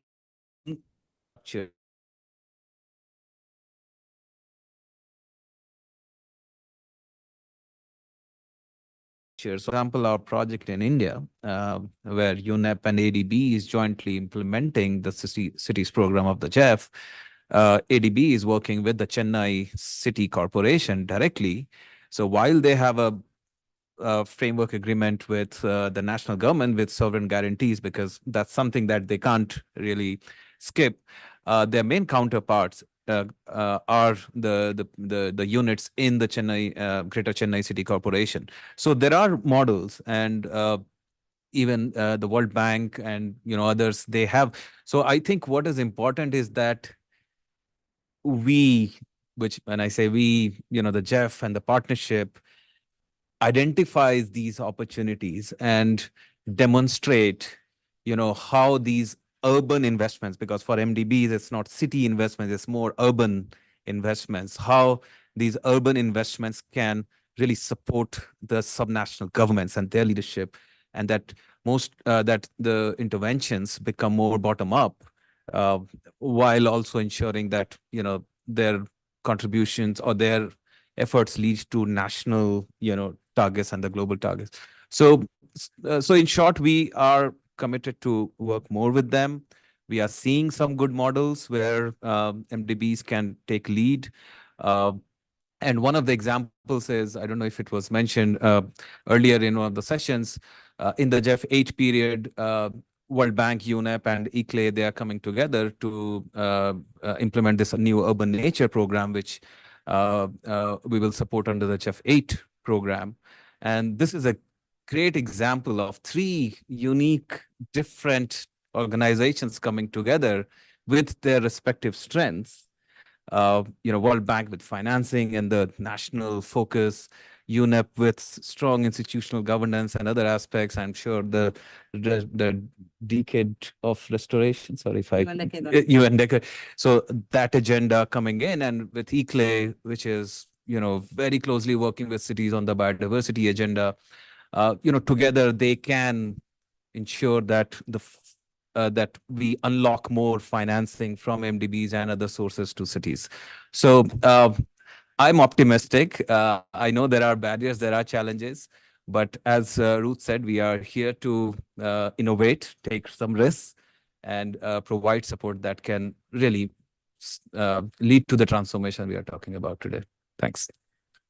Thanks a lot, Alok. That's very nice to hear. And I'd like now to reflect a little bit upon what we discussed, David, and with the JEF in that space of innovation, and you telling us that from the private sector perspective, it has to be proven, right? It has to be somehow scalable. You need the guarantees. And the Green Climate Fund, you mentioned the subnational fund of the Green Climate Fund, the technical assistance facility with grants. What are some of the lessons that working within these environments you can further share that make a project successful for scalability, so it can be designed in a way that actually allows that? So I think if I had a simple answer, we wouldn't be sitting here. So of course there is no simple answer. Looking at projects, I think there is always when a city look at a project, there is a problem and you want to solve that problem. And I think when someone looking at finance look at projects, sees a set of risk and basically wants to allocate those risks. And I think those are already sometimes two visions that don't always align. So I think there is a necessity to sometimes speak a common language. And we discussed, I think, over a coffee break, sometimes meeting, if you are a city official and you go to a private bank desk, you've prepared 80 pages, they've read one of it, and they ask you a question that you haven't prepared. And there is really sometimes a discrepancy in the language. So I think the capacity building on the city level is important, but also capacity building on the financial levels. It's we need to meet in the middle, hopefully. And no, and then if it's more global, and also to go on what also Alok said, and I think also we shouldn't wait too much, because there is a climate urgency, and I think we're all well aware of it. And there is also always a lot of hope put on the MDB reform. Yes, it's great. Will it solve everything? Not sure. There is a lot of enthusiasm about future Atmos credit. Great, but it's not yet there. And will it solve everything? Most probably not. So I think it's not because there is the next big fancy thing that we should be waiting for it, because most probably it will be less shiny than what we expect and won't solve everything. And I don't believe we have to reform the way the society has been deploying capital for the last, since we are basically, since we've discovered fossil fuel, and we have 10 years or so to do so. It's not the MDB reform will do it. It's not the Atmos credit will do it. It's all of it, and we need to start now. So, I really like what you say, Alok. You already have resource. Let's work on those one. Let's see what we can do, and let's not always wait for the next big idea and large change. We don't have that time, and so I think that if also looking at the more philosophical ending. I think that's what I wanted to say. Thank you. I like that, poems and philosophical ending. I think that is really nice. And I take a lot from what you have said, a common language both ways. We have to work on that. And I think this goes back to CCFLA and the work that ICLEI does on top, and C40 on the academies and all the partners, I think tries to address these. And I think that is very good that we're trying to work on that space. I love what you're saying of influence existing resources. That I think is very powerful. And I think that is something we should continue to do, not wait for the reforms. And before I close, maybe Miha, you wanna reflect upon something that has been said, and then I think we'll have to close. No, I mean, mine will be just two very quick points. The first one is that, this whole issue of innovation versus scale, I think is something that we will have to address at some point, because we keep being asked for innovation.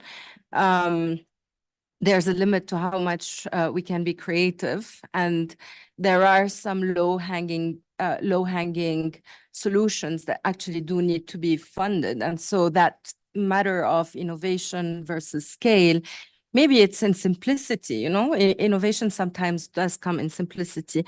And then the second aspect is the whole thing of is how actually bankability is assessed. And you're right, oftentimes it comes down to return on investment. We don't necessarily look at long-term economic avoided economic losses. And I think in particular in a context of climate change, we do need to start looking at those long-term avoided economic losses. Some of them may be short-term through extreme weather events, very high costs, but the way we assess investments probably needs to change as well. Thanks. Thank you very much. Thank you, my brilliant, outstanding panel. Thank you very much. Thank you. And I will try, I will now turn to Gulnara. Yeah. Thank you so much, Ruth, for this brilliant moderation and for the amazing panel. I think we moved a lot in understanding about where we're going. And Jeannie, you were opening this discussion today. I think you framed it very well. So what do you think? Okay, well, you've asked me to wrap up. And so I think, first of all, this has been a really exciting afternoon, I must say. And it's exhibited the complexity of what we're dealing with. And there's a lot to unpack from both of the panels. I think the first thing we have to remember, and this is what Agatha told us, trillions of dollars are needed.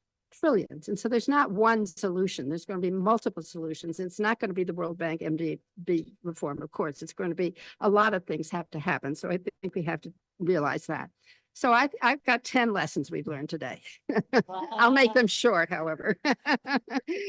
Okay, number one, Freetown. What did we learn from Freetown? We learned a lot, but we did learn the importance of leadership, vision, and innovation here. Remember, she talked about the tokens and how you paid for the trees. So innovation is, we have to use that word carefully.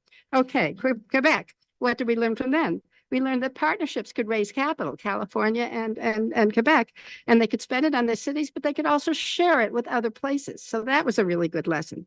CCFLA, yes, we learned there's a lot of need for the MDBs to ramp up their support, but there's another piece of that message that I'm not sure everybody realized, that they have a lot of technical expertise that should be applied to what we need to do.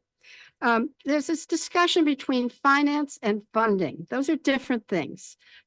A city has to be able to fund its projects, but it also has to be able to access finance to get the projects. So we shouldn't be using those two words interchangeably, but we should understand that they're two separate things. Fifth lesson, institutional arrangements need to understand in the many, many complexities. For example, David was talking about all the business of borrowing from, getting a grant from GF or borrowing a GCF. Terribly sophisticated kind of things have to be done to do that. And also the timing in these institutions takes a long time, and cities don't have that time. They need that money fast. And so the question is, how can we deal with that? And then there's the other institutional arrangements we all know about, that when local and national governments are not aligned. How do we get around that? And one of the big issues is cities need direct funding. How do we get direct funding to cities? Sixth lesson, we've got to go back to the basics. You're not going to have a bankable project unless you have a way to fund it once it's been financed. And that basics has to do with raising local revenues as well as being able to be credit worthy and having bankable projects. Seventh lesson, we need to think in the investment community, what are assets? And the very good point you brought up, David, about we need to think about climate finance as an asset class. Big investment areas like insurance and pensions have to invest in certain kinds of asset classes. They can't even invest in infrastructure as an asset class. So we have to find ways to get that defined. Let's see. We really do aspire integrated development, of course, Akash, but let's look at what happens at the city level. I'm looking at the mayor is smiling. How do you get one agency to work with another? And so we have to find ways to work on this integrated development, because cities are systems of systems, and those systems have to work together, but it's going to take that leadership and vision to be able to do that. The idea of leveraging grants is very, very important. Let's use that money that we have from the various public funds to leverage private sector. Back to the original point, there's not enough money in the MDB world to pay for what we need to do with climate. We have to get to the private sector. That means getting back to the basics, bankable projects, and so forth. Love the discussion on lesson number 9 is understanding the co-benefits of the various things, particularly nature, and the cascading effects that were so brilliantly done. Lesson number 10, we have a lot to do.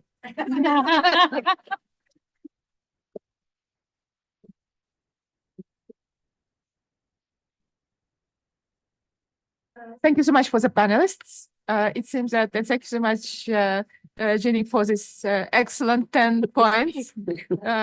So we are putting in the outcome document, obviously, the report of the meeting. So thank you so much. So now it seems that we are ready to the concluding panel.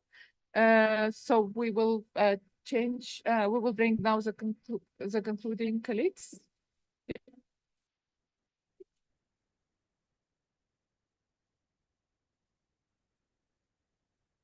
Do I need to move or how many concluding?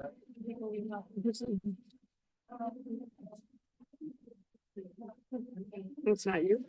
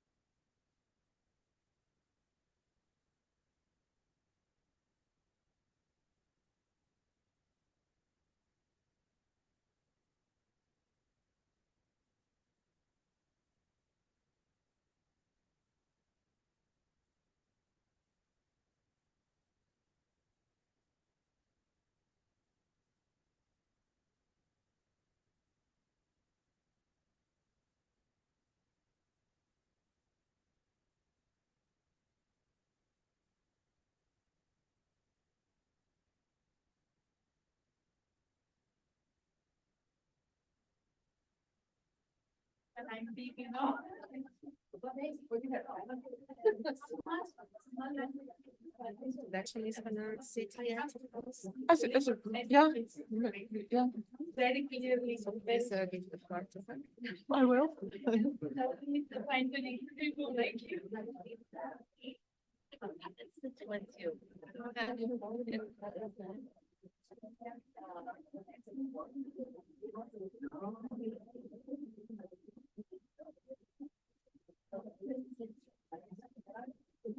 Right, colleagues. So we're trying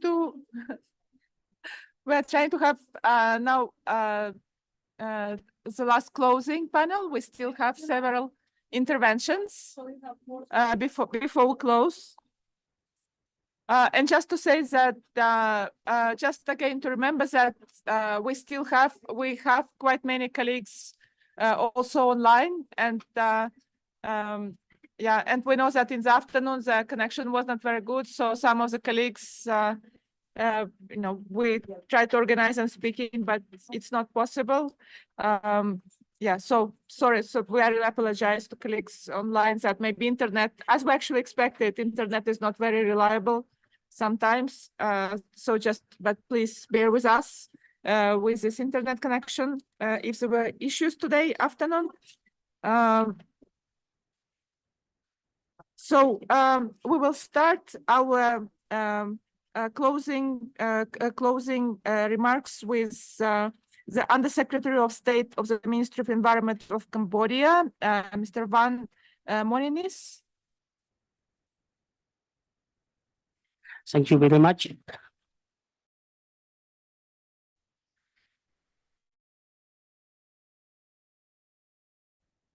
My here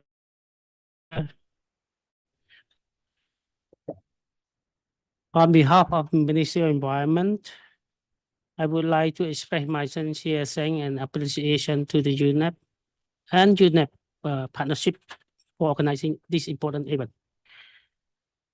Over the last 25 years, Cambodia has prospered from peace and political stability, which have led the country to achieve remarkable development toward middle-class societies.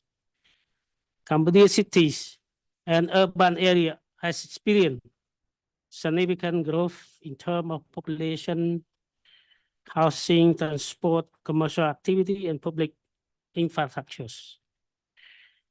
With rapid urbanization, Cambodia has set the vision for the year of 2050 to reach the upper income and high income status. With the social inclusion, environmental sustainability, and good governance.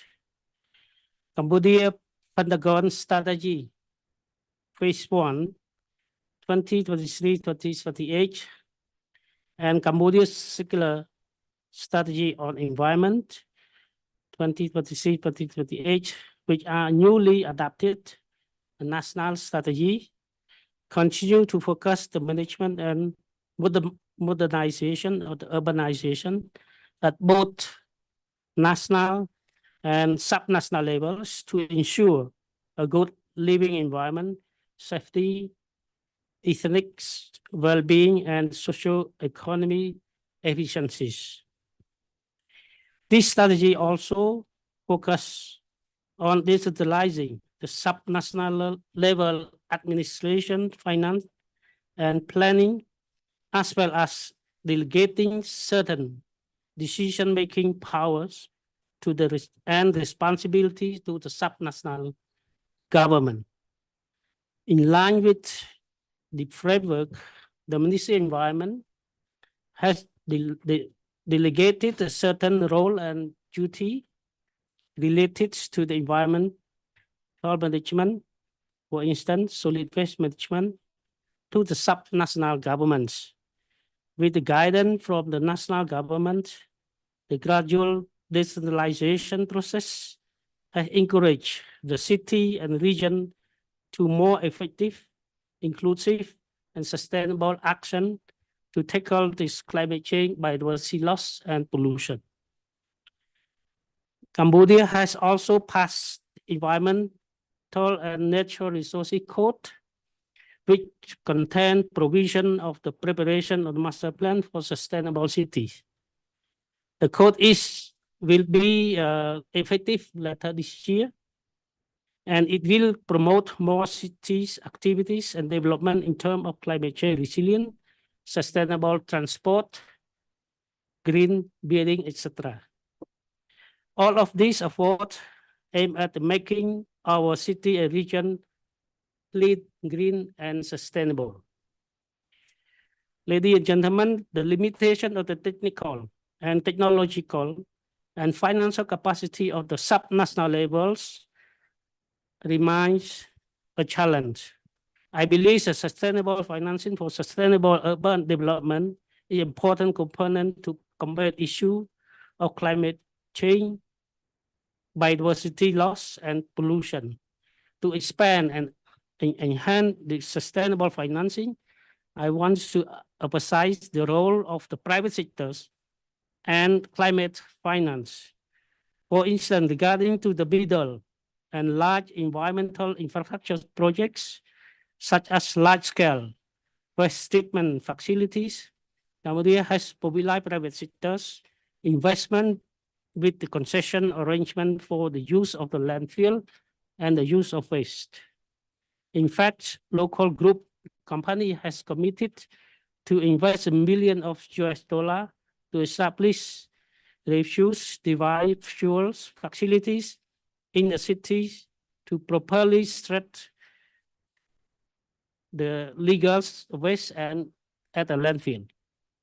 Cambodia has been working to bring more green finance to Cambodian entrepreneurs and the private bank through access to the Green Climate Bank and through adoption of the sustainable financing practices in the banking sectors. Notably, examples including thematic bonds such as green bond and sustainability bond insurance. This scheme will help accelerating more investment for the green and clean project in Cambodia. The Ministry of Environment also plans to support the public-private banks to become the accredited entities to have the right access to the financing from the Green Climate Fund. Carbon financing is increasingly become important in order to bring in more investment for clean projects as it increased bankabilities of climate mitigation projects, whilst incentivizing the clean technology enterprise.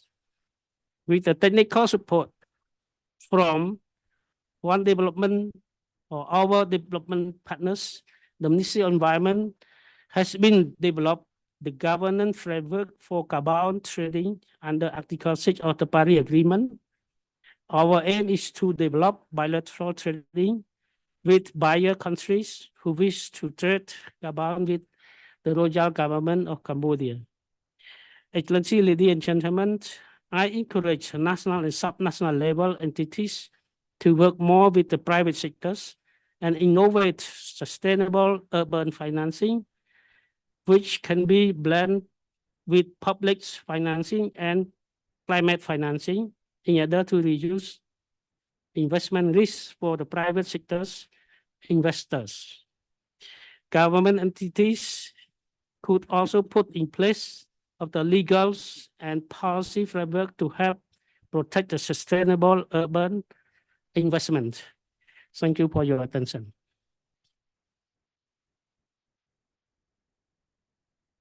Thank you so much, Mr. Monenis. It was really, I think, useful to hear in the, preparation for UNEA about the multiple activities that you are doing, and I think it's really good kind of segue to the discussion next week at UNEA.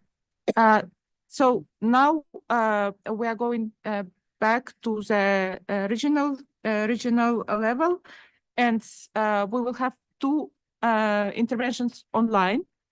So first of all, we will have intervention by Mayor, Deputy Mayor of the Mayor of Warsaw and Chair of the Commission for the Environment, Climate Change and Energy of our very good partner, European Committee of the Region.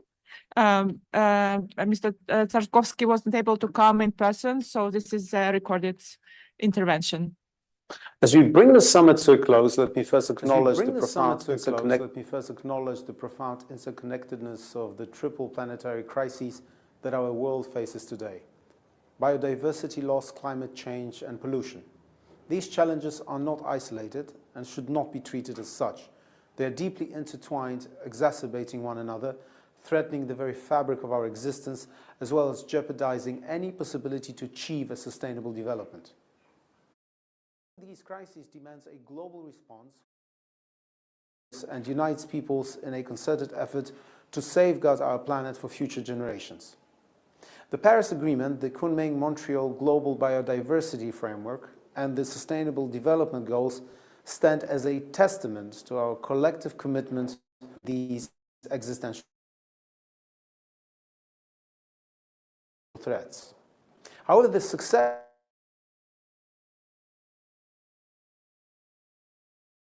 agreements on effective global commitments into tangible action on the ground. We are at the forefront of innovative solutions, implementing policies and initiatives that drive progress towards sustainability and resilience in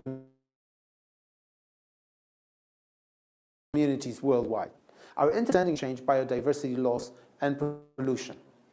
It is therefore imperative that subnational governments are effectively and officially involved in UN global processes so that we can empower ourselves to shape decisions that affect us all. Our expertise, leadership, and unwavering dedication are crucial for driving meaningful change and ensuring the realization of our shared vision for a more sustainable and equitable world. I am here as a mayor of Warsaw, but also on behalf of the European Committee of the Regions, a European Union's body that gathers and represents the interests of more than 1 million local and regional authorities. We're striving to promote the active involvement of subnational authorities in global agendas, as reflected in our opinion on Towards a Global Green Deal, harmonizing global frameworks for climate change, biodiversity, and sustainable development. Through our participation in international conferences, we are committed to breaking down silos and fostering synergies and collaborative solutions to tackle the intertwined planetary crises. Let us harness the collective power of subnational governments to accelerate progress towards our global commitments. With many relevant events happening in 2024, such as the climate and biodiversity COPs, as well as the summits of the future, we subnational governments will make our voice heard. But only by listening to us, together with all levels of government involved, we can build a future where humanity thrives in harmony with nature and where no citizen is left behind. The time for action is now. Our own existence.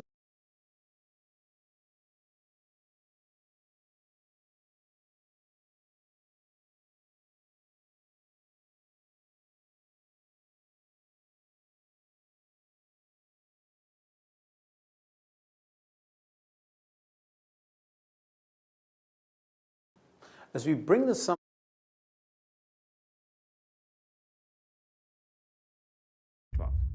Dear representatives of member states, dear executive director, dear fellow mayors and governors, dear colleagues from the Global Task Force, it is a pleasure to be here today addressing the third edition of the Cities and Regions Summit in the framework of UNEA. A testament to the importance of cities in the achievement of the climate and ecological transformation agenda, and towards the importance of localizing all of the agendas if they are to become a reality. Being here today is a testament to the evolution of our role as local and regional governments in the international system. The Cities and Regions Summit is an opportunity to continue to hold multi-level dialogue on the innovative solutions that we need to address for the future of our communities, and to achieve with all the stakeholders truly livable, inclusive, and sustainable cities. It is also an important momentum to continue strengthening the structural involvement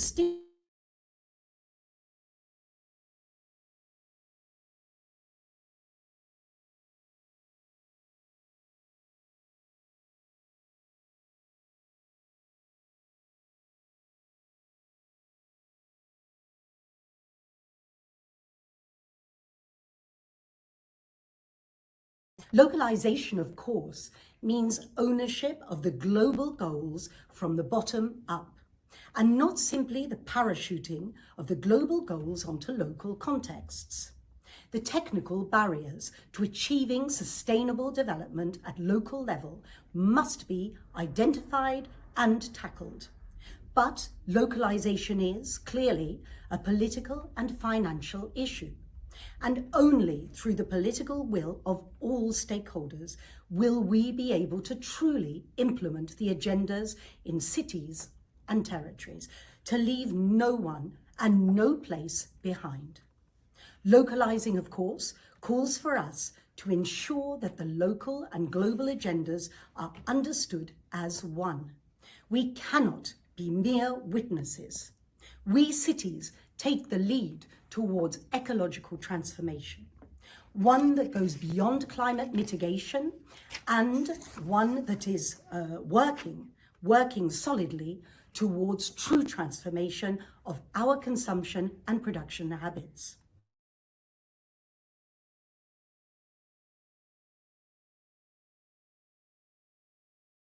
And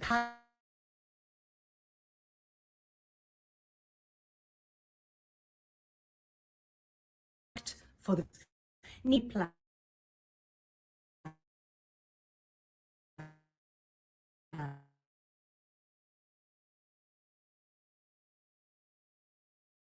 So we need clearer commitments from all the stakeholders in order to make this a reality. We must prioritize nature in order to improve the resilience and the livability of our cities, so as to secure a sustainable future for humanity.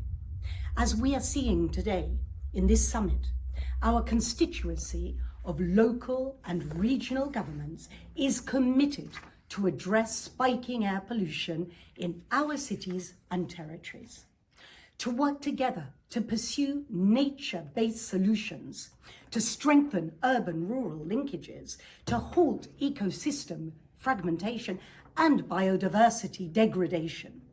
The 2030 Agenda, the Addis Ababa Action Agenda, and the New Urban Agenda, as well as the Paris Agreement, all acknowledge the role that we can play.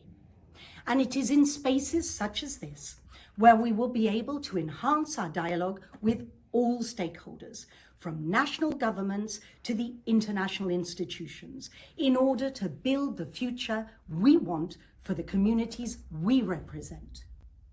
With local and regional governments being formally recognized in the access to funds on loss and damage, we will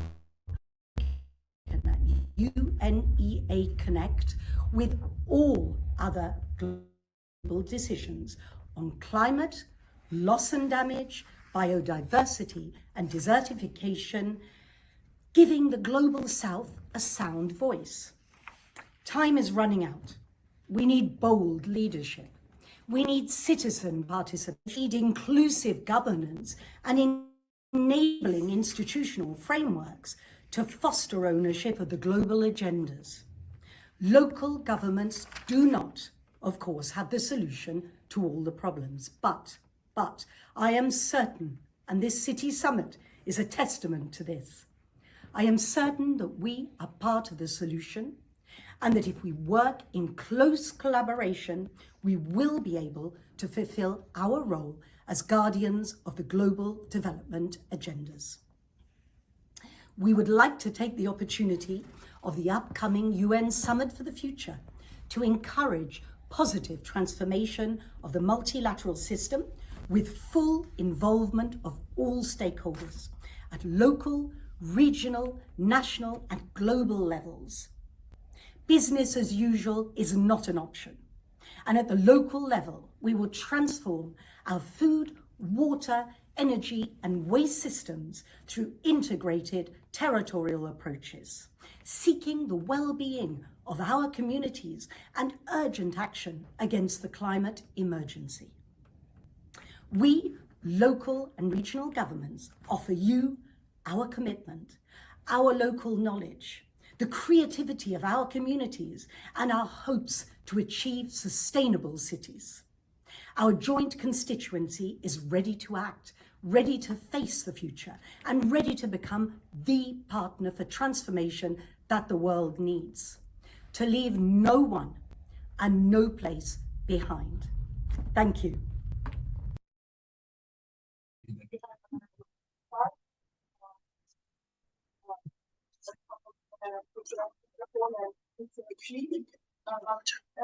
Remind colleagues that on Monday, on the 26th, the presentation by Joe, but also by the major group representatives And it's really my pleasure that we're having a really a good opportunity now to hear also from representatives of major groups, not only from the local government, but also a very important major group for us and for the cities, I believe, is of children and youth, the major group.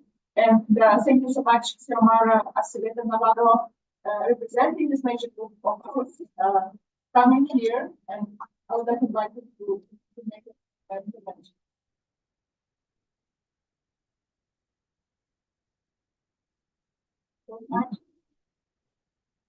My pleasure, our pleasure, and good afternoon, everyone.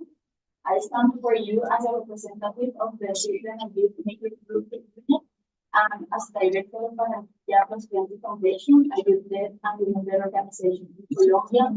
The Children and Youth Maker Group has been pushing efforts to empower and mobilize young people around the world, actively engaged in global environmental governance. Our work has been strengthening the voices and capacities of young people, accelerating their impact and strategies for change, Ensuring their participation in decision-making processes that impact our planet's present and future.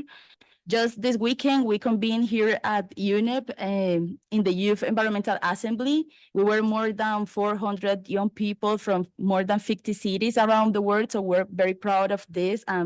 You can see all the diversity and leadership that the major group and young people around the world have been mobilizing. The world is at a unique moment in history right now. Young people are now the largest generation, a generation also becoming the majority of inhabitants of our cities. This change brings with it the reality that young people will be more affected by the challenges facing the cities they live in. It also comes with the undeniable role that we will play in altering the course of our cities, creating new visions and approaches to the intertwined environmental and urban issues. Globally, we have witnessed a trend where cities and subnational governments are demonstrating greater ambition in their climate and nature commitments compared to the national level goals. We believe this shift can be amplified through the effective inclusion of young people and an intersectional and intergenerational approach to the development of cities and urban regions. Progress requires the genuine integration and contribution of young people into decision and policy-making processes. Our perspectives, our knowledge, our leadership are critical in combating the ongoing degradation of ecosystems and pollutions of cities and also climate change. Subnational governments, including municipalities and local authorities, possess a unique advantage in addressing environmental challenges due to the proximity to the communities they serve. This proximity allows for the implementation of content-specific initiatives tailored to the unique needs and challenges and circumstances of each region. Indeed, subnational governments have the agility to pioneer innovative and transformative solutions that can accelerate the socio-ecological transitions that the world is needing, that humanity is needing, and bring tangible results on the ground. Incorporating young people into this process of shaping urban policies and action is imperative if we want to achieve a healthy present and future. So it is key to foster multi-stakeholder collaboration and engagement at the local level. By involving a diverse array of actors, including youth organizations, civil society, academia, the private sector, subnational government can harness the collective wisdom and leadership and also get the resources that we are needing to achieve all these goals locally. So we would like to suggest respectfully to the subnational governments here and all the other stakeholders to prioritize the following. Guarantee the human rights for young people to lead and participate, especially for those receiving the disproportionate impact of environmental injustices in cities. Promote the intersectional approach, but also promote sustainable jobs within cities. Continuously bridge the finance gap for youth-led initiatives because also young people need to, need finance to unlock resources for us to continue mobilizing and bringing change at global and also local level. Develop synergies among territorial planning processes and environmental management initiatives at both municipal and also the subnational levels that are related to climate change, nature protection, biodiversity, but also prioritizing at the core intergenerational equity. create opportunities for meaningful youth participation in decision-making processes related to cities at all levels. This involves, for example, establishing advisory boards within subnational governments where young people can contribute their perspectives and ideas, as well as to converge and implement actions together. Young people, we are partners in the implementation of these global commitments. Additionally, efforts should be made to enhance transparency, accountability, and participatory decision-making processes within subnational governments. By fostering a culture of openness and inclusivity, local authorities can build trust within their constituents and ensure that environmental policies reflect our needs, our aspirations, and also of the communities that they are serving. So by embracing diverse perspectives, also prioritizing inclusivity and reshaping leadership and finance, as we have talked during the whole day, we can foster a new era of sustainable and transformative change. Thank you so much for the invitation, for young people, and also for your commitment to these issues.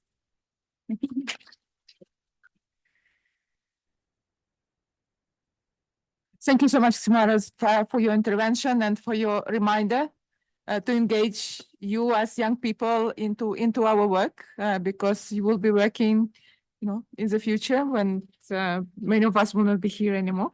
So this transition really will be very important. So I will speak about UNEA, and again, by the way, to remind you that tomorrow will be also the Major Groups Forum. So it will be Saturday and Sunday. So, another major group, which is of the local authorities, is co-chaired by UCLG and by ICLEI. And this is why, and we really hope that UCLG and ICLEI will take some of the discussion outcomes to the discussion at the forum the next 2 days, and also to the presentation in the opening. And with this, I would like to give floor to representatives of the co-chairs of this major group. First of all, Firdaus Usdi Hum, a special advisor to the UCLG's Secretary General. And then after that, I will announce right away both co-chairs, Magash Naido, who is the head of the circular development of ICLEI, and he's a co-chair of the local authorities major group. So Firdaus, your floor is with you. Thank you, Chair. What a day. It has been very interesting. It has been exciting. It has been like, I don't know. I have a mixed hope, actually. Very positive in one side, and on the other side, I think we are still not addressing some key big elephants. You were talking about the big elephants earlier. The elephants in the room for me are not really the national government, which now we have a fantastic multi-level dialogue and exchange, not everywhere in the world, but it is improving. But for me, the real elephant in the room are the situation of the world today and the wars that we are testifying. And so, and this makes that many of the finances that were going to the climate are now turning towards weapons, towards defense, and this is a reality we cannot hide ourselves from. So I think that is a little bit where we are today. And the second thing is, let's not forget that when we talk urban, we are not talking only about the concept of urbanization, but we are talking about the solution to manage human settlements. This is what we talk when we talk about urban. With its waste, it's what human beings generate as needs, as footprints, as whatever they live, whatever is marking and noting their daily life. This is the exact mandate that is given to the local authorities and by the citizenship to the local government, to the local and regional governments. This is what governance is about. And this, for me, has been the missing word today, governance. We have been talking a lot about cities, which is good. We have been talking a lot about urban, it's good. We did talk, and I was very happy with the intervention of Mihai about nature, bringing nature here. We need to change our relationship to nature. But this is what we are talking about today. Local and regional governments have to manage the daily life of the citizens as their core work on a daily basis, while the environment has to be equipped to offer the ability to unfold our lives as citizens, as each one of us are citizens. It has to respect and allow a future for our lives to continue unfolding and to the future generations. And make no mistake, we will be made accountable as a society. I mean, this is a true. I don't know if you have heard about these young Portuguese that went to La Haye, bringing on trial the national government of Portugal and also the EU because they say that they have no planet to live for the future. And this is happening already. So we need to keep this in mind when we think and decide of the resolutions that we want to bring in this excellent platform. So these urbanities must be developed in respect of the ecosystems that allow us to continue unfolding our lives. And these multilateral parameters are integrating nature as our link to life. How can we make this a reality, a concrete reality, locally efficient? This is what also I have been missing today for the future of our people and for the future of our territories. We need to find solutions to allow life systems. And I think the one that said that is California representative this morning. It's something that we use in the forum, in the UCLG Forum of Intermediary Cities that we have brought to the G20 as life systems, as the ecosystem that allow human beings to work and live within a natural and built ecosystem. So let's be honest, we are beginning to pay the cost of not having acted before. So what will be this cost? And this is something that began talking about when we were talking about the finance, but not enough. And I think Alok was talking about that a little bit, and I think we should push that conversation. We have been trying to push this conversation also in the SDSN Commission, and we're on it. So I would like to recall this question when we talk about redesigning the finance architecture, and how much it is necessary also when we talk about the MDBs. Today, the emergency is on how to make the flushes of fund quick, efficient, and not complex to the local government, through the governance, through all levels of governance. Otherwise, we have no locally efficient action, which will be unimpactful and unmeaningful. But finance is just part of our due commitment to the future generations.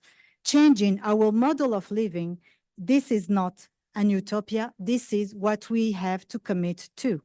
This is a reality we are committed to within the decades of action and restoration. This is what is the narrative that is part of that.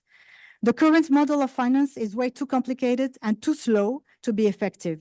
And it does slow down the interest of the funders, but also the interest of the investors. So only a right global multilateral system and ecosystem, and I was so happy to hear that today, will allow this to happen. So from UCLG, being the network of networks, we are, on behalf of the Global Task Force and our partners, we have been hearing this call, and we have understood that we need to build the right ecosystem for an institutional arrangement, agreements, voices that we could bring at global level, especially at the UN. So today, multilateralism is being confronted throughout the world, but it is the only channel through which we can restore and save a healthy planet for the future generations. As the UN Secretary General put it during the opening of the SDGs Summit last year, the SDGs need a rescue plan, and this is what we are working on. A development of to-do list needs to be established to save the SDGs and to save the impact, the transformation that is willed behind those SDGs. So the local and regional government constituency heard this plea loud and clear, and during the SDG summit made the UN SDGs call front and center of the constituency strategy in accelerating the implementation of the SDGs. The UN Summit of the Future aims to establish a new global consensus for a shared future and to allow actions that we need to be secured. The report proposes the creation of an advisory group on local and regional government that has been created already, and the governor of Kisumu this morning is part of this advisory group. The advisory group is composed by 5 countries and 15 local and regional governments. And the idea is to enhance the collaboration between the United Nations and local and regional governments at a decision-making level. This is a high-level decision-making level with the support of the countries that are part of this, focusing on strengthening their engagement in the UN intergovernmental processes. With the Summit of the Future and the UN Pact for the Future, identified by UN Secretary General as crucial levers to bring about a new multilateral system and renew the social contract, the first meeting of the advisory group offered a platform of the highest level to share vision on how to resolve the current biggest threat for the planet. Therefore, for the UN Pact for the Future, in preparation, we have made 2 specific actions between many others, but I would like to recall 2 specific actions. One is making local and regional governments being key political actors with a strong policy-making and a strong policy-making capacity, and taking the responsibility as transformation makers. I'm not saying transformers, otherwise we talk about the movie here. No, transformation makers. And also I would like to recall two things that happened at the beginning of the week. We were having the UCLG retreat on Monday and Tuesday. And Tuesday was the annual meeting of the Global Task Force, where in agreement with our partners, we have launched a series of calls to action. Call to action towards the global stakeholders and the local and regional governments. This is to be included in the Chapter 5 of the UN Pact for the Future. The first one is to define a special, formal, and permanent status for the self-organized constituency of local and regional governments before the UN's principal policy-making bodies. This is the first thing. And the second thing, we made a specific call on SDG 13 that is directly linked to CHAMP. We have been talking many times about it today. Given the urgent need to level up ambition from all governments and stakeholders to reach the Paris Agreement and avoid further irreparable damages to our planet. And this comes, this mechanism of loss and damage that UCLG is leading on behalf of the LGMA.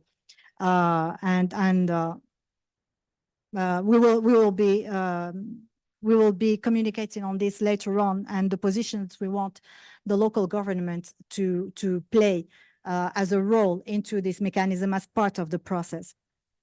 So we were pushing for our organized constituency to call for the endorsement of the CHAMP initiative to design and implement new ambitious and multi-level national climate plans by 2025. We commit to fully supporting the CHAMP initiative to localize and achieve SDG 13, responding to the needs for mitigating the climate emergency. Just, I think I have been a bit long, I'm sorry, but I believe that there is one conversation that doesn't enter into the UNFCCC about climate, but has its complete place here in this debate in the UNEA. It is about the ecological transformation and the change of model that we need. And I believe that this is something that should go into the final resolutions from this day. And also, I loved the recap made by Jenny, which I was trying to write my own recommendations, but yours are perfect. So I will stop here. Thank you very much.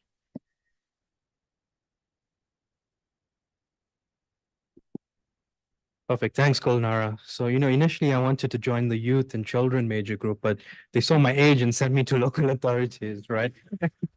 But on a serious note, I think this major group, the children and youth major group, really needs to be commended. They're organized. They're good at fundraising. I think we're able to get over 32 youth from outside of Kenya here. So well done. Keep it up. Please send me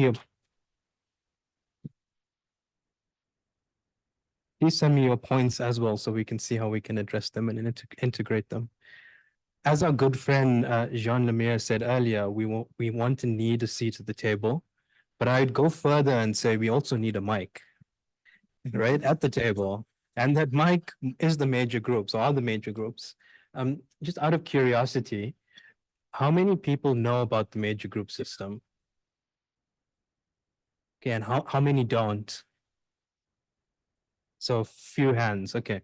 So as we've heard, the United Nations system is just this, set up for nations, but they've adopted a very inclusive approach, again, to leave no one behind, and created this collaborative space for 9 major groups, youth and children being one.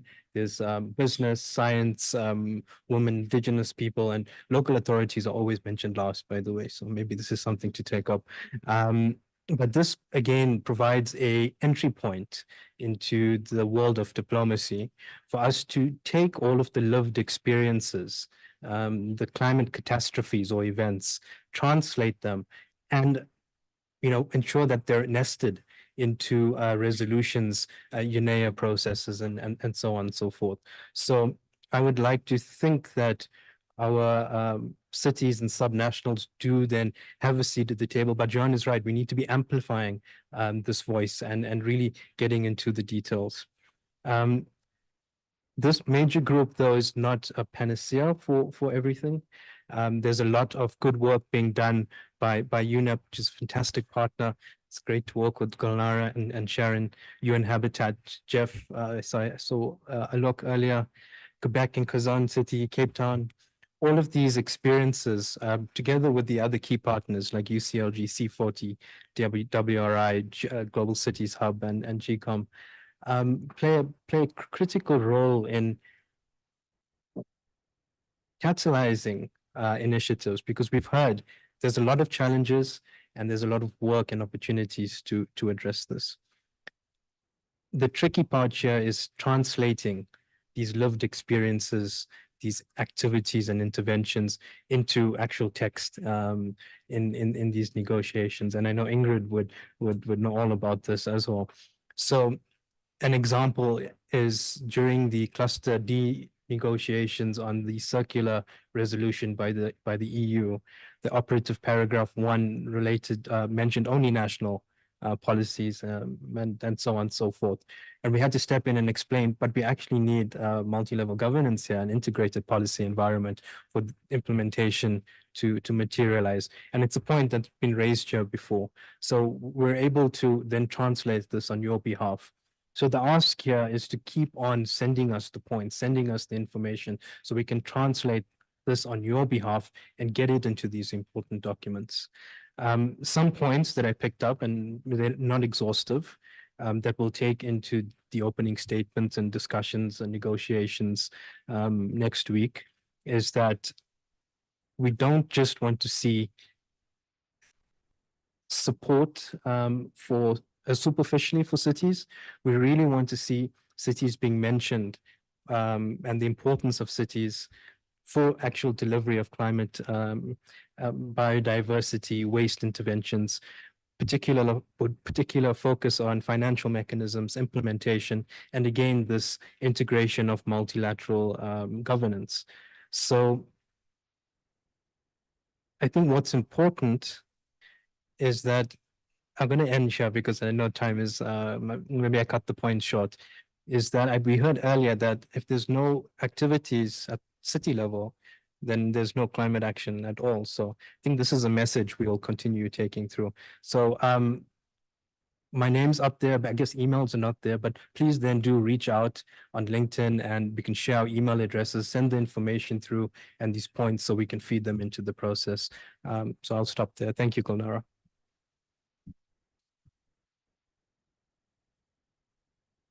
Thank you so much, Magash. And yes, we will make sure that everybody sends a point, and we will keep fingers crossed for Monday as well. I mean, for the weekend and the working weekend and Monday. Now, before we will be closing, we definitely would like to give floor to Joy as a rapporteur for Monday, maybe just to ask her what was her take out of this and what she would think that she would be focusing on Monday. So good afternoon again, summit participants. So I address you today as the rapporteur for Monday. We have just had a very enriching and enlightening discussion on the critical role that cities and regions play in the achievement of the Sustainable Development Goals and in advancing the global objectives of multilateral environmental agreements. Given their close proximity to communities and their nuanced understanding of local challenges and opportunities, cities and regions are uniquely positioned to translate global environmental goals into actionable initiatives on the ground. Indeed, the summit clearly demonstrated the importance of multi-level governance as an effective framework for the implementation of the MEAs, the success of which is hinged on the coordinated efforts of all administrative units involved. However, it also made apparent that current institutional arrangements have not fully engaged subnational actors in the implementation of the global environmental goals. Thus, the summit underscored the need to strengthen international environmental governance, particularly in systematically involving local authorities. Moreover, the summit also revealed the need for international agencies as well as national governments to further support cities and regions in carrying out their heightened role by creating the enabling environment they need to help them attain both the SDGs and the global objectives of the MEAs. Specifically, countries need to establish national structures to enhance the participation of subnational governments. Based on the experience of Quezon City as well as other similarly situated local governments, I wish to stress at the United Nations Environmental Assembly the need to lift the socio-political barriers that hinder cities and regions from accessing the significant financial investments they require to carry out climate-resilient urban infrastructure and to attain their ambitious climate goals and targets. Barriers that often stem from bureaucratic hurdles, limited financial resources, and inadequate policy frameworks at both the national and international levels. Local actors need innovative financial mechanisms and governance systems to support their climate plans and enable them to scale up effectively and rapidly. I will exert all effort to bring the key takeaways of the fruitful and productive discussions in this summit to the United Nations Environmental Assembly on Monday during the opening plenary. However, I understand I only have 3 minutes to do that. So please, I know that you have said so many things and everybody has said so many things, but I really have to summarize them very, very briefly on Monday. I fervently hope that member states will favorably consider the key message we wish to impart and will include local authorities as active participants with microphones and seats in implementing future UNEA resolutions and environmental objectives.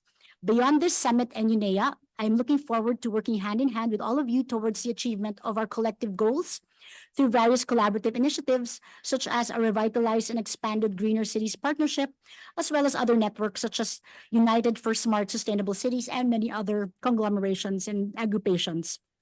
Together, we can build resilient, inclusive, and sustainable cities that enhance the well-being of present and future generations. Thank you for your kind attention, and again, a pleasant afternoon.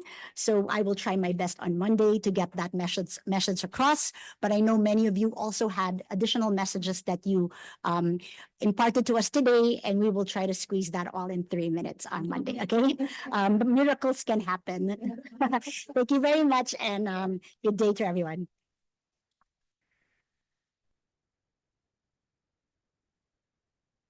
Thank you so much, Joy, and also for taking this challenge to do it everything in 3 minutes on Monday.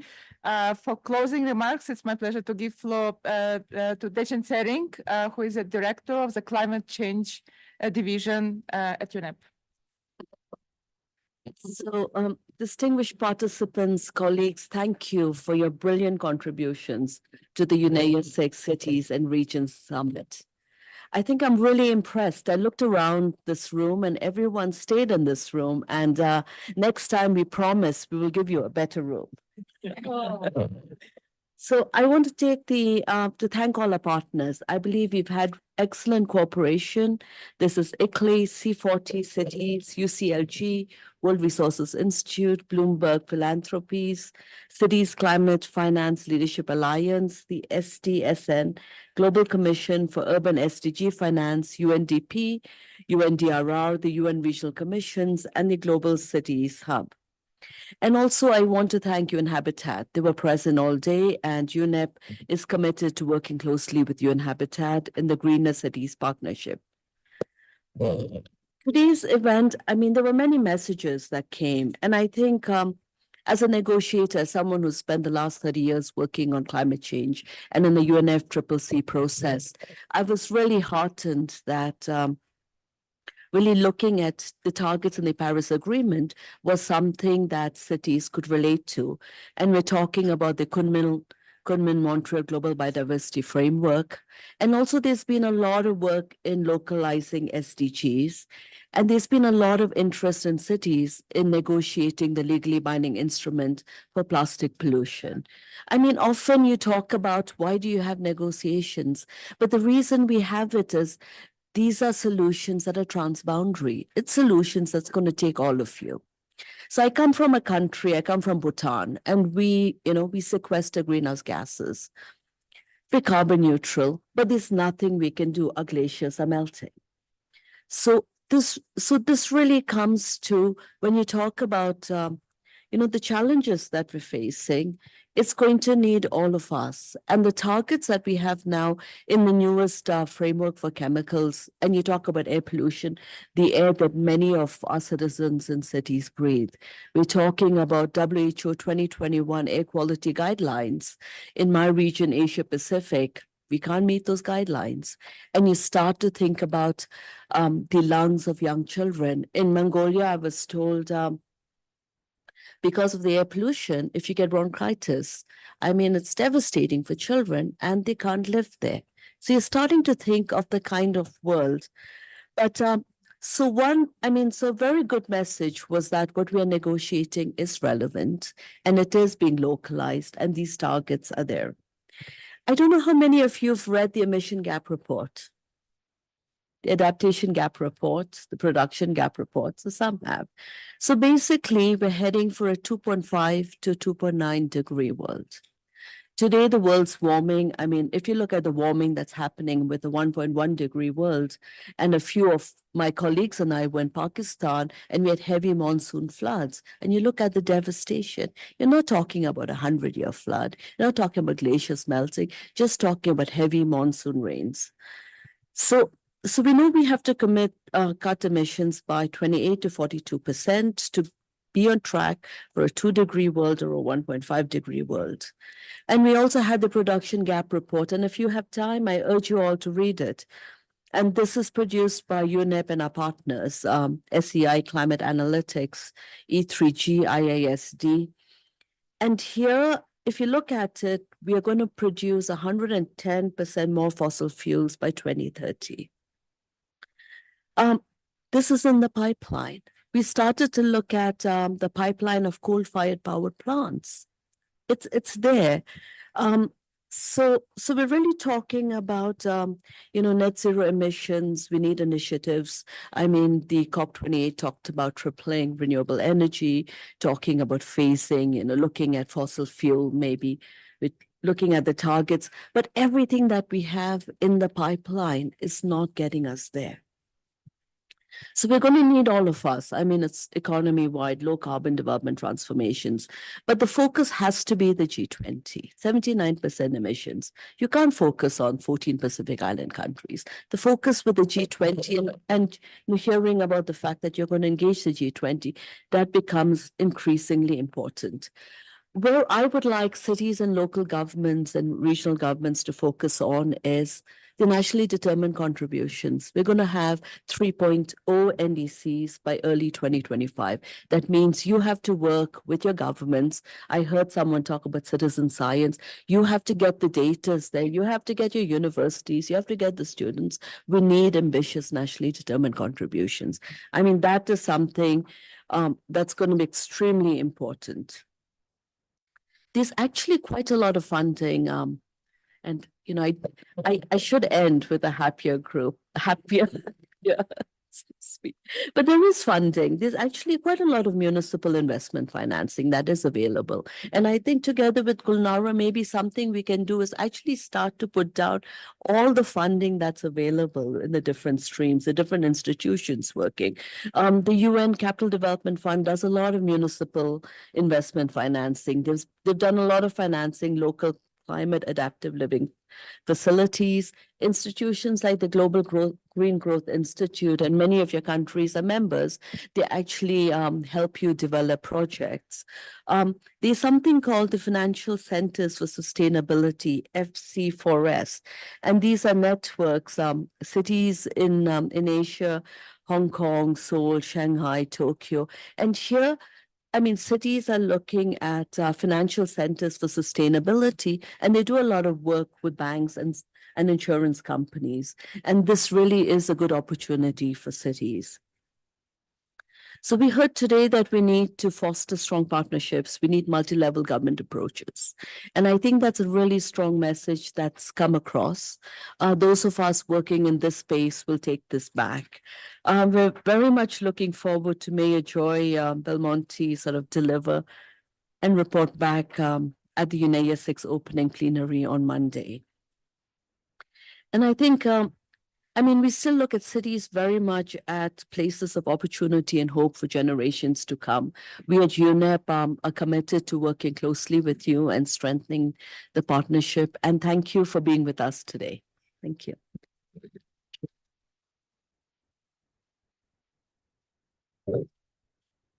Thank you so much, Deshan. And I think it's really outlining already kind of action plan and our next steps. So thank you so much.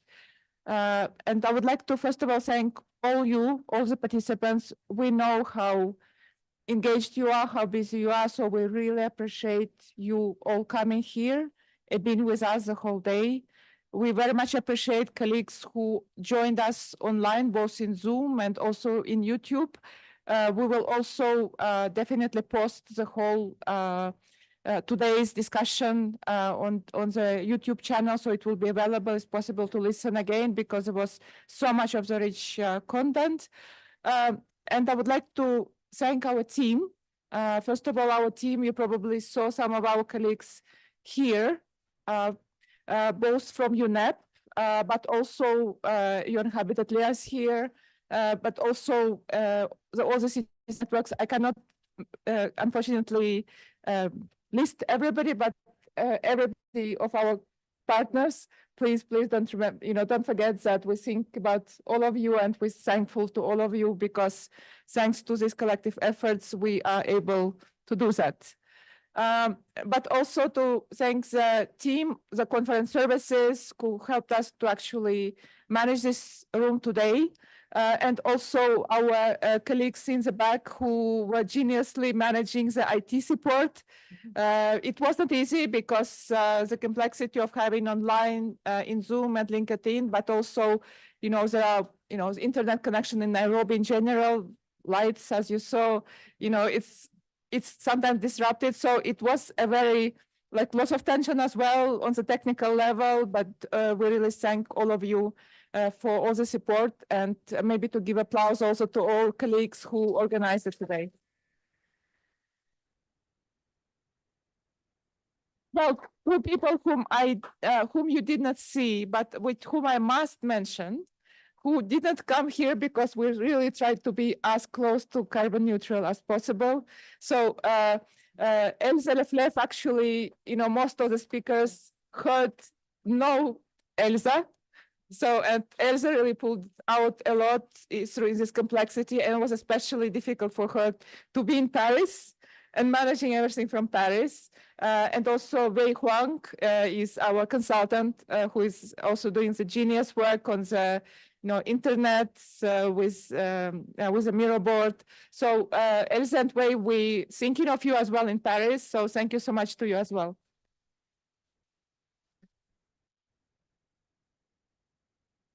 Thank you very much. With this meeting is adjourned.